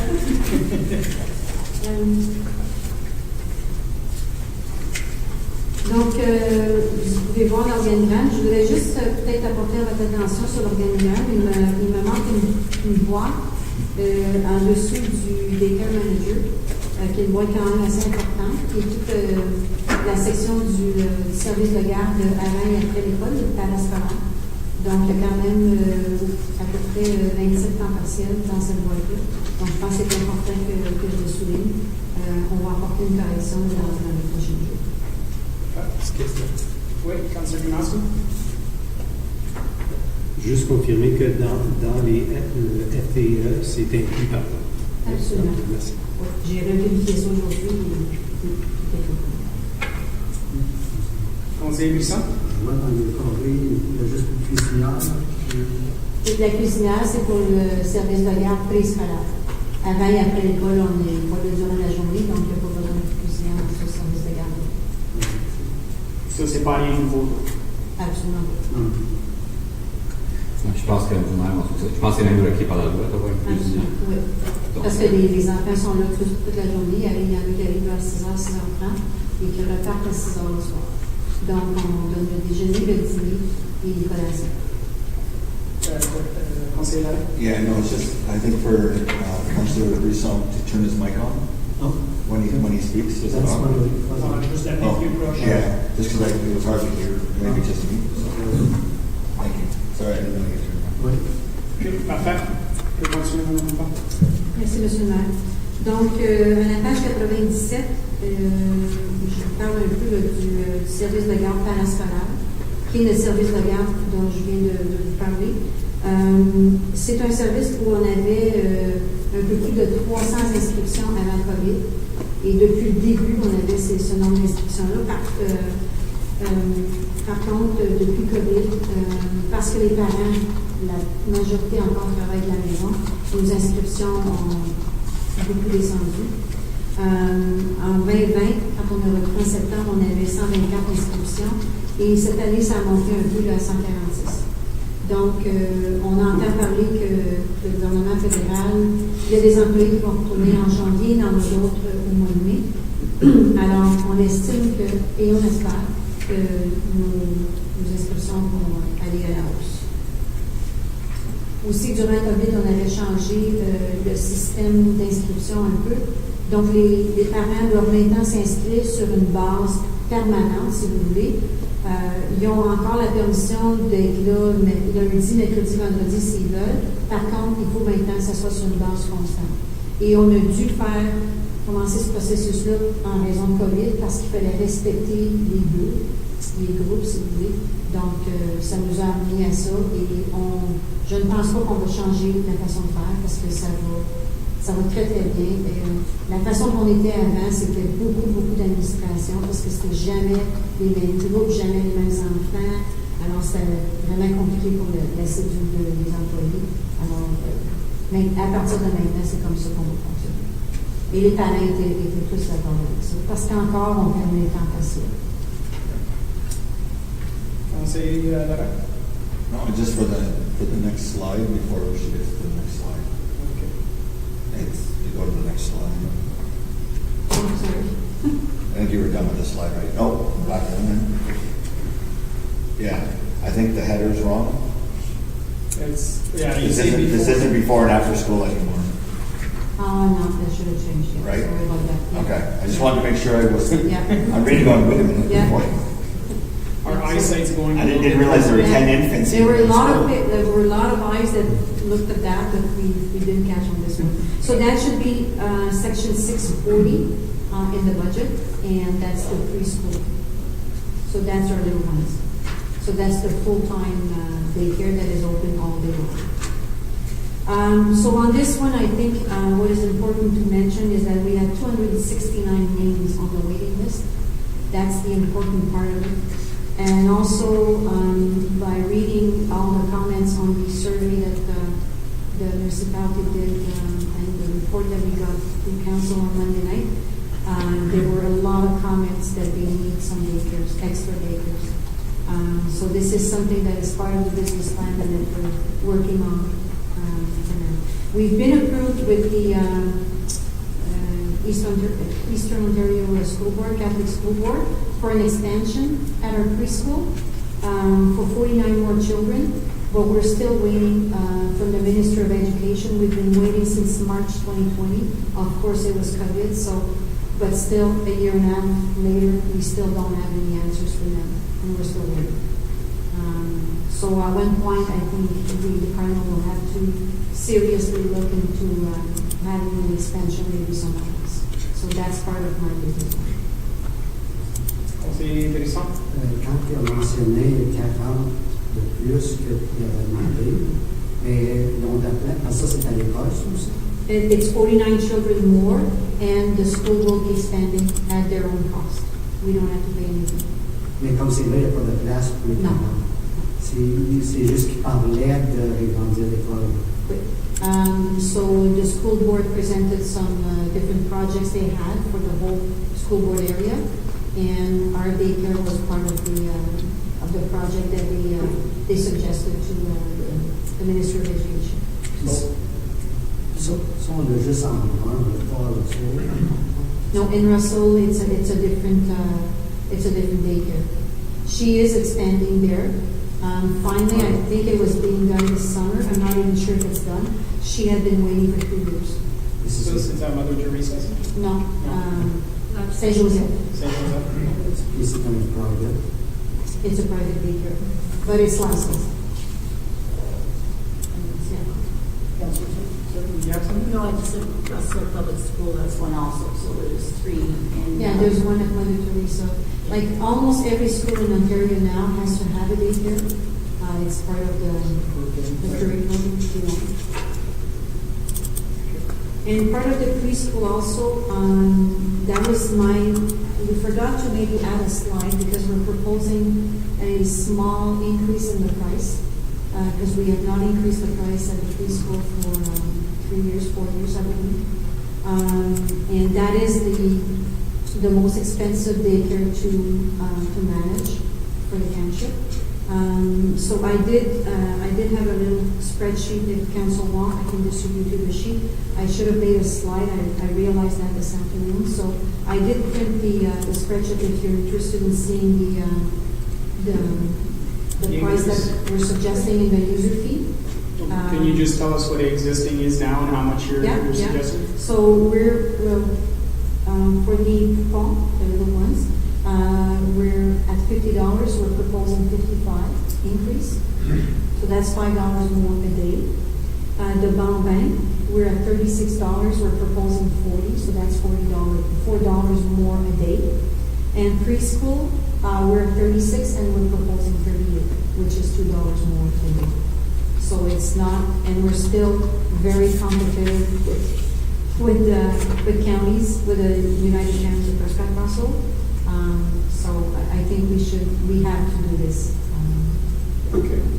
C'est excellent. Ça fait longtemps qu'on l'a regardé, mais c'était-tu pour les plus jeunes qu'elle faisait de l'argent avec ou c'était l'autre, les plus vieux? Yeah, the one that we're generating revenues is the one before and after school.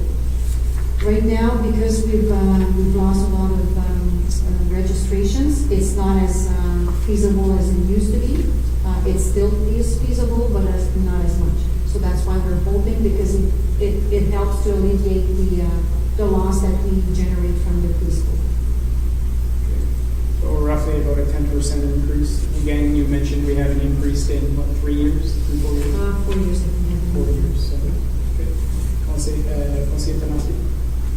Merci. Ben, j'aimerais juste confirmer que je comprends bien. Fait qu'on on propose d'augmenter à 10 puis on est quand même très compétitif. Ça, je comprends, mais si je regarde, même durant le temps COVID, où ce que ça va mal, sur l'ensemble de tous les services daycare, we're like still, like there is no contribution from township, like it's self-funding. Not for the preschool, unfortunately. Like I mentioned, Well, that's the 50,000 right now, it's in the hole, I think. Is that well, it's the more than 50,000. It's 129, sorry, my bad. Yeah. But we have, if I remember correctly, we have this huge reserve. We have a reserve, like I mentioned before, though the reserve, we were trying to build up a reserve if we want to build or acquire a building to expand the service. In the village of Russell. We would be using that reserve to for the expansion, so it would not cost anything to township. Okay, so just clarification, but right now, this year, the way it's set up is that it is costing township, Yes. right? Yeah, we'll have to take it And in. because of COVID, are we allowed to use some of the reserve money to offset that so it doesn't impact? Monsieur Bellec? I mean, we could, the COVID fund is, it's a discretionary reserve for council to use as they see fit. Just to mention though for preschool, I know that if you look at the municipal contribution, they're all zeros if you look at previous years, right?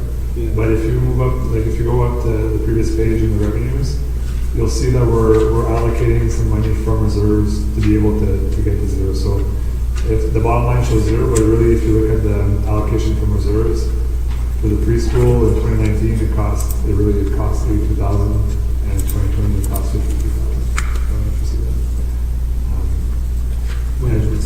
And for the 2021 budget, we were anticipating it to cost 150,000.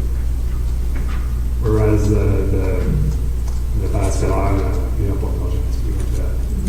C'est pour ça que la raison de la question est grandie, parce que le parascolaire, il apporte plus d'argent que le préscolaire. Follow-up questions? Go ahead. Juste confirmer, les réserves qui viennent de ce département, c'est-à-dire quoi que le service, que ce soit le lendemain ou Charles, c'est toute la même réserve. Juste confirmer. Puis on peut utiliser les fonds de département. Ok, merci. Maybe I can just clarify this. The reserve for the daycare can be used only for the daycare, not for the recreation department. No, I Just for the- understand. I yeah. remember that very clearly Yeah. from a few years ago. Yeah. I got very excited when I saw that. Monsieur Leduc? Again, I'm going back to HR. This is one department that we've experienced lately, some employees being stolen from us to go to other daycares. There's a very big shortfall of certified or licensed daycare providers. We've lost already 2. And this might be one area that if you don't increase some revenues, and if you're stuck with, or if you're facing an issue of retention of these key licensed individuals, if not, you're going to shut down your service. I would not be too rushed to reduce the revenues. I think we'll be needing those revenues very shortly regarding the retention of staff in that particular sector. So it's a very big issue right now, and that's good. Councilor Solsky? I'm just wondering, are our staff paid comparative to the other local daycares? Like, We are going to do the ferry, an evaluation for the part-time staff. So this is in the business plan for this upcoming. I believe when there's also created a shortfall, quelqu'un a beaucoup qui ont été avec les écoles pour the EAs or they changed things in the classrooms that allowed some people that used to be in the daycare system to That's go work. a few years ago though. That was the programme Page in French. That was a few years ago. Okay. Since we got a daycare in 2009, I didn't have to go through that. In 2014 in the school, this was already in place, so we didn't have any bad experience with that one. No, lately it's more daycare coming in our daycare to pick up some employees. Right. Okay. So that's what I have for the first. For 2022, I I've listed a few possible grant applications. Like usually we have our summer employment grants, Canada Summer Jobs, Canadian Heritage Canada Works, Summer Experience, and UCPR. So those are the regular grants that are always there every summer. Maybe I can just note that this year, up to now for 2021, we were able, for the department, to secure $410,000 and 610 of grants. So I think it was a spectacular year for grants for us. And I still made a big application 2 weeks ago with Trillium for $395,000 under capital stream, asking some funds for maybe to replace the HVAC of the community center of Kamiushi. So we're working very diligently Trying to to get secure some some money extra funds. everywhere. So this year it kind of works. So we're happy with that. So I thought it was worth mentioning.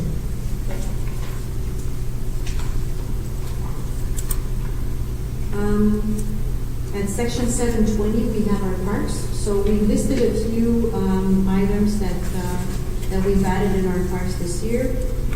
So of course, every fall we try to secure some new garbage receptacles. This year we opted like something like roads installed on the street with the recycled container. We're going to be planting, I think it's next week, we're going to be planting 30 native trees in 6 different municipal parks. We're going to be spending almost $20,000. And from that, we did receive $1,800 of grant from South Asian. And this is a collaboration project that we are working with South Asian. They're helping us planting those trees, and they helped us identify where those trees should be planted. And they're going to be helping also for the planting. So that's a great project. I'm really happy with this one. Then we finished the installation of a new dock at the boat launch. So we had done the cement slab 3 years ago. We got $4,000 from counties under the tourism department. And last year and this year we were able to secure another $4,000 each year. So basically that paid for the whole dock system, which was about almost $9,000. So the whole dock system plus the cement slab was paid through grants with the UCPR.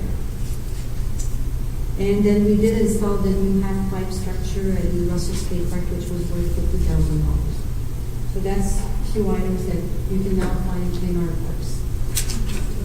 Right, Associate? Yeah, I was just wondering, with the garbage receptacles, is there anything in the plan for any more dog receptacles on the trail? Because when I'm walking my dog, that's I cannot sell every day. Because there's only the one at Edie, and there's nothing of the going west. We have 5 along the trail. We could definitely put in some more. Maybe one more, towards where? Going west from Edie Road, like, the park, that stretch from the park. And I haven't seen any going right up to, I don't think, Forest Road. No, maybe not, because we did install that, I think, before that extension. Yeah. Okay. And the other question I had was about the trees in the park. Are we considering, like I saw the 30,000 for trees in the budget, but are we going to be looking at putting any along the trail? Yeah, that'll be next year. Next year? We're looking for that next year with Salvation. Okay. This year we wanted to do the parks because we've had some comments that there's not enough shelter. So we're working for, like Cyber got 5 new trees this year. The only thing that we have to maybe mention to the public is that we cannot put trees too close to the play structures because there's an encroachment section that we have to respect as per CSA. And we have to be careful with the root system because if it goes really deep, it could damage the play structures. And also if it's a part that we are planning to maybe expand at one point, then we'll have to get rid of the tree. So this is where we have to identify all that stuff. So just to clarify, we're talking new additions to playgrounds and parks and amenities. Are you talking about 2021 or 2022? So that's 2021. Right, Yeah, okay. yeah. That's going to be done. That's already done. Okay. Yeah. No, so. Yeah, I know, like sometimes it's tempting to put 2021, 2022. In the capital projects, you will see what's going really in the place. Okay. Conseiller Grissom? Moi, c'est juste quand elle mentionnait, comme pour des garbage, pour des crottes de chien, tu as des yeux, genre contre garbage. Quoi que tu fais? No. Ça s'en va tout à ma place. If you would be an employee who picks that up, you would not be too pleased with that. Because first of all, the bags are not meant for that. So when it's full of that, what do you think happens? The bag explodes and it all falls on the bag. So it's not very pleasant because you have to pick it up after. So we do have special dog receptacles, so we do ask residents to put that in those garbage. Not in the garbage, the regular garbage. That's made for food and stuff like that. Different type of bag. Okay.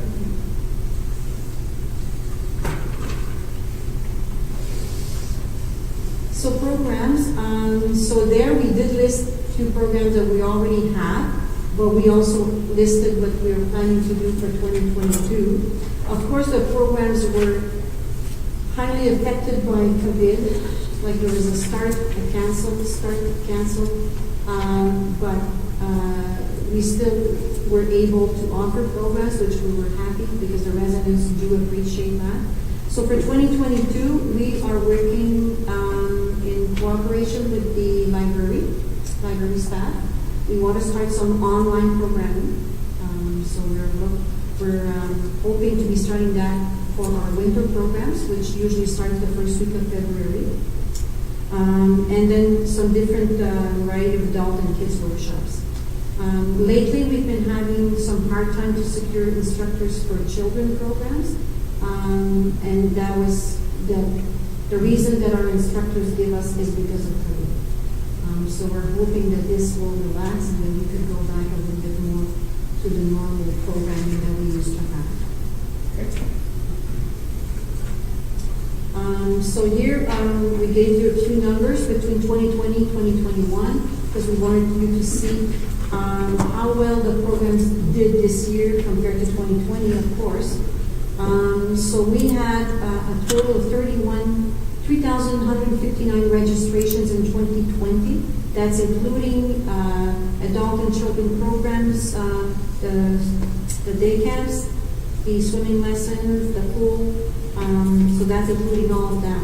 In 2021, we had 4,726 registrations, which was 50% more registrations for 2021. So we were very happy. We had a very, very busy summer. The 5 day camps that we had going on for 2 months were completely full, and as well as the pool, it was a very big success this year.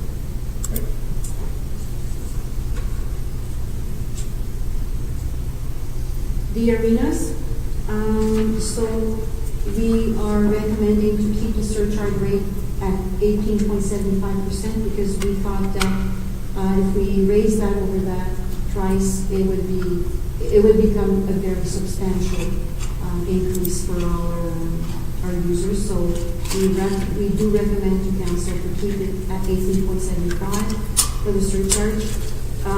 With that price, this leaves us at $233 for local prime time. So we're still competitive because Rockland is $340, Casselman is $250, but Casselman have different prices. Nation is $200, but again they do have different prices for different groups. So and our minor sport it would be at $172.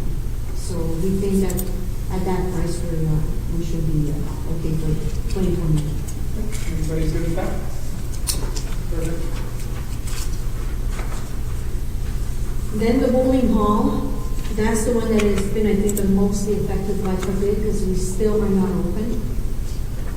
We're trying very hard to work something out, to figure something out, I should say, how to open the hall under the rules that we have currently. we could open every second lane. So this means 4 lanes out of 8 could be functional. So we're thinking about, we're aiming for December 1st and having some public voting at least to start there. And we'll see in January to start maybe to resume with our regular release that play every night. And I have to mention that the new equipment has all been installed. So, and we did save some money. The total cost of the project was only $77,000. And you have to remember that from that $177,000, we did get a grant for $124,000. So, and we had transferred some money last year, savings from the parks. So everything is fully paid, and everything will be operational. So we can't wait to start with the new system because I think it's going to make a big difference for the users. The sports dome. So the major impact of the sports dome is obviously the turf that was closed, and also the passes that have been extended again for a third time. So the passes, we will have some extension of passes until next May 2022. The impact will be less than 2021. 2021 was the year that was mostly impacted by that extension of the passes. So, unfortunately, but we thought this was the right thing to do for our users, and so this is the impact we have to suffer.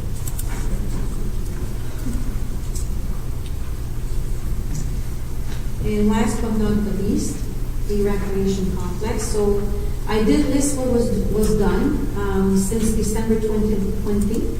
I think there were major steps accomplished for the year 2021. I'm quite happy where we are right now. And there's still a report to come to council before the year end. So as of now, the only report that is left to do for the year is to come back to council, present you the validation of the core that council had identified on August 31st, and also with the some numbers from the library. So from there, council will make a decision of where we go after that, as for phase 2 and 3. Okay, so Monsieur Leduc, maybe if I can make a suggestion at this point in time, to try and streamline things. I understand that you're going to come back with information in this report, but at one point in time, I would like to see what the administration's recommendation would be from a operational standpoint. You know, callers gave us their opinion, but I think we should hear from the administration as well as to what you guys would recommend, and that way that'll help council understand things from an operational perspective as well. So I'm not sure if that's something you can incorporate in your report. But I mean, I would hate for council to make a decision without asking the administration's recommendation on moving a project of this size forward. Well, we are working on a timeline to show the council from now to the beginning of construction some key benchmark dates. Certainly we can throw in our 2 cents regarding this opinion. I think we do have one. But I'm happy that we was solicited to express it. But that will be part of the report where we show the timelines and where we think things can go. Obviously, if you've been following the City of Ottawa Library construction project, it went from a $175 million to $300 million project, and it's only a start of construction in 3 years from now. So I'm concerned with our budget targets right now. So we may have to at least set a budget, but once the construction tenders are out, there could be some major decisions to be made down the road. But at this point in time, we're not going to be looking at that for now. But we'll certainly be getting our point of view on where we should start.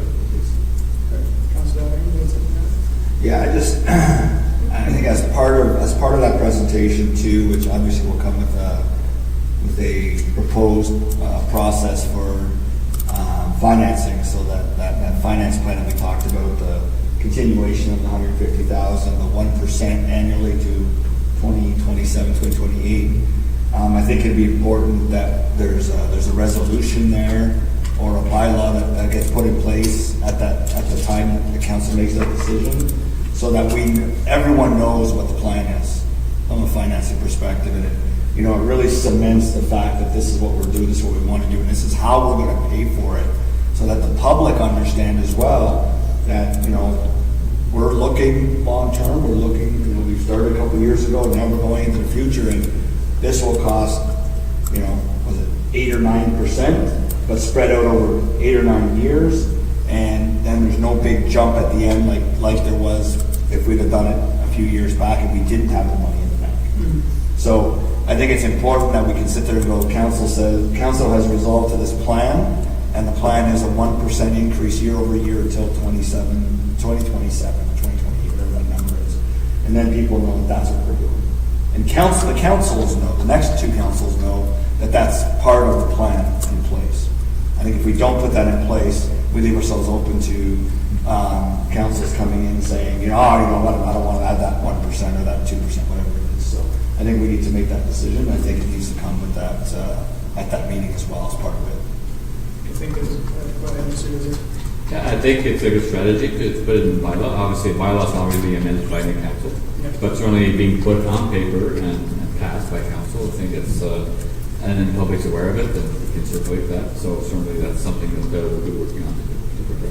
I think as well, putting that financial plan in place sets a cap limit, right? It says this is what council is willing to go to, and we have to work within that budget.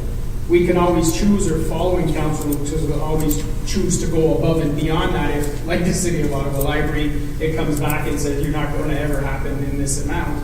But at least it puts a box to work with. And, it'll be a conscious decision, and, whether that council, whether it's ours or the next one, decides to go above that. But I think that'll box it in well that we can move forward. Councillor Janowski? Yeah, I just echo my support on that. I think it's a lot harder for a future council to remove a bylaw. Not that it's hard to remove a bylaw, but it means that we've actually put some thought to the process. We've spent a lot of time working on this. And I think it solidifies. So I think that's a great idea. That's good.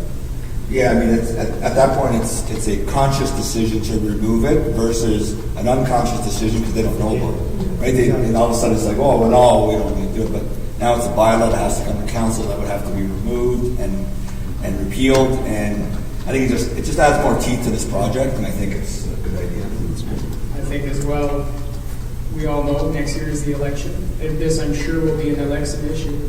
And people, we're going to smooth this out. Like, you want a complex or you don't want a complex? Because the financial plan we're most likely putting in place, and we'll discuss and tweak, is 1% a year, for example, for a 10-year period. You can't smooth it out more than that, right? So the electorate will have their say if this is really something they want or they don't want. But I think we have to put it in place there. Yeah, I mean, I'll just share real quick. Is that I had a discussion with somebody the other day who was pretty skeptical about whether we can afford a project of this size, and really thought of other things. And when I brought up the fact that this is what we've done so far, and this is the plan going forward, and this is the total tax increase that it will take over this period of time versus the additional tax increase that it would have been had we not done it.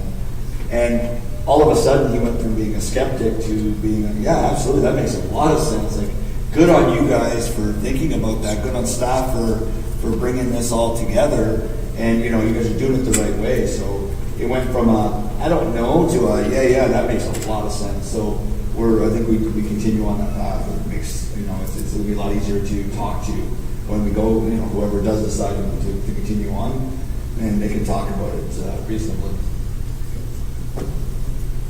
We're going in the right direction, that's for sure. Okay, I'll pick on Smith. Yeah, like Mr. Leduc mentioned, part of that report that will be presented to council, there will be a calendar of timelines, if you want, identifying all different and important goals that we have for the next year, 2 years, 3 years, towards the construction of the complex. So that will be included in that report. And if I may, because the phase 1 and 2 is also part of the recreation complex, we are in the midst of completing that phase 1, at least for the Jean Atlantic part. So I just wanted to give council an update tonight. So we've incurred some delays with the play structures, unfortunately. And the reason that we get is COVID, of course, because there's a lot of back-ordered structures and parts. And so we are planning now, it was supposed to be received yesterday. So now they've pushed again the date to November 1st. So we are hoping that we will be getting those play structures because everything else will be ready. They are paving next week the basketball and the tennis courts. All the islands have been done. The cement curbs were done last week. That's why the parking lot, probably some of you noticed, was closed. So this will all be completed. The fencing will be completed. Of course, if the play structures get installed later, we will not be opening to public before the year end. And we'll have to wait until the spring to spread the rubber surface, because that surface is a very weather permitting. It's very you need a certain degree. You can install that below 6 degrees, and right now at night we are getting under 6 degrees. So we will be waiting until the spring because we want this. We want the full warranty on the material because that's an expensive component of the park. Same thing for the tennis and the basketball courts. The plexi part of the coating will be done in the spring too. And we're debating if we're going to be doing the landscaping also, because we think that all those flowered shrubs and stuff like that should be probably be planted in the spring. First of all, because if we do plant them in the fall and they don't bloom correctly or whatever, we will be losing 6 months of our warranty because they're warranted for a year. So what's to wait in the spring to plant them, and if you plant them at this time of the year? I think it's better to wait. So we've had a discussion yesterday with the general contractor, and I think that's the way that we will be going. So basically everything would be finished early spring, and then after that the park would be operational for the summer. So I just wanted thank you very much for the update. Council to be updated on this. So, Yeah, no, it makes sense. Yeah. And also, I just wanted maybe to update you on the GoFundMe. We collected over $30,000 in the GoFundMe, so we're happy with that money because this is money we didn't have, and we want to make something special for Jonathan, so we're thinking about different ideas. And Mr. Godin had already mentioned that there was also some money put aside in the budget last year, the amount of $22,000. So we'll be looking for something very special for Jonathan. So that's the update for the park section. Merci beaucoup. On est-tu avisé, Tina? No, I wanted to advise you first tonight, and then Just let her know. we will probably make a public post so that people are aware, so they don't think that we're just leaving everything there. Because if the play structures are installed in for the winter, they will probably be fenced because we're still liable. So and the general contractor too. So that section only will be fenced. Okay, perfect.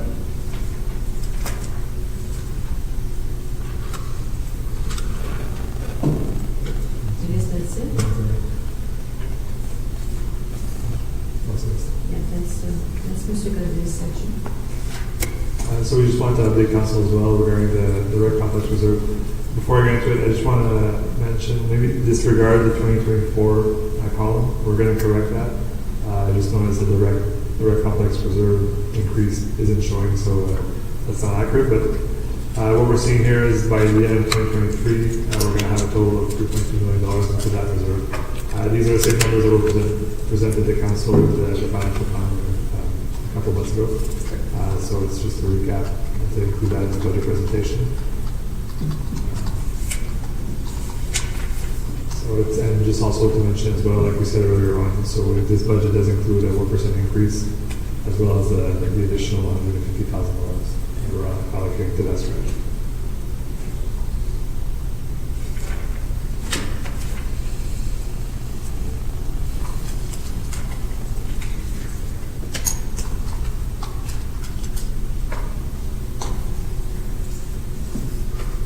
So we're at the capital for Parks and Rec, and I wanted to ask council, do you prefer to like keep on the screen the list of capital projects like this, or that we do like we did with Mr. Beaugrand, we'll just put the actual capital detail sheet on the screen, which you have in front of you?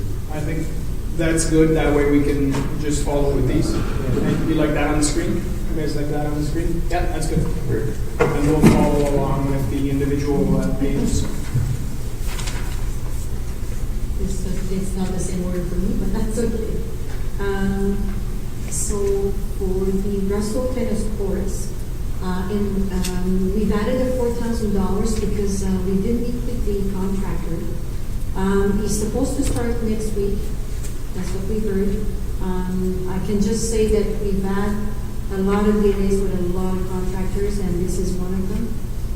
So we're hoping that he will be able to start the work and maybe finish off in the spring, because again, that plexi paint can be only applied when it's appropriate weather. So the $4,000 was to add to the original amount that was $44,495 for 2021. So because it's going to be a little bit more expensive than we would have received a quote. So there's a lot of work to be done in Russell. It's in the worst shape than ever. So the contractor has asked us for another $4,000. So since the work will be completed in 2022, this is why we're requesting another $4,000 to finish off the work. Councilor Sosa? Just a question about that. So when they give us a price, and it's in writing, I assume, so are they able to just change it on us like that? Well, when you get a quote, a lot of times there's a number of days mentioned that they're good for. So, yeah. So we usually get our quotes for the budget. So of course, some of them will guarantee the quote, but with COVID, a lot of them have the estimates, contingency funds. So we had to increase some extra funds. Trying to say gazebo, train station. Yeah, that's another one that we had received a quote last year, but as everybody knows, the price of wood went absolutely crazy. So that's why we added another $6,000. The original price that we had received was $19,000, so we've put it up to $25,000. So with that, we should be able to rebuild a nice gazebo over there. Replacement storage. And that we did. Mm-hmm. So we'll be doing the 3 small buildings that we see in the park: the little ice rink shelter, the major shelter, the baseball shelter, and the old used restaurant that we use now as a storage. We'll be cleaning up real good at the inside of that restaurant, and we'll keep it for storage because it's useful. And the frame, the shell is good. So we'll be doing the roof down too. Okay. So we put $10,000. The other one is the permanent pictures mail at the Park. We've been asked for a few years now to install that kind of mail. So we will be installing that next year. Councilor Lynn?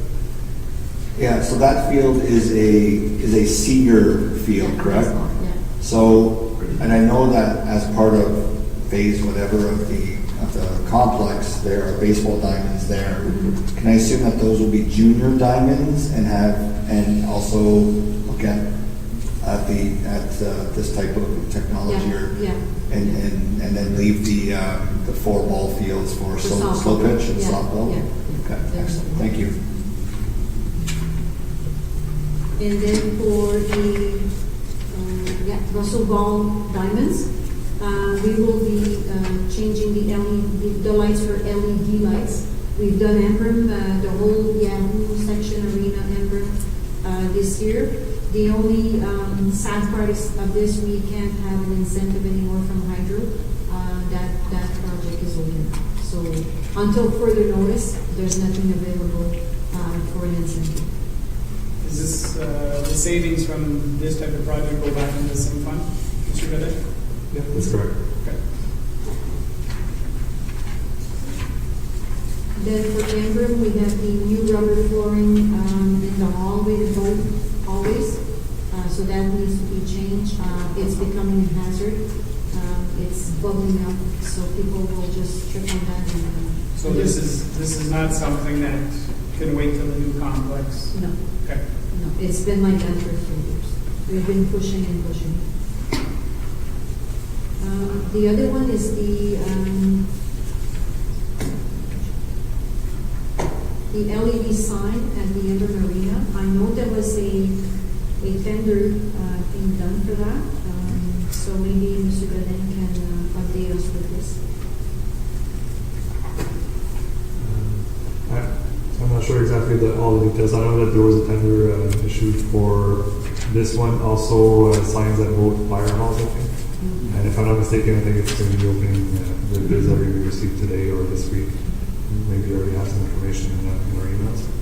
There will definitely be more information coming on that. And they're being funded from the service efficiency group. Mr. Zuk? Yeah, I made a request to the three departments, the two fire departments and the rec here to do the one combined RFP. I was hoping that the tenders are positive. I've heard tonight that from the chiefs that it is a little overestimated cost. I asked the treasurer that we still find the money to do them this year in 21, so that it's out of the way and paid for. So I have not seen the numbers yet, but I'm told it's a little over in the budget. But if we can do that this year, before the end of the year, we'll try to do it in 2021 if we can. Okay, got that. Councilor Associate? Yeah, I just had a question about the signs, because was Russell on there also, I thought I saw? No, No, it's December. But again, like I'm just thinking future, and I don't know how long in the future, but if we're closing the arenas, do we want to put that amount of money into signs? Well, we made sure that it's a movable sign, so we could do it. Very smart. Thank you. Okay. Conseiller Brisson? Est-ce qu'il y a pensé peut-être à l'ouvrir plus vers la grande salle? Est-ce qu'il y a pas d'autre chose? The location has not been looked at. First of all, we have to make sure that we have the power to do it, and the electrical power. So honestly, there was no thought about that right now. We just have to secure the funds first.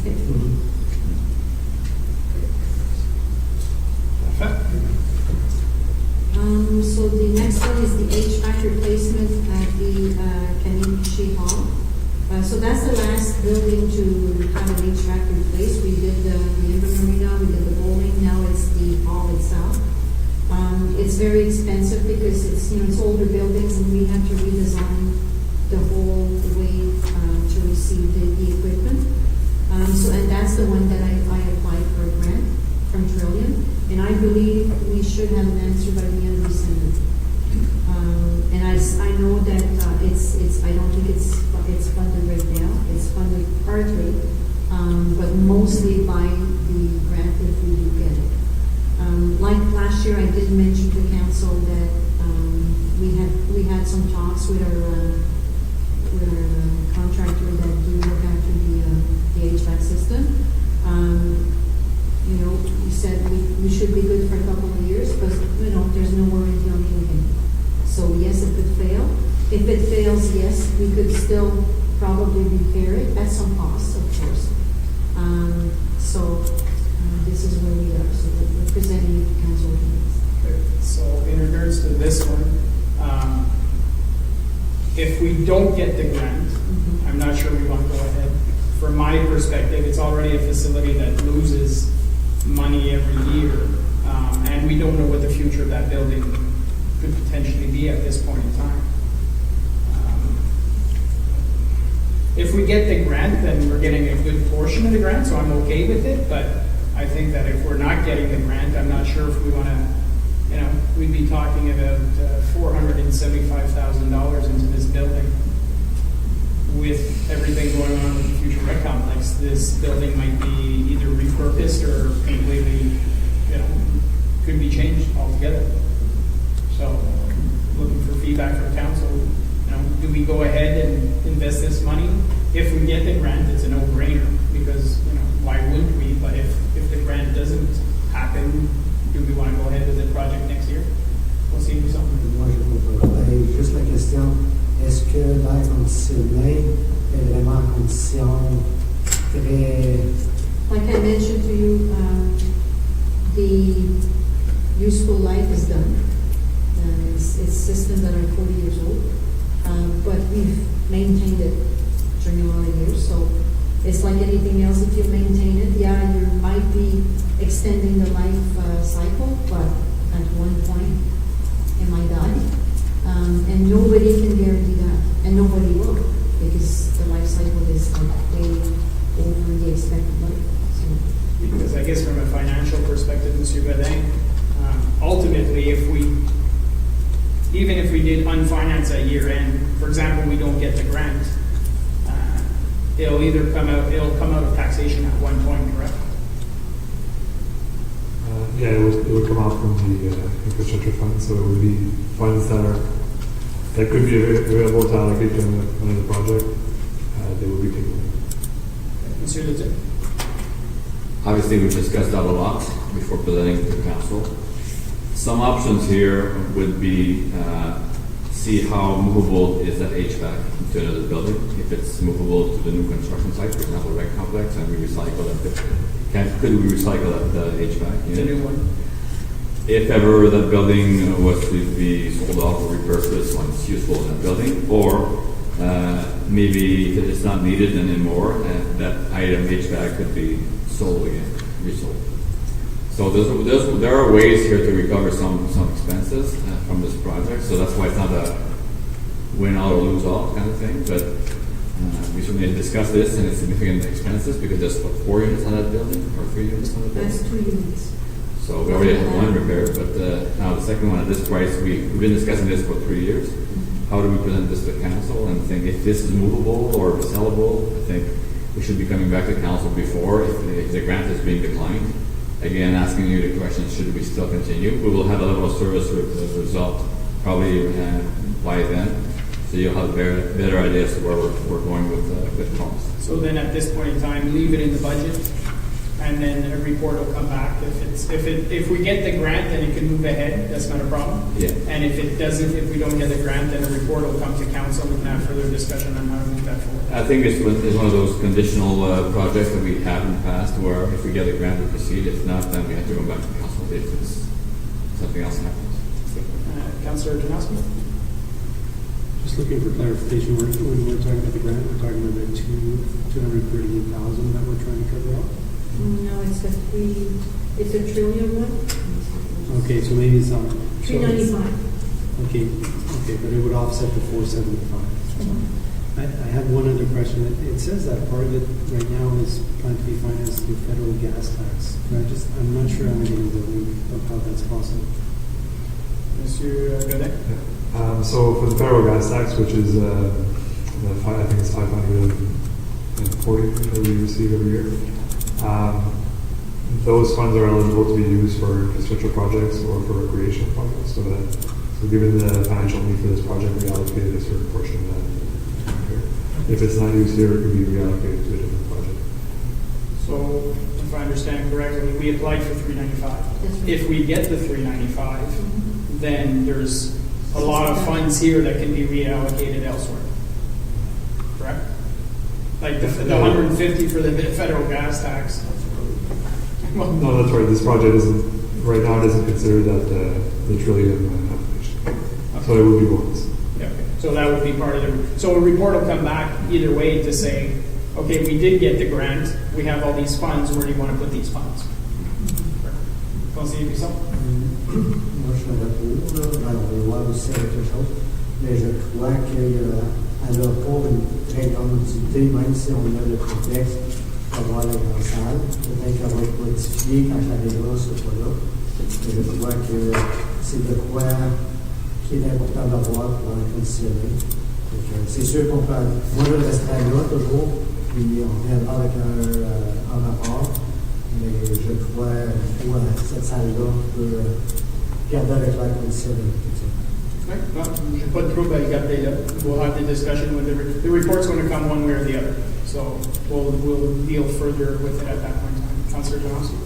Just a clarification point, but if there is this grant that comes in, Well, I think I just answered the question. If the grant comes in, we could reallocate that gas tax very Elsewhere. easily, right? Yeah. So, but it would have to be, it could be anything related to roads or anything. Okay, that's it. Okay, we're good with that one? Next one, well, it's a truck. It's a truck, and it's a very cheap one, $10,000. No, that's a dream truck. So last year we were really happy at the department because finally we were getting a new vehicle, a new truck. But guess what? We never got our truck because nobody has trucks anymore. So we just had news 2 weeks ago that the company that we had chosen to get a truck from the tender could not supply a truck probably for another year. So right now we're looking into, with Mr. François, the project manager that had the tender, to see what are the options to secure another truck somewhere else. So that's where we are. So this $10,000 So is it's in addition it's extra to 2021 because That's the right. price of trucks have gone up. Because right now, you might be looking at a used truck, but as you probably know, used vehicles went sky high because you cannot get a new vehicle. So it's a vicious circle. So I guess I'll mention to you the same thing I said to Monsieur Bourgault, so a smart car rental. No, it's very hard to carry garbage cans with that. Yeah. So anyway, so that's a 10,000 on top of what we had. We had 28,495 last year.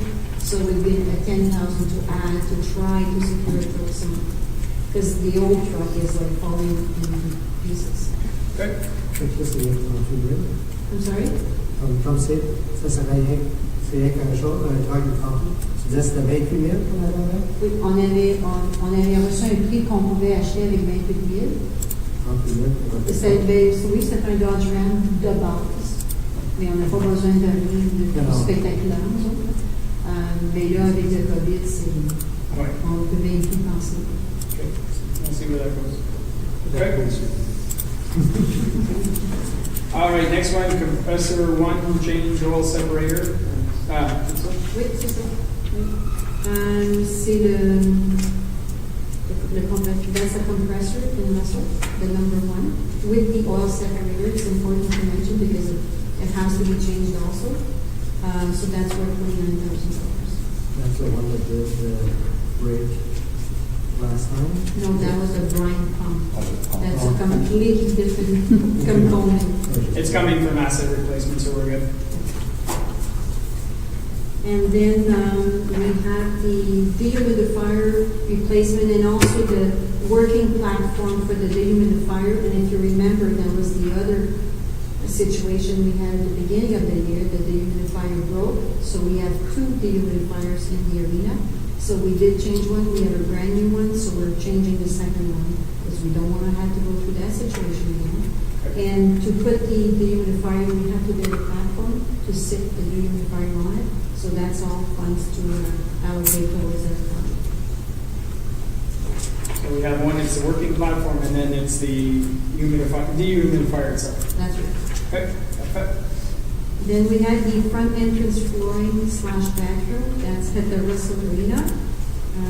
So that's where we had ceramic flooring between the vestibule, if you want, and the Russell Arena.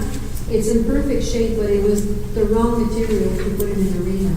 When you come in with skates, this is not, it's not going to be good at all. So we'll remove the ceramic and put that rubber flooring, and also the 2 bathrooms will be changing the floor. I'll say, Yeah, I mean, especially over the last 2 years with COVID and all the kids having to change outside and get dressed and whatnot, for them to then, either have to have somebody go in with them, put their skates on, or carry them in, or, skate guards are great, but skate guards don't do very well, and they don't do very well on ceramic tile. So This will be changed. okay. And then the other ice resurfacer in Russell. We've changed the one in Denver last year, so now we're asking for the one in Russell. In the last 3 years, we've put over $20,000 worth of repairs. So that machine has also affecting its life cycle, so this is why. And you have to remember that if we do build a complex, those 2 brand new machines will follow. So it's an investment. And again, for all the same reason, we'll be looking into Zamboni. You will remember the report that I presented back in June for the exclusion of sole sourcing. It's probably going to be all the same reasons because Zamboni is the way. The service plan. The service plan, was so the much better. proximity for the servicing. Because Olympia is in Aurelia, so we have to pay a very expensive fee just to get the machine there back and forth. Marionville side entrance. Yeah, so we did pave the parking lot this year in Marionville, which was in Looks fantastic. in great demand. So now we have to pave the other section beside the hall. That section could not be done under the paving tender with counties because they don't do that kind of stuff. So this will have to be done by a private company. So the citizen company had asked us on the public request. So we will be doing that. And our sports and youth center, we would like to change the counters and the sink in the bathrooms in both bathrooms. It's in need of change. The pool, again, we've been putting money in the heater, and that's another part that has not reached this life cycle. So, and unfortunately for those heaters, they are sheltered, but they're on non-heated buildings. So, like the supplier said, the contractor said, corrosion gets into them and they don't last. So that's the unfortunate part. But we need to heat the pool because some morning it's pretty cold in there at 8 o'clock. So that's the price. Next one, safety netting. Yeah, that's the last one, and that's if you look at the picture, this is the net that when you come in the dome from the doors, the net there doesn't go up to the ceiling, and so we've had 2 people that were hit by a ball because that's where we align some chairs that people can take off their shoes, put their coat on the racks. And so the ball went over the net. So we've asked an estimate from Farley, the dome supplier, to extend the net up to the ceiling. I'm not sure why it was not done, but obviously it is a risk factor here for somebody that could get seriously injured. So the rest of the netting is okay? Yeah. And it's just that one section? It's just that one section. At the other end, it will be the same thing, but... No, because you don't have people sitting there. Oh, I see something. Yes. Okay, perfect. And I think that's all for the capital projects. I'm not sure if you have any questions. Any other questions for Madame Vital in regards to Parks and Rec? If not, I think we didn't do council, right? No, did you want to do the grants? No, so we kept council, we waited for sit-in for council just because she'll be presenting the community grants. Okay. And there's also South Nation that we didn't touch on because there's also some things that we can talk and share. So we either we could do it now or tomorrow morning. Okay. How long are we talking about? For the South community Nation won't grants. take long. It's the community grants. Community grants is basically, I copied what we did last year. Yeah. So what I'm recommending to council is to keep the base amount minus 12,500 on each side, and at the end of the year add what's remaining. So that's what we did last year. So we ended up in having like 30 and 50,000 on each side, because again this year we didn't use much of the funds. So we would have like. If you look at it, for me it's very small right now. I printed copies if you guys Okay, they're bigger? Well, it's. I guess we don't have to go after all the grants. They're pretty much the same. It's just what's the amounts we're looking at. So in a normal year, we were doing pre-COVID. I'm talking about. How much were we putting aside? Can you see what your big? I can't see. Yeah, I'll bring it on the screen. Oh yeah. We had 34,000 in time, and we had 29,000 in money. Okay. So I'm keeping those 2 base amounts. Yeah. I'm reducing by 12,500 on each side, okay? But I'm adding whatever's left at the end of the year will be transferred. I guess the question is are we really, like, if we keep the base at the two amounts that we have for next year, is that going to be sufficient? No, that's what last year we added more. 34 and 29 last year was the total? Like, I'm talking pre-COVID, what was our? Pre-COVID was 34 and 29. Okay, and then last year? Last year, you started the year with 44 in kind and 35 cash. Right, so that's what I'm saying. If we keep the pre-COVID numbers, I think that's still, because COVID's still going to go on for a little bit, right? In the beginning of the year. I don't think we're going to need to increase above that. It's up to you. I was just recommending what we did last year. Good. Councillor Donowski, you want to say something? We're going to have surplus from this year, is what you're saying. It's just, Definitely. yeah, so the amount could be lower by the fact that we have Because surplus. tentatively, I can tell you what it would be. Please. That's it. C'est tout petit. It just, I'm sure you might need it. it would take some money, if, instead of putting it in reserve, we would use it for next year so that we don't have to go for taxation. That's what it is. So, normalement, c'est 34,29. Toi, tu suggères qu'on baisse ça pour 22, puis on ajoute le overage qu'on va avoir le 21. Oui, parce que l'année dernière, on avait enlevé 12 500 sur chaque côté. On avait 25 000, OK? 12 500 chaque fois. OK. So, là, qu'est-ce qu'on propose? C'est 34 000 qui était la base. Oui. Moins le 12 500, plus, as of October 31st, October 20th, because that was the last council, we had 37,378. So, you would for sure have about $60,000 income. That's a lot of money. Councillor Lorraine? So I don't have a problem with what you're proposing. Where I get concerned is if we reduce in the 2022 budget, and we bring it in surplus money to cover up the 25,000, which is what you're requesting, then the starting number the following year is $25,000 less than the regular one, and you'd have to go up in your budget by 25,000. Yeah, but it's 12,500 on each side. Regardless, it's still 25,000 that is not going to be there to start with In the next year. in the next year. So I would prefer to say, just go with whatever the number is, 34 and 29. That's the number. We're going to maintain that number, and we can deal with the surplus and put it somewhere else at that point and at the time that we decide that there's a surplus. Because that starting number concerns me in the next year. And that's where I want to make sure we don't leave ourselves short next year of 25 when we're starting out. But like you said, like, I don't foresee any major, because we've already had some cancellations. And again, it has nothing to do with next year. No. Has nothing to do with next year. It has to do with 2023 budget. Okay. So I will put it back to 34 for in-kind and 29 for cash. That's Well, council will have to give, full council will have to give direction on that. But there's other comments I see. Richard,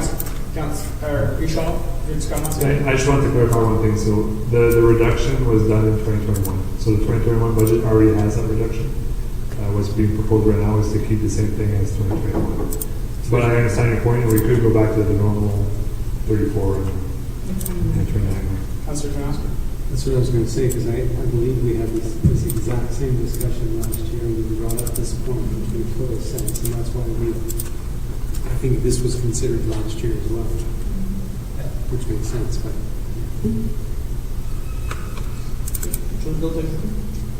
Juste savoir si on faisait de l'autre manière, ça nous donnait du jeu pour de l'argent pour aller chercher notre 1% de réduction dans les autres régimes.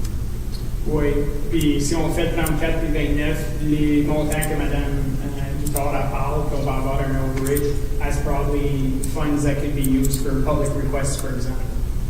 Right? Potentially.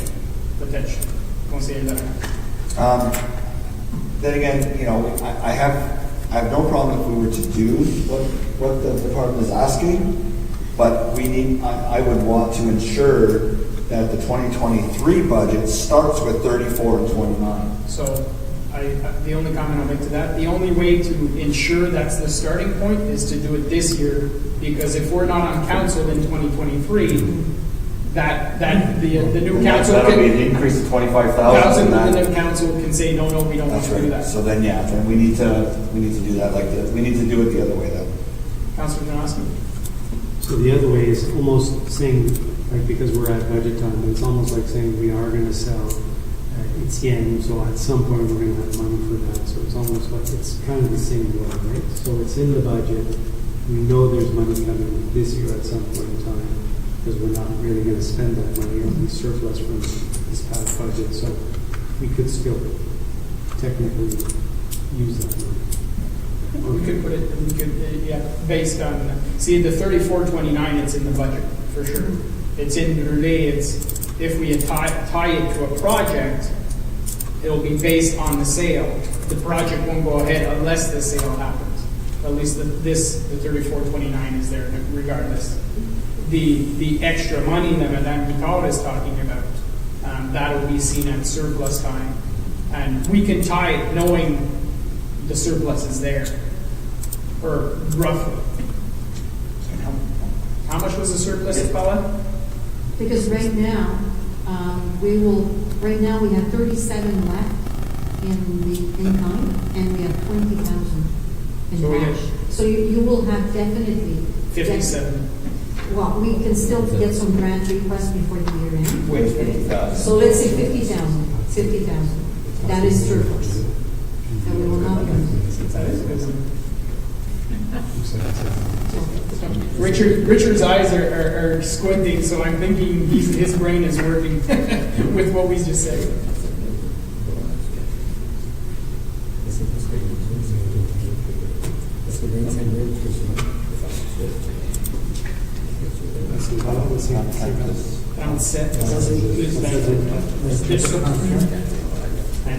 Non, c'est... Dans ces 35 378, ça, c'est qu'est-ce qui reste présentement dans le income. Puis 20 600, c'est qu'est-ce qui reste en argent présentement. Au 20 octobre. There's at least 50 grand. Yeah. So let's say there's $7,000 of grants that come in, which I don't think will.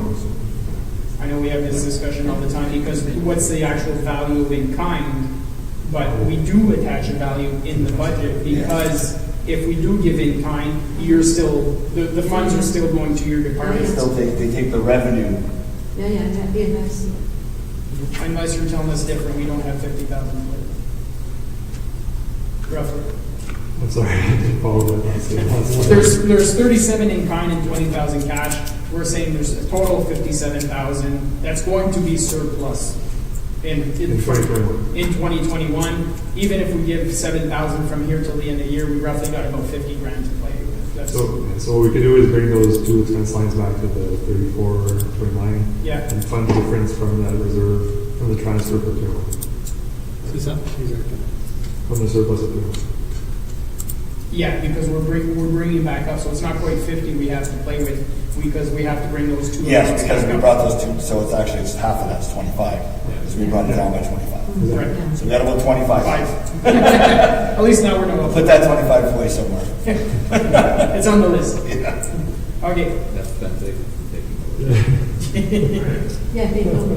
Or should I be pointing over there? Yes. Okay. Put Okay, on the so- list. For my part, do I bring back, for the next time, do I bring back the 34 and the 29? Yes. Recommended? Okay. So 34. Because and also I put some pre-approved, some suggested pre-approved. So there's amounts there, but like we usually do that Yeah. anyway. Is it all the same pre-approved, or is there anything different? Most of them. Yeah. Some So of them are not there anymore. We took out because they haven't been there for 2 or 3 years. So, and because it's coming. So if they come back, they come back, and Right. we'll deal when they come back. okay, but you're not adding anything new that we're not aware of. No. Okay. Conseil Brisson? And there's no special projects this year that are coming up, like I think we had one request from a couple years back with the cow thing that didn't happen, but we had put money aside, so. They didn't even Scott. That was not part of that was on a separate line. No, it was in the community grants budget that we had put that money. Yeah, but I mean, it was not on this thing, it was on the same line. Yeah, I just want to know if there were any other projects that would apply, that would title this, that we would need to add to the. Monsieur Leduc? For Mrs. Scanner, we had, at the second year, we did create a reserve for that. Okay. Which is it's still there, so. It's still there? Okay, how much is in that reserve? 10,000. So you're now at 35. If everybody's okay. I won't be too rushed to do that, Mr. Mayor. As far as I know, unless you know differently, but the people that had spoken to me about that in the past, it's not on the radar, unless it's on somebody else's radar. Mr. Leduc? The reason why I heard lately about that is because they thought we had taken it out. And actually we did not. We took it out from that 1 year to create a reserve. But they thought it was completely out. Okay. We still had $10,000 reserve on here. And that's when they were told that it's there, they were a little surprised. Okay. So it may come back on the radar. Okay. So anybody who knows anybody at the Richelieu Club, I think it's not, is it the Richelieu? It was Richelieu. Monsieur Perron, the money's still there. And there's a big amount of money of $9,000 for the Jeux de la Francophonie. So I'm not too sure if they're coming back. We have not heard anything from them yet. So maybe it's too early. I have no idea. And I know I think the director changed again there, so. I would hold off on that one, just because it might not be in 2022, but once that's finished, I anticipate that in 2023 it's going to come up. So it's there. It's pre-approved. So. Yeah. I just wanted to mention. Conseiller Bisson? Je me demandais juste pour que ça paraisse bien, savoir si on était à 35 et 30. C'est juste 1000 piastres de différence. Pour un chiffre, non? Ouais. We can do that. What's that? 35 puis 40. C'est 35. C'est juste ça paraît. Pour 2000 piastres de différence. OK. Monsieur Leduc? Un peu d'humour. C'est facile à dire quand on s'en sert pas.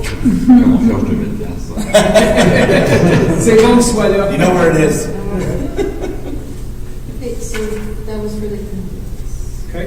Just maybe the last note on the council budget. We did prepare the slides for the council budget, but the only other change was for the discretionary budgets that were reduced in half last year. We put them back to the normal values this year, so they're back up to 3,600 and 10,000 for the mayor. I would suggest we cut them back down to half. Almost all the conventions are still virtual for 2022, so I don't see the point. If I look, nobody spent almost any money. So there's quick 3, 6, 5. There's another $10,000, $11,000 that saves right there if we do that. You guys okay with cutting the budget, leaving them at half for now, and we bring them once conventions start back in person, then we can bring it back up. But yeah, okay, we're good if you keep it cut in half. We got to give you some places to find some funds.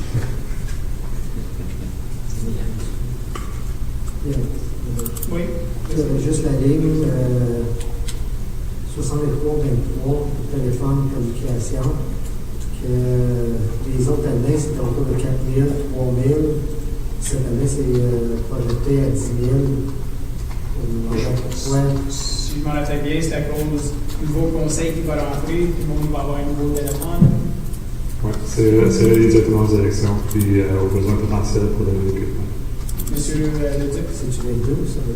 Dans notre politique d'IT, on parle de faire une correction qui, lorsque vous allez quitter, si vous êtes défait, exemple, à votre prochaine élection, ben, vous pourriez partir avec votre tablette ou autre chose. Donc, c'est pour ça qu'on planifie avoir besoin de fonds additionnels pour arriver à machine neuve, à moins que votre machine ait moins de 6 mois ou 1 an vieille.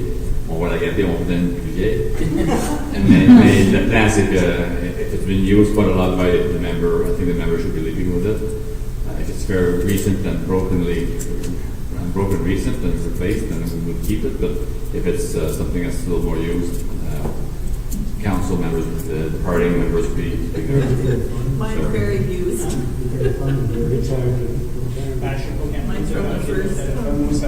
I got an iPhone 5. So that's why we had those monies set aside. Yeah, so if we need to change telephones and stuff, and it might not be used, but at least it's there if ever there's a clean slate, then you got 5 new sets of phones and iPads. Right? Perfect. Anything else? Oh, South Nation? Yes, I think we have one final slide. Which, before- yeah, before which we get-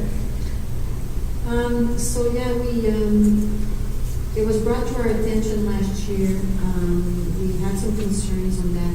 There's a man-made trail behind the Renoir and Rembrandt section.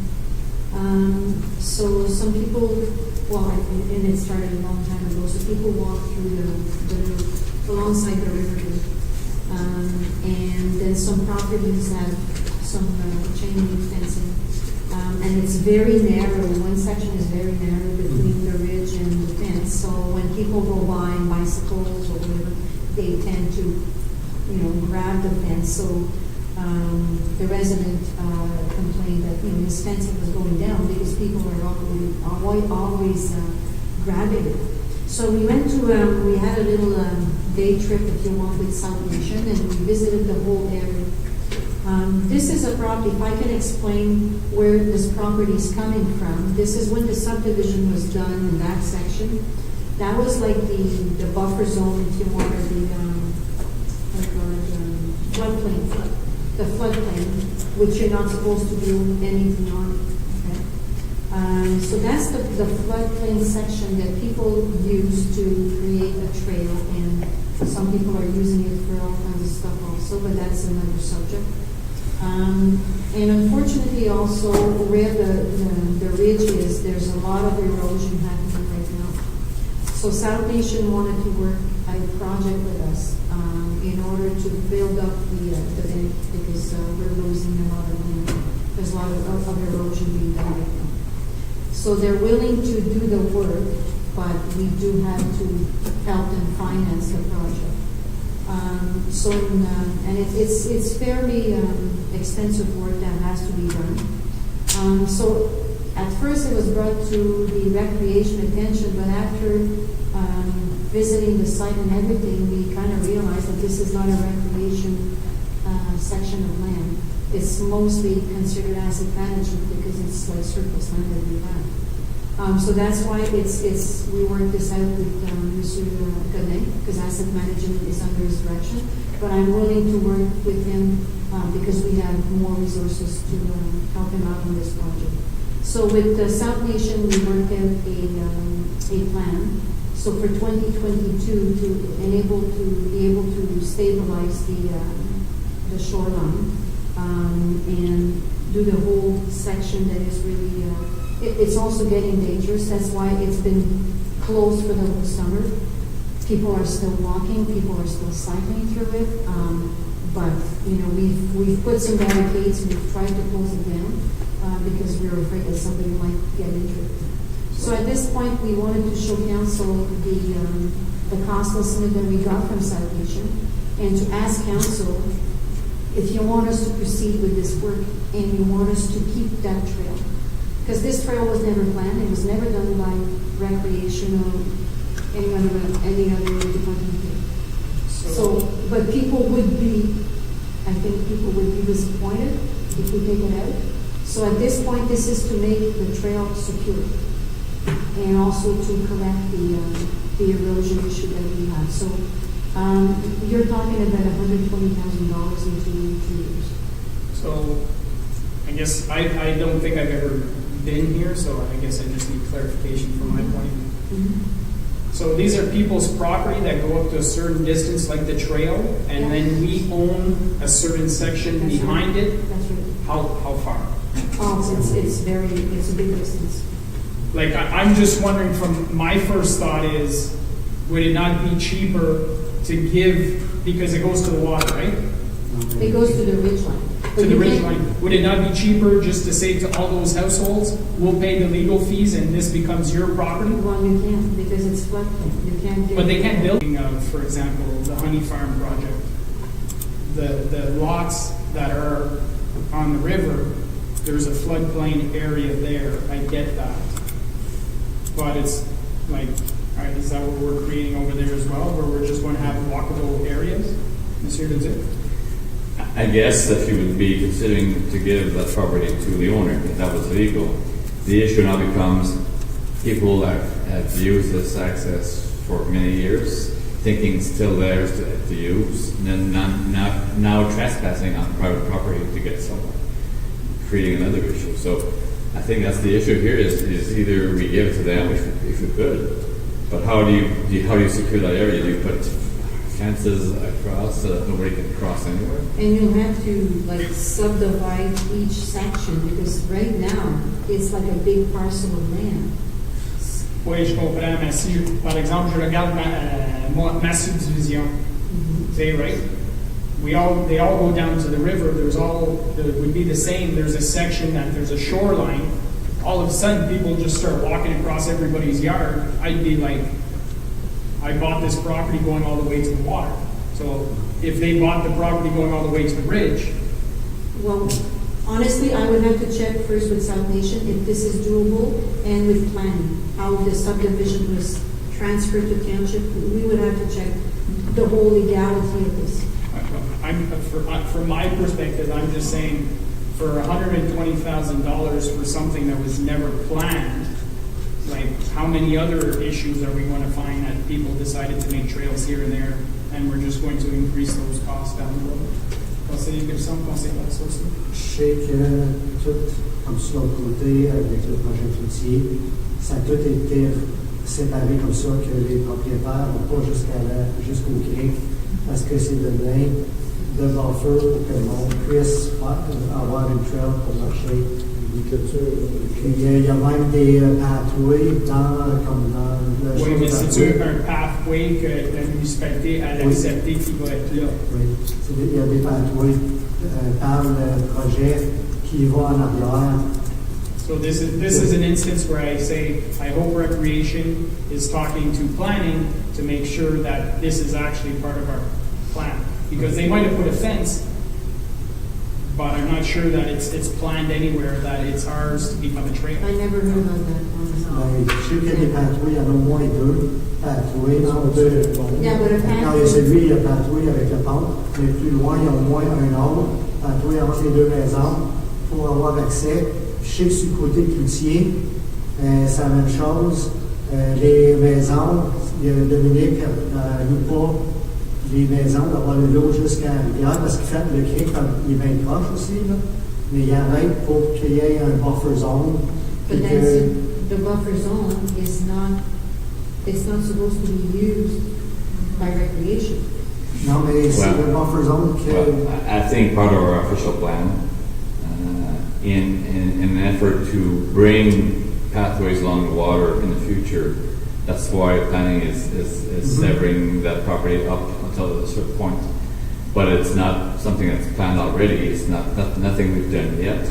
So if there are pathways there as man-made over time. Le pathway pour man-made. No, Ça, c'est pour faire that's correct. Le deuxième pathway, But we're talking about the pathways along the stream here. derrière les l'autre, non. Mais je sais que c'était pour ça que ça avait été gardé. Yeah, but that's something along the bush line, around the shoreline, eroding the Because berms. if the buffer zone, who owns the buffer zone? We own the buffer zone. Yeah, it was transferred to township. Which means we have a responsibility. That's right, yeah. Reliable.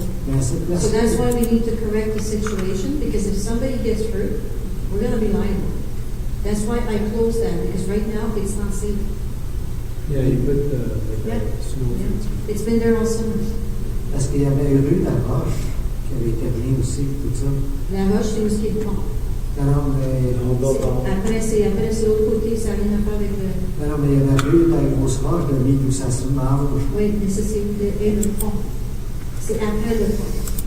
Okay, mais nous autres, c'est pas là le problème. Unless there's a lot of encroachment there. Councilor Solsky? That was my point I was making to make. It's a lot. Yeah, no, so it's, yeah, I remember the developer having me go and look at that, and he had ideas for it, that it is our property, and then erosion's happening, and it's now an encroachment issue. Yeah.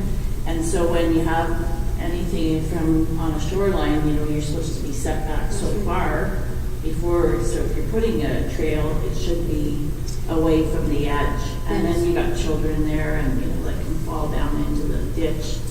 And That's things why like we that. wanted to work this project with South Nation, because they are the expert on how to build a pathway, a trail if you want, and all at the same time respecting the floodplain. You know, and it's the same issue like with the trail, what we're experiencing, so it's very similar.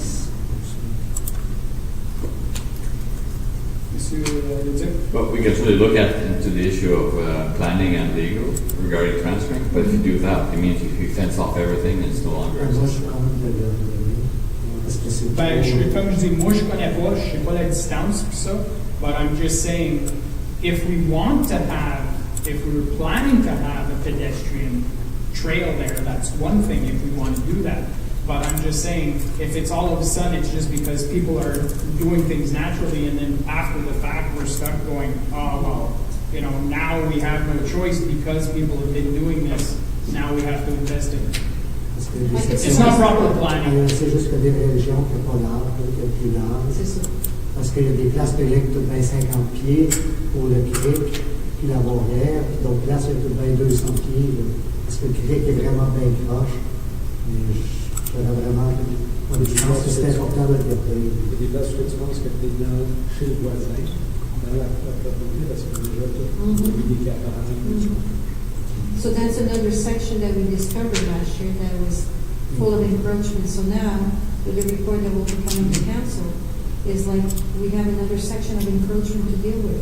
So not It's like, only, that one I think is even worse than the trail, because a lot of properties are almost, they almost claim another lot completely Yeah. for their house. Yeah. It's like unbelievable. They have a second lot added, because that was the buffer zone, that was the floodplain. And honestly, you know, there's reasons why they are identified as floodplains. So I'm wondering if it did not trigger some erosion issues. so now what you're telling me is, this plan is just one piece of the puzzle, and the encroachment issue, like, we're gonna get into serious legal fees and everything for a pathway that was never planned. Yeah, but it's not on their property. They are on our property.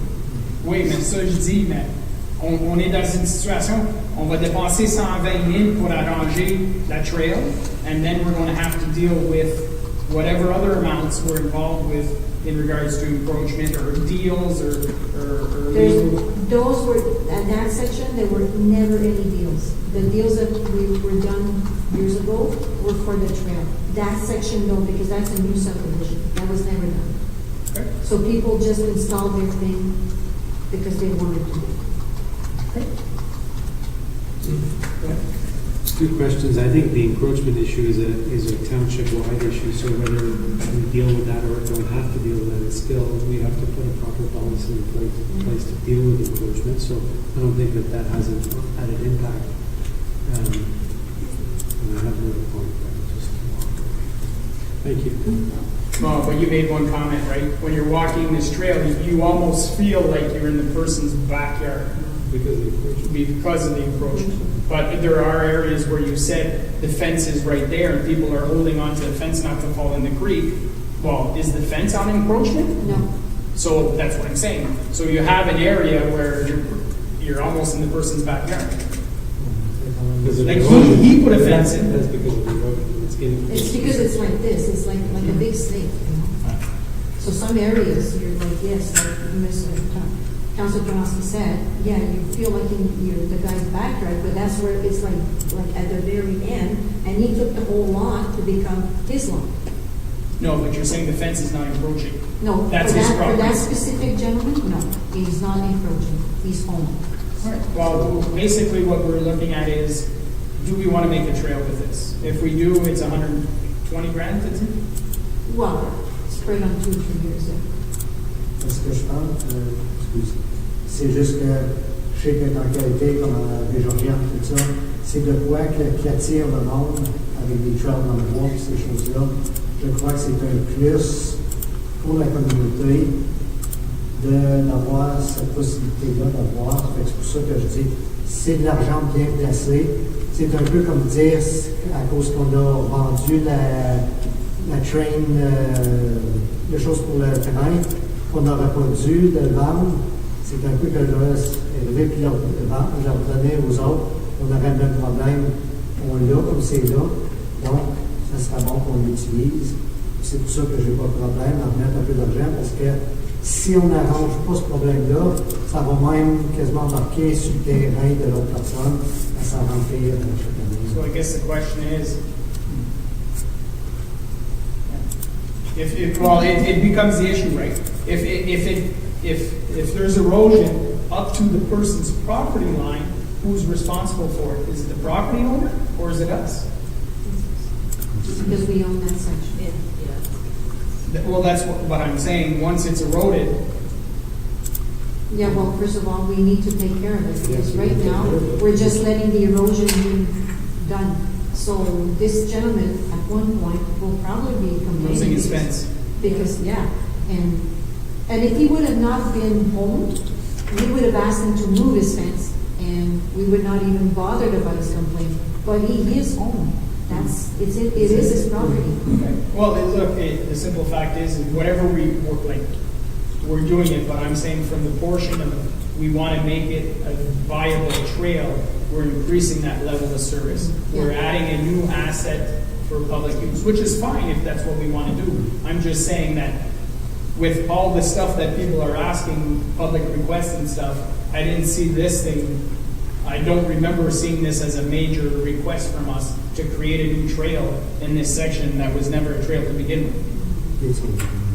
And something else that also council has to be aware of, if we do accept to do the work and we do accept that it becomes a municipal trail, there's maintenance that comes with that. Right. So staff resources and money, and so it doesn't stop there. Well, that's what I'm saying. Yeah. It's an added asset. Yeah. There's added asset management fees. There's asset operational fees. Yeah. Conseiller Dye? Yeah, I think, at this point, I think we pretty much have to do what we have to do to ensure that there's no issues and it's safe, and we don't come up with additional liability issues. I think where you were going before, correct me if I'm wrong, but it would have been better that when these developments are being built, that this discussion happens then, because then there's potential offset to the developer to actually build these trails and build it in, or factor that in with the cost of funds that come back and whatnot. So I think there's it's communication between the different departments to ensure that that's something that we want to do down the road and identify it. And if not, then we need to make sure we block those things off in the future. But if we knew that there was going to be walking trails and whatnot, then I think we needed to identify it then. And that's where you get the developer on board is paying for that new increased level of service. New asset. One thing that I did ask Citation is, what about on the other side? Is the developer taking care of his side? Because that's his side. And is erosion issue should be dealt with the same as Township is dealing with. So apparently there is a plan, and they've already started repairing the erosion issue. They have put stone. So that's what I was told today. So, and in the defense, of many years ago, that's like over 18 years ago, that subdivision there. So, Recreation Department was not too very Developed, if I can say. A project that I wasn't. Yeah. I don't think we had an asset management department either. So, those are things that are now coming up. So, yeah, like Councilor Donay said, yeah, we need to communicate all these things, because now we're finding all those little things here and there that are. Well, like I mentioned, the first one that comes to mind is the Honey Project, where it's on the river across roughly from where the food land is. All those houses are going to be backing onto the river, similar to my project. Je pense pas qu'ils seront. Ben c'est ça, si la propriété elle se rend pas jusqu'en bas, ça va être nous autres, ça va être la municipalité, and people are going to create a walking trail. That should be part of the site plan agreement, that should be part of the development, the subdivision agreement. Because I think Probably that too is, late now, but, It's like a draft house I've been very good. yeah. when I was told from South Nation, they kind of prefer that the township takes over the floodplain area so that it's, you know, it's well taken care of, if you want. And I'm not saying the developer wouldn't do it, but I think for them it's kind of a better security, if you will. So they usually like to transfer that part of land to the municipality. So here's a question then. If, again, talking about that subdivision that's going to go in, if it goes all the way to the river and the person doesn't own all the way to the river, so are we adding grass cutting contracts for that 10, 12, 50 feet at the end? No, and you know, this is what happens at that section of the one down. People are cutting the grass, so that's why it became their property. They're cutting the grass. Like the grass is like their backyard. Yeah, I guess I'll research it more. I don't see the purpose of not taking ownership all the way to the river. C'est une nouvelle mentalité que les solutions. Oui, mais je veux dire. Que c'est gardé pour trail, puis Then what's the purpose of somebody paying a premium to be on a waterfront lot when they actually don't have access to the water? But that's not water, that's. Yeah, there's no water. No, but I'm talking about the one in Russell. You know, that's what I'm saying. Like I say, I haven't been to this area, but I'm picturing that if that's the case, where there's a strip of land that we continuously take for water access for floodplain and that kind of stuff. So we might have to rethink that. Les places, je crois qu'il y a d'autres choses que c'est comme l'eau, c'est la nouvelle tendance, que justement c'est pour le public, pour pouvoir passer du long, avoir des trails de long bois. C'est une nouvelle, plus une tendance. Parce qu'il y en a bien qui complainent, comment se fait qu'on ne peut pas revoir contre la rivière, mais là c'est contre la rivière, c'est déjà des propriétés privées déjà vendues depuis longtemps. C'est pour ça que dans les développements qui ont tout à travers, qui s'en viennent, c'est tout obligé d'être dans la municipalité. Oui, parce qu'autrement, les autres peuvent couper tous les arbres, n'ont pas vraiment de contrôle sur ces choses-là. Oui, mais non, mais je fais que personnellement, si j'achète une maison sur le bord de l'eau, je veux avoir accès à l'eau. Mais dans la rivière, Ouais. c'est mal. And again, there is a buffer, like when you buy a home on the waterfront, you don't own right to the water's edge. So you have to, I just witnessed this last week where a homeowner stripped the entire shoreline of trees and the soil's all collapsing into the river.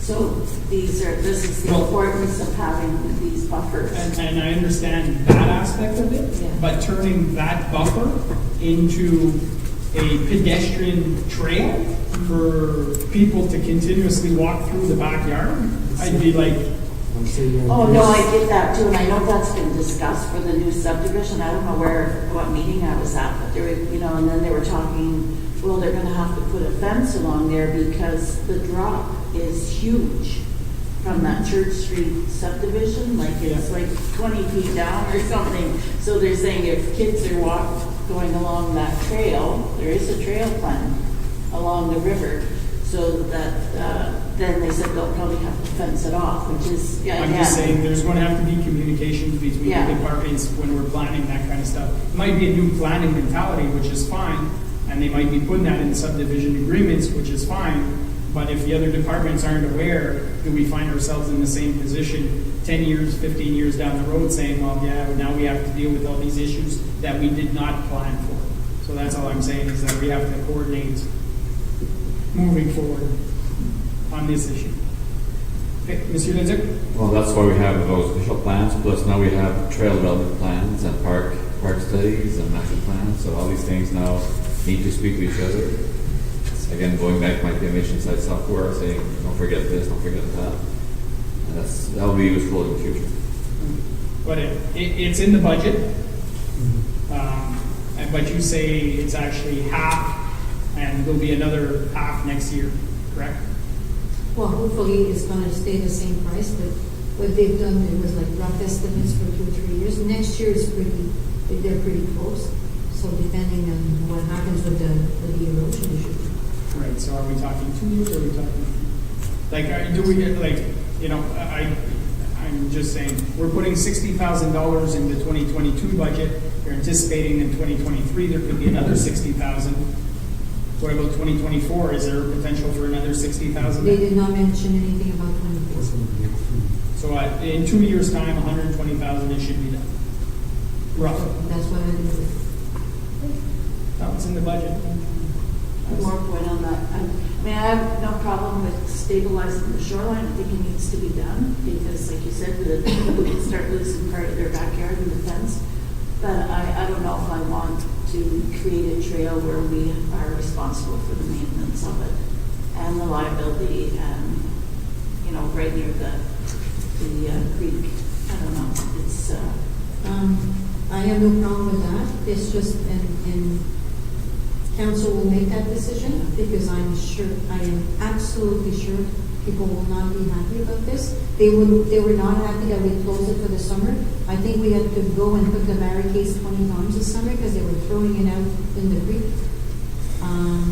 But it is what it is. If we're closing it down, we're closing it down. So 12,000 for the shoreline stabilization, 56,000 for the restoration project. Now, what does that, well, is that? The 56 is more for the trail itself. And to smooth it out, to make it more of a walkable trail. to be safe. Because right now, there's areas it's not safe. Because the area where that fence is being collapsing, you have like maybe 2 feet wide to go with your bicycle. Some people go there with their bicycle. So they hold to the fence while they're biking. Okay. So I guess the question is council okay with creating this new asset and everything that's going to come out with having this new asset? Councilor Lorraine? But we own that land, right? So it's already an asset to us. This is just an additional piece to it. And I think we own the liability. So why not spend the 56,000 to fix the potential liability issue of it not being safe, and at least maybe we mitigate some of that potential issues down the road. Because if we just leave it and fix the shoreline, and something happens, somebody gets hurt, it's our land, we're on closure. Either way. Right, but it's not only the 56, it's the 63 the following year. Yes. For the same reasons, right? Yeah, this is to do one section, the year after is to do the other section. Right. So I just look, we have multiple properties. All of a sudden it could be, there's a trail, people have created a trail at the old landfill site and they're going biking in there and we don't know about it. And in 10, 20 years, it's like, oh, they've been using it forever. Like, it's a trail, it's municipal land, we have to repair it and fix it. Well, it's exactly, if I can give the example, it's exactly the same that they did in Sherwood. That was a man-made trail. Yeah. The municipality never did the trail. It was a man-made. And at one point, because the Cyclist Association asked for it, and so we did ask for insurance from them, and now we have to maintain it more diligently, if you want. So it became a more official trail. So this is what, we're turning this into an official trail by doing this. That's all I'm saying. Yeah. I'm fine if we do it. I just want us to realize that this wasn't a planned asset. We're increasing the level of service and we're increasing all the what that entails, future asset management costs, future maintenance costs. I'm fine with it. I just want to make sure everybody's clear that's what we're actually doing. Because that's part of the trail. No, it's not. No. And I was very clear with Mr. Ryan last week that this is not part of the circuit that he had given me in the agreement, and I never allowed them to be there with their bicycles. Never. People are going there on their own. On their own, yeah, and he understood that, and I asked him to ask his cyclists not to go there anymore until we reopen. Personnellement, je pense que c'est un sexe, quelqu'un qui marche. Yeah. No, well, the other option is that we just permanently close it. That's the other option. So we could technically do the 12,000 shoreline, permanently close it, and that's it, that's all. It's no longer a trail. Eh? It'll still be used. Well, depending on how you close it, if you cap it off at each end, that it's not something, it's not temporary, it's permanent. They're gonna go in the creek. It'll go in the creek, it's a drop creek. They will. We bike in the creek. So, well, that's what I'm saying. Council, are we comfortable with going this route? You're okay with it? Creating a new asset, all the responsibility comes up with it? You're okay with it? Comme c'est bien, c'est pour Councillor Laurent, that's already an asset, we just need to manage it. No, but like I say, it's an asset that was never planned. Right? It's like if somebody decides to make a trail on other pieces of our property, that doesn't automatically mean that we're going to have to create trails there because it's been done. You know, we do, if we decide to go that route, we accept it and we move on, and perfect, great. But, you know, so, Councilor Finoski's okay, you guys are okay moving forward with it? Là, comme c'est là, c'est pour réparer. Ben non, c'est pas pour réparer. Le 12 000, c'est pour réparer. Toutes les autres choses, c'est de l'extra pour créer une nouvelle trail. Yeah, in the 2023, I'm not sure from the 63,000 how much would be identified for the erosion issue. But that's an approximate estimate right now to correct the most dangerous section of that trail.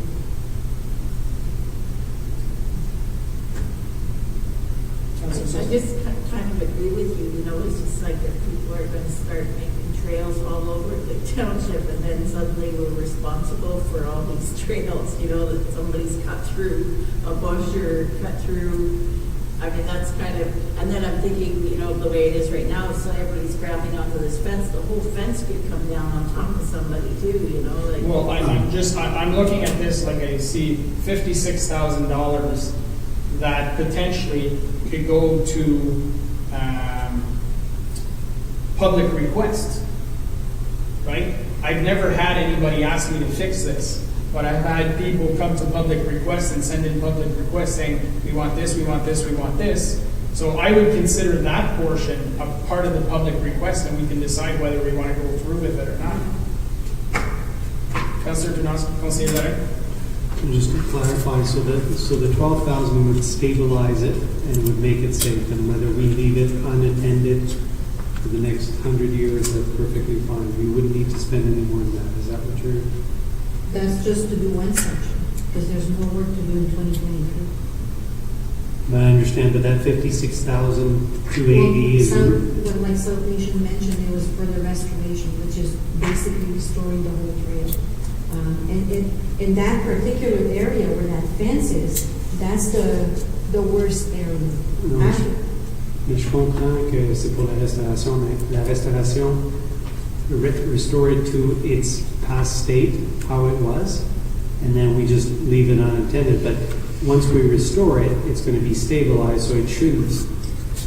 People are going to walk behind there as they would, and if we close that off, they'll walk in the creek. It doesn't mean that we have to make it an official trail. People will make.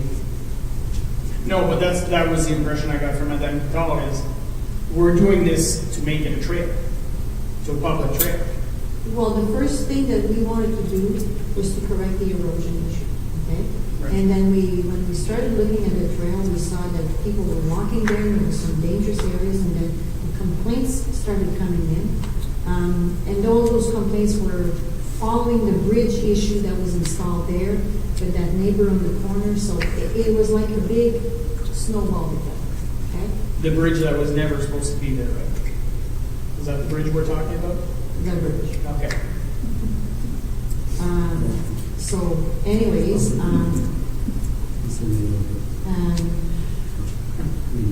so that's how it all came about. And we went there for a walk with South Nation, and all those problems were identified. So. Conseiller. All right, I'll break the tie. I think it's important to take take it, probably going to contradict myself a bit, but I agree. I think it should. I think the trail piece should be part of a public request. And if it comes back in 2023 as a public request, then we can look at it. But if it's not a public request this year, and we encourage the public to come out and make requests and take time out of their schedules, and then we've got 56,000 there. How many public requests could we knock off the list this year with that money? Probably a couple, if not 2 or 3, right? So I don't think it's unless I'm hearing different. I don't think it's an absolute emergency to create this pathway or clean up that pathway, or is there a portion of the 56 that we absolutely need this year to fix a problem area, but the rest of it we're not actually going to create? Then we can. Is it 50,000? Is it 45,000? But I agree with the mayor and Councillor Sosi on this. Is probably more designed as a public request, and that would free up for Mr. Auger to put in the budget 56 that we can use for other requests. Another possibility is that we partner with SNC to put in grant applications to fix this area. They did make an application earlier this year, and they were denied. Right, but it doesn't prevent them from doing it again, right? Yeah, absolutely. And I know, I'm not for sure if there was I'm trying to look in the ACE presentation that was sent 2 days ago. I think he did mention this as a request, that he wanted that sector to be corrected.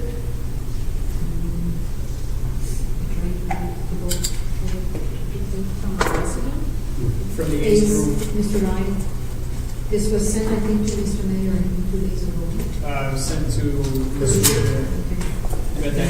Yes, I was given this.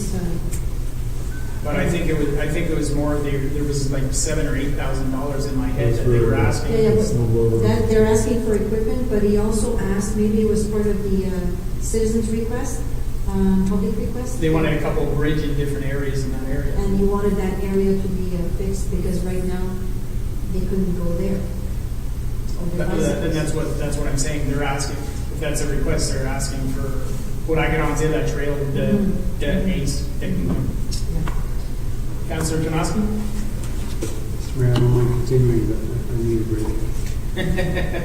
For one thing, but secondly, can I propose that we get clarification of that 56,000? Because I'm okay with restoration and then let it be. We don't have to put an official trail. I'm okay with that. I'm happy to use that money in public request as well. But I'm just not sure that what the percentage or the amount is. So if we can get clarification for that tomorrow. I could try to reach that patient tomorrow morning and see if they have clarification for that. It'll have to be early. They have their it's a board meeting tomorrow morning. So because I did reach to one of the members yesterday, and that's what she had sent me. So yeah, but you know what? Realistically, worst case, if we leave that in the budget for now, we can get a report that comes back, and then we can adjust the funds as need be. I mean, it could come before budget approval at the next in November. Monsieur Leduc, Monsieur Godin? Or maybe better, just put it up to the limit. Let's say you put, it's 12,306 for shoreline stabilization. You may put that number at 25,000, for example, for shoreline stabilization. Whatever that leads you to, when you maybe do some work that was supposed to be done in 2023, just do it for $25,000 worth of it, and then next year you put that to next year's budget. So if you put it at that limit, at least you close the discussion.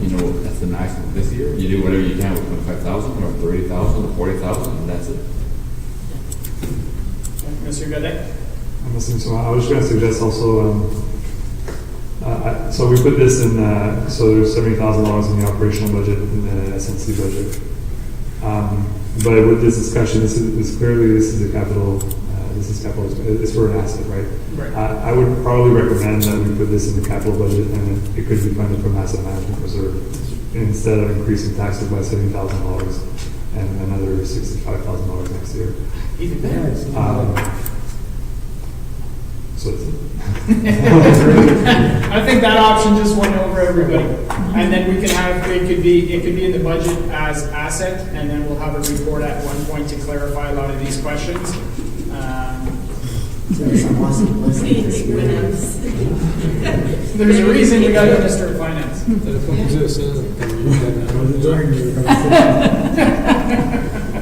Half hour ago would have been nice. Okay. We're not paid overtime either. So that's it for South Nation. Just so everyone is aware, the actual increase for the township to South Nation for the tax levy is approximately $8,000 for 2022, if I remember well. yes, right. So there was a 5% increase, which is 8,500. Okay, so that's the actual increase, because when I saw 50% more on the budget line, I was like, something about so 8,000. Okay, perfect. That was the last slide, Mr. Benning. Public request tomorrow morning. That's correct. Okay. You guys are okay with ending? We don't have a question period anymore. Confirming bylaw. That bylaw 2021-103 being a bylaw to confirm the proceedings of the Council of the Corporation and Township of Russell at special council meeting held on October 20th, 2021 be read a first time, second time, and third time and passed. Need a mover and a seconder? Moved by Councillor Lorraine, seconded by Councillor Tonosky. All in favor? Anyone opposed? Okay. We will be back here at 9 o'clock tomorrow morning. Thanks, everyone. Very productive day. Yeah, we can leave our stuff here.